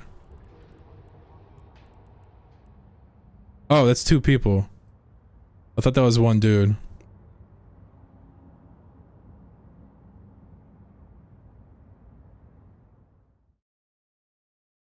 VR's getting better. Yeah, and of course, I mentioned this in text, I think, earlier, but with Valve's interest in kind of merging everything together, VR is going to get a lot of support in the next couple of years and bring it all together. I don't really have an interest in VR personally. I'm not a hater though.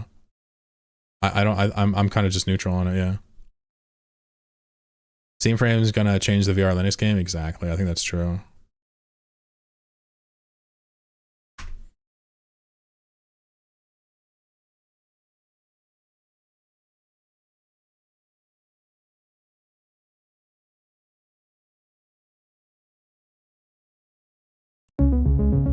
I'm gonna let this run for like 2 seconds. I just need to grab a snack. I'm fucking dying over here, but I'm gonna let this run. I'll come right back and watch the rest.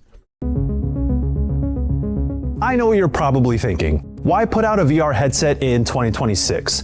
Big hit VR games have been few and far between in recent years, but Valve is convinced that there's still an appetite for VR, especially if it can make a headset that combines the best of what headsets offer today and innovate in key areas. That's where the Steam Frame comes in, a successor to the Valve Index that came out in 2019. Along with the new Steam Machine and Steam Controller, I was able to use the upcoming Steam Frame when I visited Valve last month, and it is genuinely impressive tech that I wish came out a lot sooner.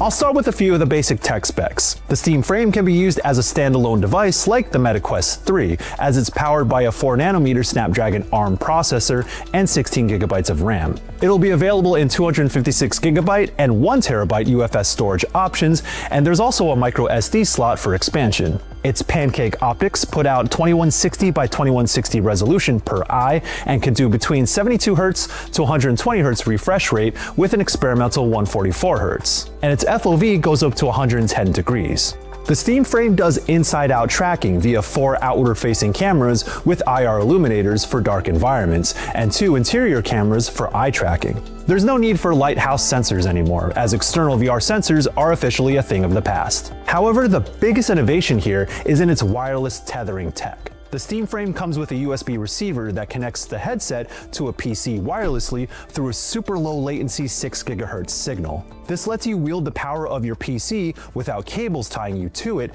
and without any jarring lag that'd make you sick. I tested this myself playing about 15 minutes of Half-Life Alyx on the Steam Frame, and just anecdotally, it ran flawlessly. Of course, this was under perfect conditions, but movement tracking, gesturing with the controls, and image quality were all on point, living up to my memory of playing it on the Index via a wired connection when I reviewed it back in 2020. Party size. And with Wi-Fi 7, it'll work simultaneously when connected to the internet without interference. Because of the bandwidth... Is that Everclear with lemon juice? It's Fresca. A man's soda, all right? A real man's soda.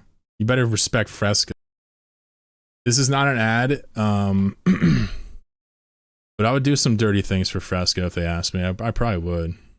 And the speed afforded by 6 GHz wireless signals, Valve is able to wield a new technique called foveated streaming. With eye tracking, the headset is able to recognize where you're looking and immediately focus resources there for optimal image quality and the highest resolution to the visible area.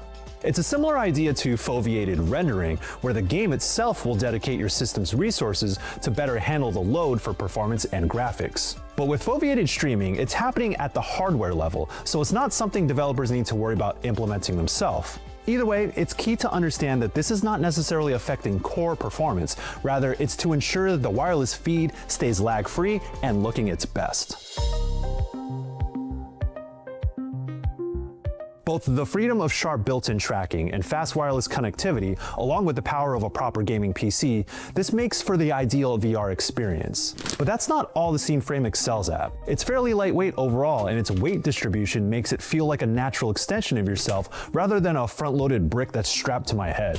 Its battery is actually on the rear of the head strap, so it's more balanced than other VR headsets I've used, and if you need to plug in, the USB port is also on the back, so the cable stays out of your way. The padding around the headset is plushy and was comfortable in the short time that I used it, and the strap was easily adjustable. By the way, I don't really like VR, but why is this important? Because Valve's gonna support this and continue to develop parity, well, as close as possible. And that's a big deal because VR in the current Linux scene is pretty unsupported and or rough would be one way to do it. Get the right fit.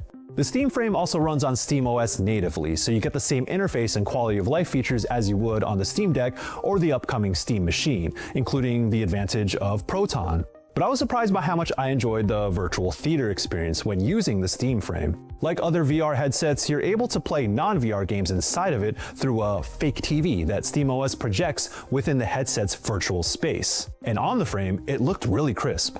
I played about 10 minutes of Hades 2 at 4K with the virtual screen blown up to its maximum size, like having an 100-inch TV I didn't have to buy or fit into my living room space. Chatter says Valve's the last bastion of Linux gaming. Gloria Egger will be there after Valve, just trying to do something to make it work.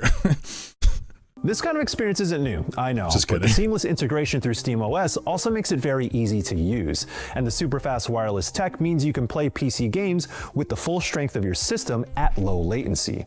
I did notice a bit of stuttering at times with the image rendering, similar to how screen tearing looks, but further testing in the future has me curious about how reliable it's going to be. While Valve is intending the Steam Frame to be primarily used with the wireless tether for robust VR experiences, the internal hardware is How's the VR sex in this thing? Anybody know? Like after you try out the games and stuff and you get tired of fucking around and go to VR chat to fuck some other people with their avatars, how's that experience? I think that's why people buy these, right? decent enough for certain games. I played the puzzle adventure game Ghost Town, and while it ran smoothly, it was visually a bit muddy, which speaks to the competent but modest power of the Snapdragon ARM processor. But the ARM compatibility is impressive for running less demanding stuff. To be clear though, don't expect Half-Life Alyx to be playable straight off of the internals of the Steam frame.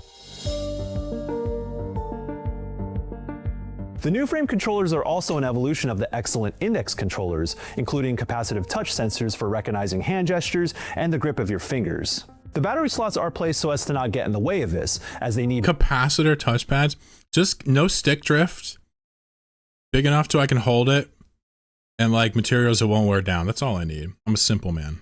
one AA battery each and should last for about 40 hours of use. They feature the TMR magnetic sticks and HD haptics you see on the new Steam controller and have all the features you would come to expect from a traditional gamepad to create this parity across all sorts of games. The NX controllers said the were word, he bulky said for parity. sure, but I do miss how their strap pad design latched onto my hands to feel like they're in tune with VR itself. Conversely, the frames use a more standard wrist strap design, which feels less of an extension of my hands, but makes do them look more awesome. versatile What's up, as Digger? controllers. Lastly, Muni, I should mention the follow. built-in speakers, which sounded solid and are cleverly tucked into the head strap, as is the integrated microphone. Unlike the Index, they're not actual off-ear headphones, but instead integrated into the headband like you see on the Quest 3, which creates a sort of bubble of sound around your head. Does Valve design this all in-house, or do they like contract it out? I'm sure it's all in-house, right? Now, when looking at the big picture, the Steam frame is one piece of a larger Steam ecosystem that Valve has established and will keep growing. There's a console-like PC in the Steam Machine, a new state-of-the-art Steam controller, the very successful Steam Deck handheld, and now a smartly designed VR headset. Valve is furthering its claim in PC gaming with all of these devices hitting market, while having SteamOS and Proton mature enough to position itself as a serious gaming platform holder. But the Frame in particular begs the question of where VR gaming is today and where it might be going in the future.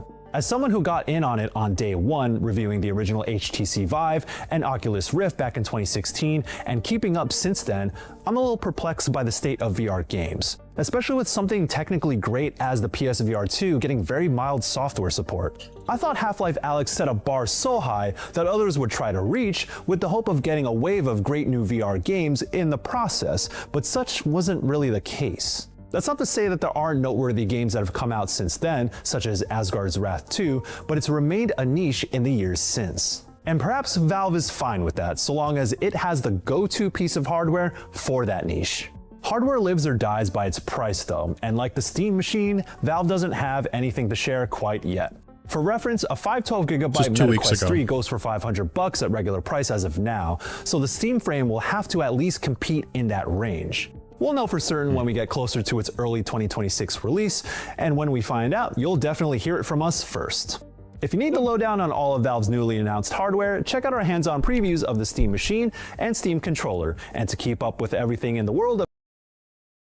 Fascinating. I'm eating a yogurt with granola. I just refuse to stop streaming. You can't make me stop, technically.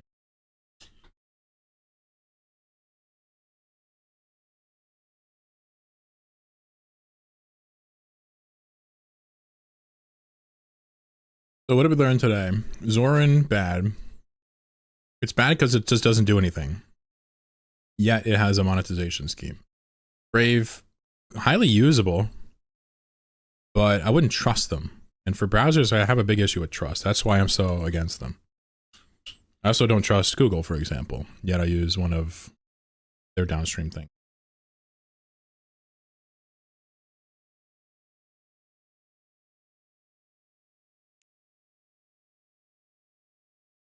Konami says working in-house must be a dream there. Yeah, so like you show up on your first fucking day, you're like, hey, I'm ready to work.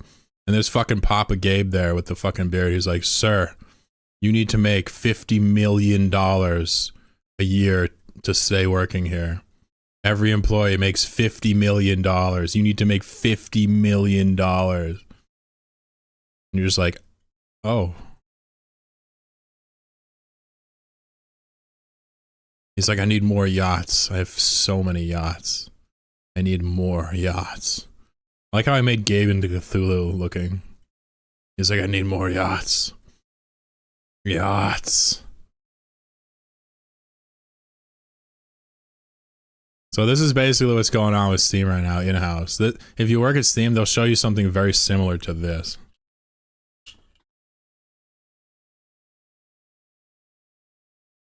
He bought a yacht company. Good man. Good man. He has so many yachts, might as well. It's like Bezos being like, hey, fuck, we have so much traffic. Let's just buy internet traffic. The technology for that.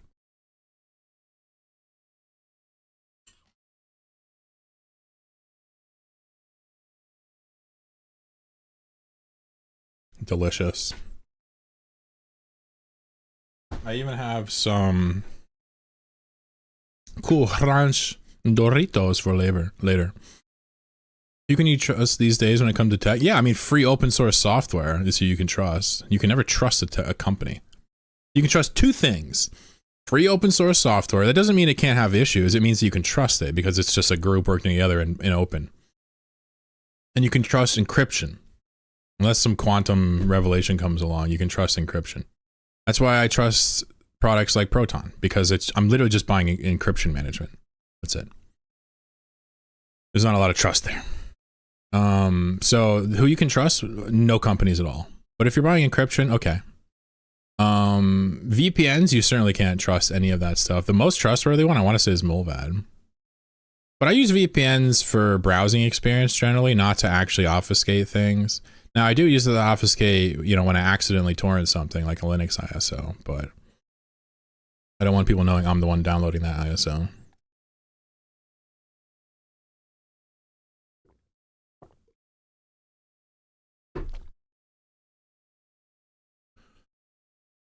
It's fine as long as he executes me on his yacht when I fail.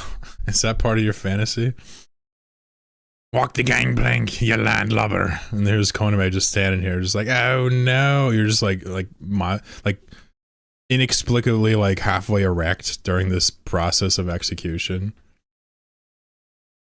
The sharks are like, oh yes, come into the water. Come into the water. He said headed to bed. Yeah, hell yeah, dude. Thank you for blopsing yesterday. Much love, mister. Have a good week, yeah? I'm just literally fucking around at this point. There's no way people are still watching me. Yeah, I still got viewers. Holy shit. You guys are insane.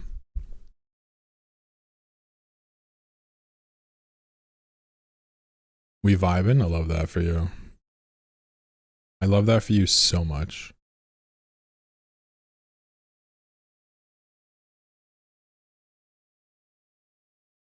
Yeah, I don't know. So I guess Eve will be kind of calm, and it's just a winter event, no patches until like, you know, January pretty much, right? February. So pretty much I just got a Nomad Tail to work on. It's going well, it's going well. Someone asked earlier what sector it's going to be in. They were like J-Space, low sec. Probably mostly J-Space. I just came back. Surprised you're still here. Yeah, I've been streaming now. Oh, it's only been 4 hours. This guy says, do corps still give malware? What the what did he say? Wait, what? You guys get malware from your corps? This guy says, way back in the day at a corporation I was trying to join, and they tried to send me something that I was required to install so they could know I wasn't a spy from another corp. Supposedly it was safe and definitely wasn't malware, though they explained how it worked and it sounded like malware, so I never did that, as I don't let anyone have access to my computer. Do corps still do this? Just been thinking about playing full-time again and want to know if I'm going to bother trying to join a corp. Alright, well... Good instincts, Grandma. Good instincts. Parried the payload. This guy's like, hey, if you want to join my 45% tax high-sec mining corporation, you're going to have to download this fucking rootkit Trojan. It's just part of how it works.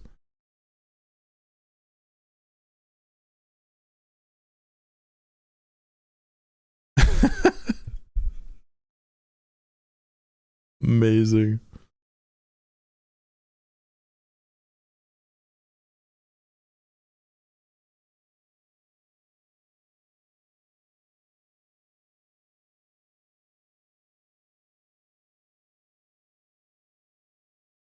Warp speed. These are the bonuses for Odysseus. So it's warp speed, heat damage reduction, structure hit point bonus, web resistance, max velocity, warp speed, probe strength, warp speed, salvager, salvager, salvager, salvager, salvager, salvager, warp speed, shield and armor bonus. There's no bonus. It just says cemetery. All right.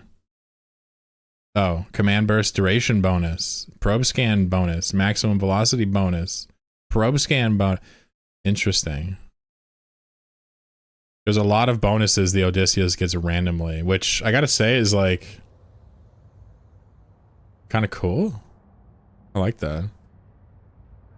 How much is the tax on your corp, by the way? It's 0. My corp in Eve is 0.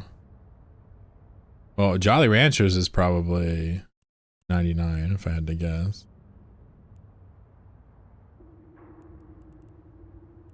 Yeah, and Jolly Ranchers is 99.9, but Chloro Kitties, the hottest blops group this side of...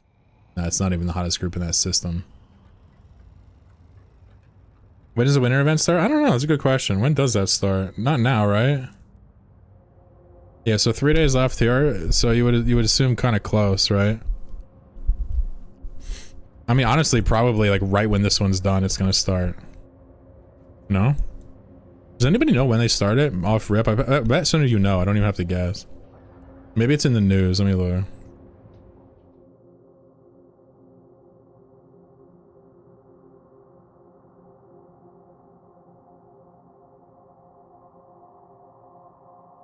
Doesn't look like it. Cyber Monday? What's a Cyber Monday? So we all have cyber sex? Ah, the Mastery Pack. Somebody asked about this. Yeah. Yeah, I mean, the mastery packs are already pretty good. If you want us to give them money, that seems like an alright way to do it, unironically. What's the winter event? It's called Winter Nexus. It's, you get a long reward track to log in like this, and you also get, hacking sites, right? Combat sites. Next Tuesday? You just say see you next Tuesday to me? Robin Wizard Hat Monday, see Tom. Nice, nice.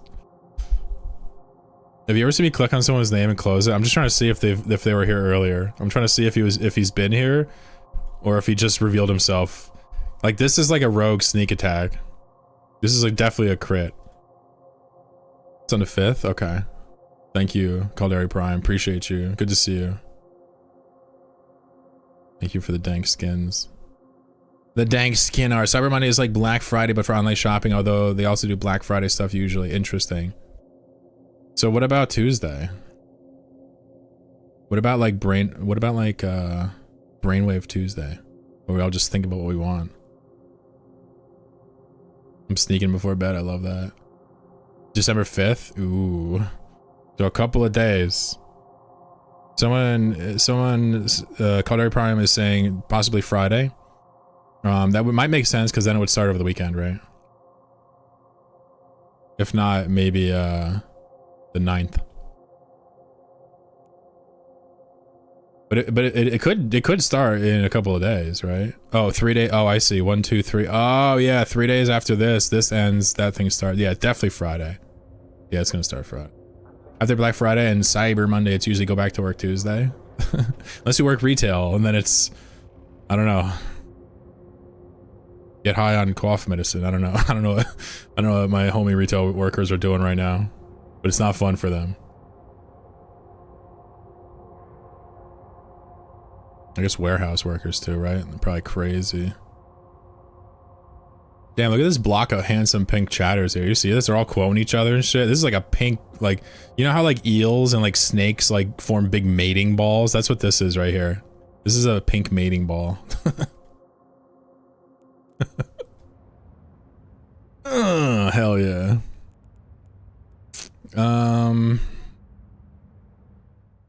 Bang Biscuit asked for a Tango and I just ignored him for like a week and still haven't sold it to him. I'm a bad friend.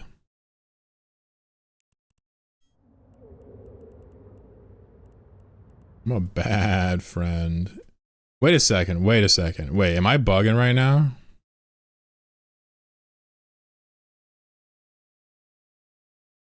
Oh shit, my Discord doesn't work? Okay.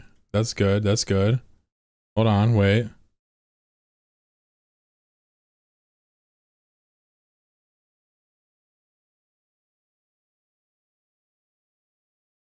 That's pretty good.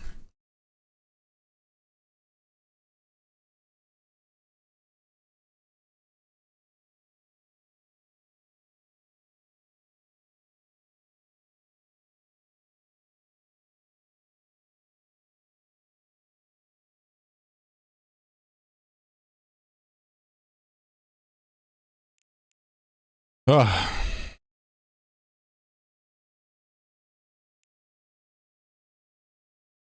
Give me a few minutes. I'm gonna reinstall Discord because wait for it. Wait for it. Fuck the police. Wait, no, you can't say that. It's illegal. Sorry, NWA. You're banned. You're banned, sir. Where is it? Where is my file that I've downloaded? Gurgoons. I opened up a wormhole into nullsec and landed in a goon ratting system and said Gurgon, hat gone, and I left and I felt super clever.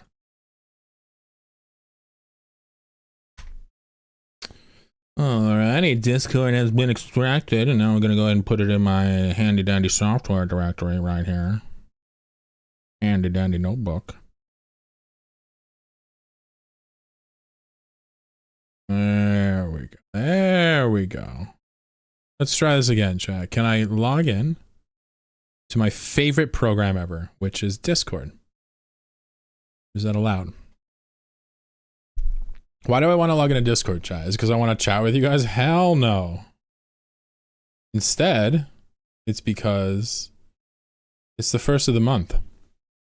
So cash your checks and come on. right? No, this is important because don't they give out new skins every month to Eve partners? People that have climbed the hierarchy to become a super cool content creator. Let's investigate that. Nope. Nope. I don't see it. I don't see it, guys.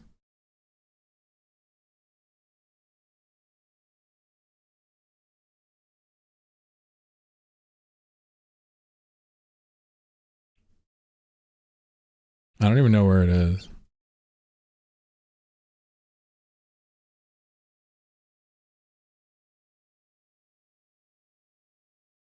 Any Eve partners in chat?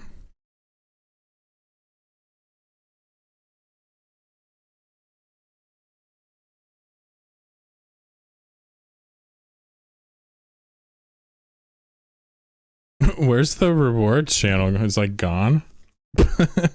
What? Have I finally been banned? Guys, it's over. I'm done. Just flex on chat SMH. Jared, how are you, buddy?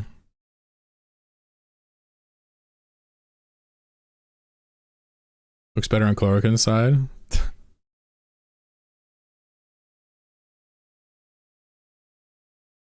Alright, well I guess I'll have to do it tomorrow. I don't know where it is today.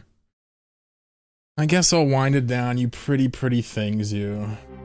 I could spend all night with you guys. Wait, that sounded wrong. I could spend all day with you guys. Thank you so much for coming. Appreciate you guys. A little bit of gas, a little bit of vibes, watching some videos, chilling, enjoying the game that is Eve, the journey that is life together. Couldn't do it without you. Everybody on YouTube, thank you for showing up. We got Kata, we got Stir Fry, we got Life, we got Captain, we got Sladen, we got Joel. I love all of you. D-Bars. A wonderful day, YouTube. I love your pretty faces. See you tomorrow if you're around. Goodbye.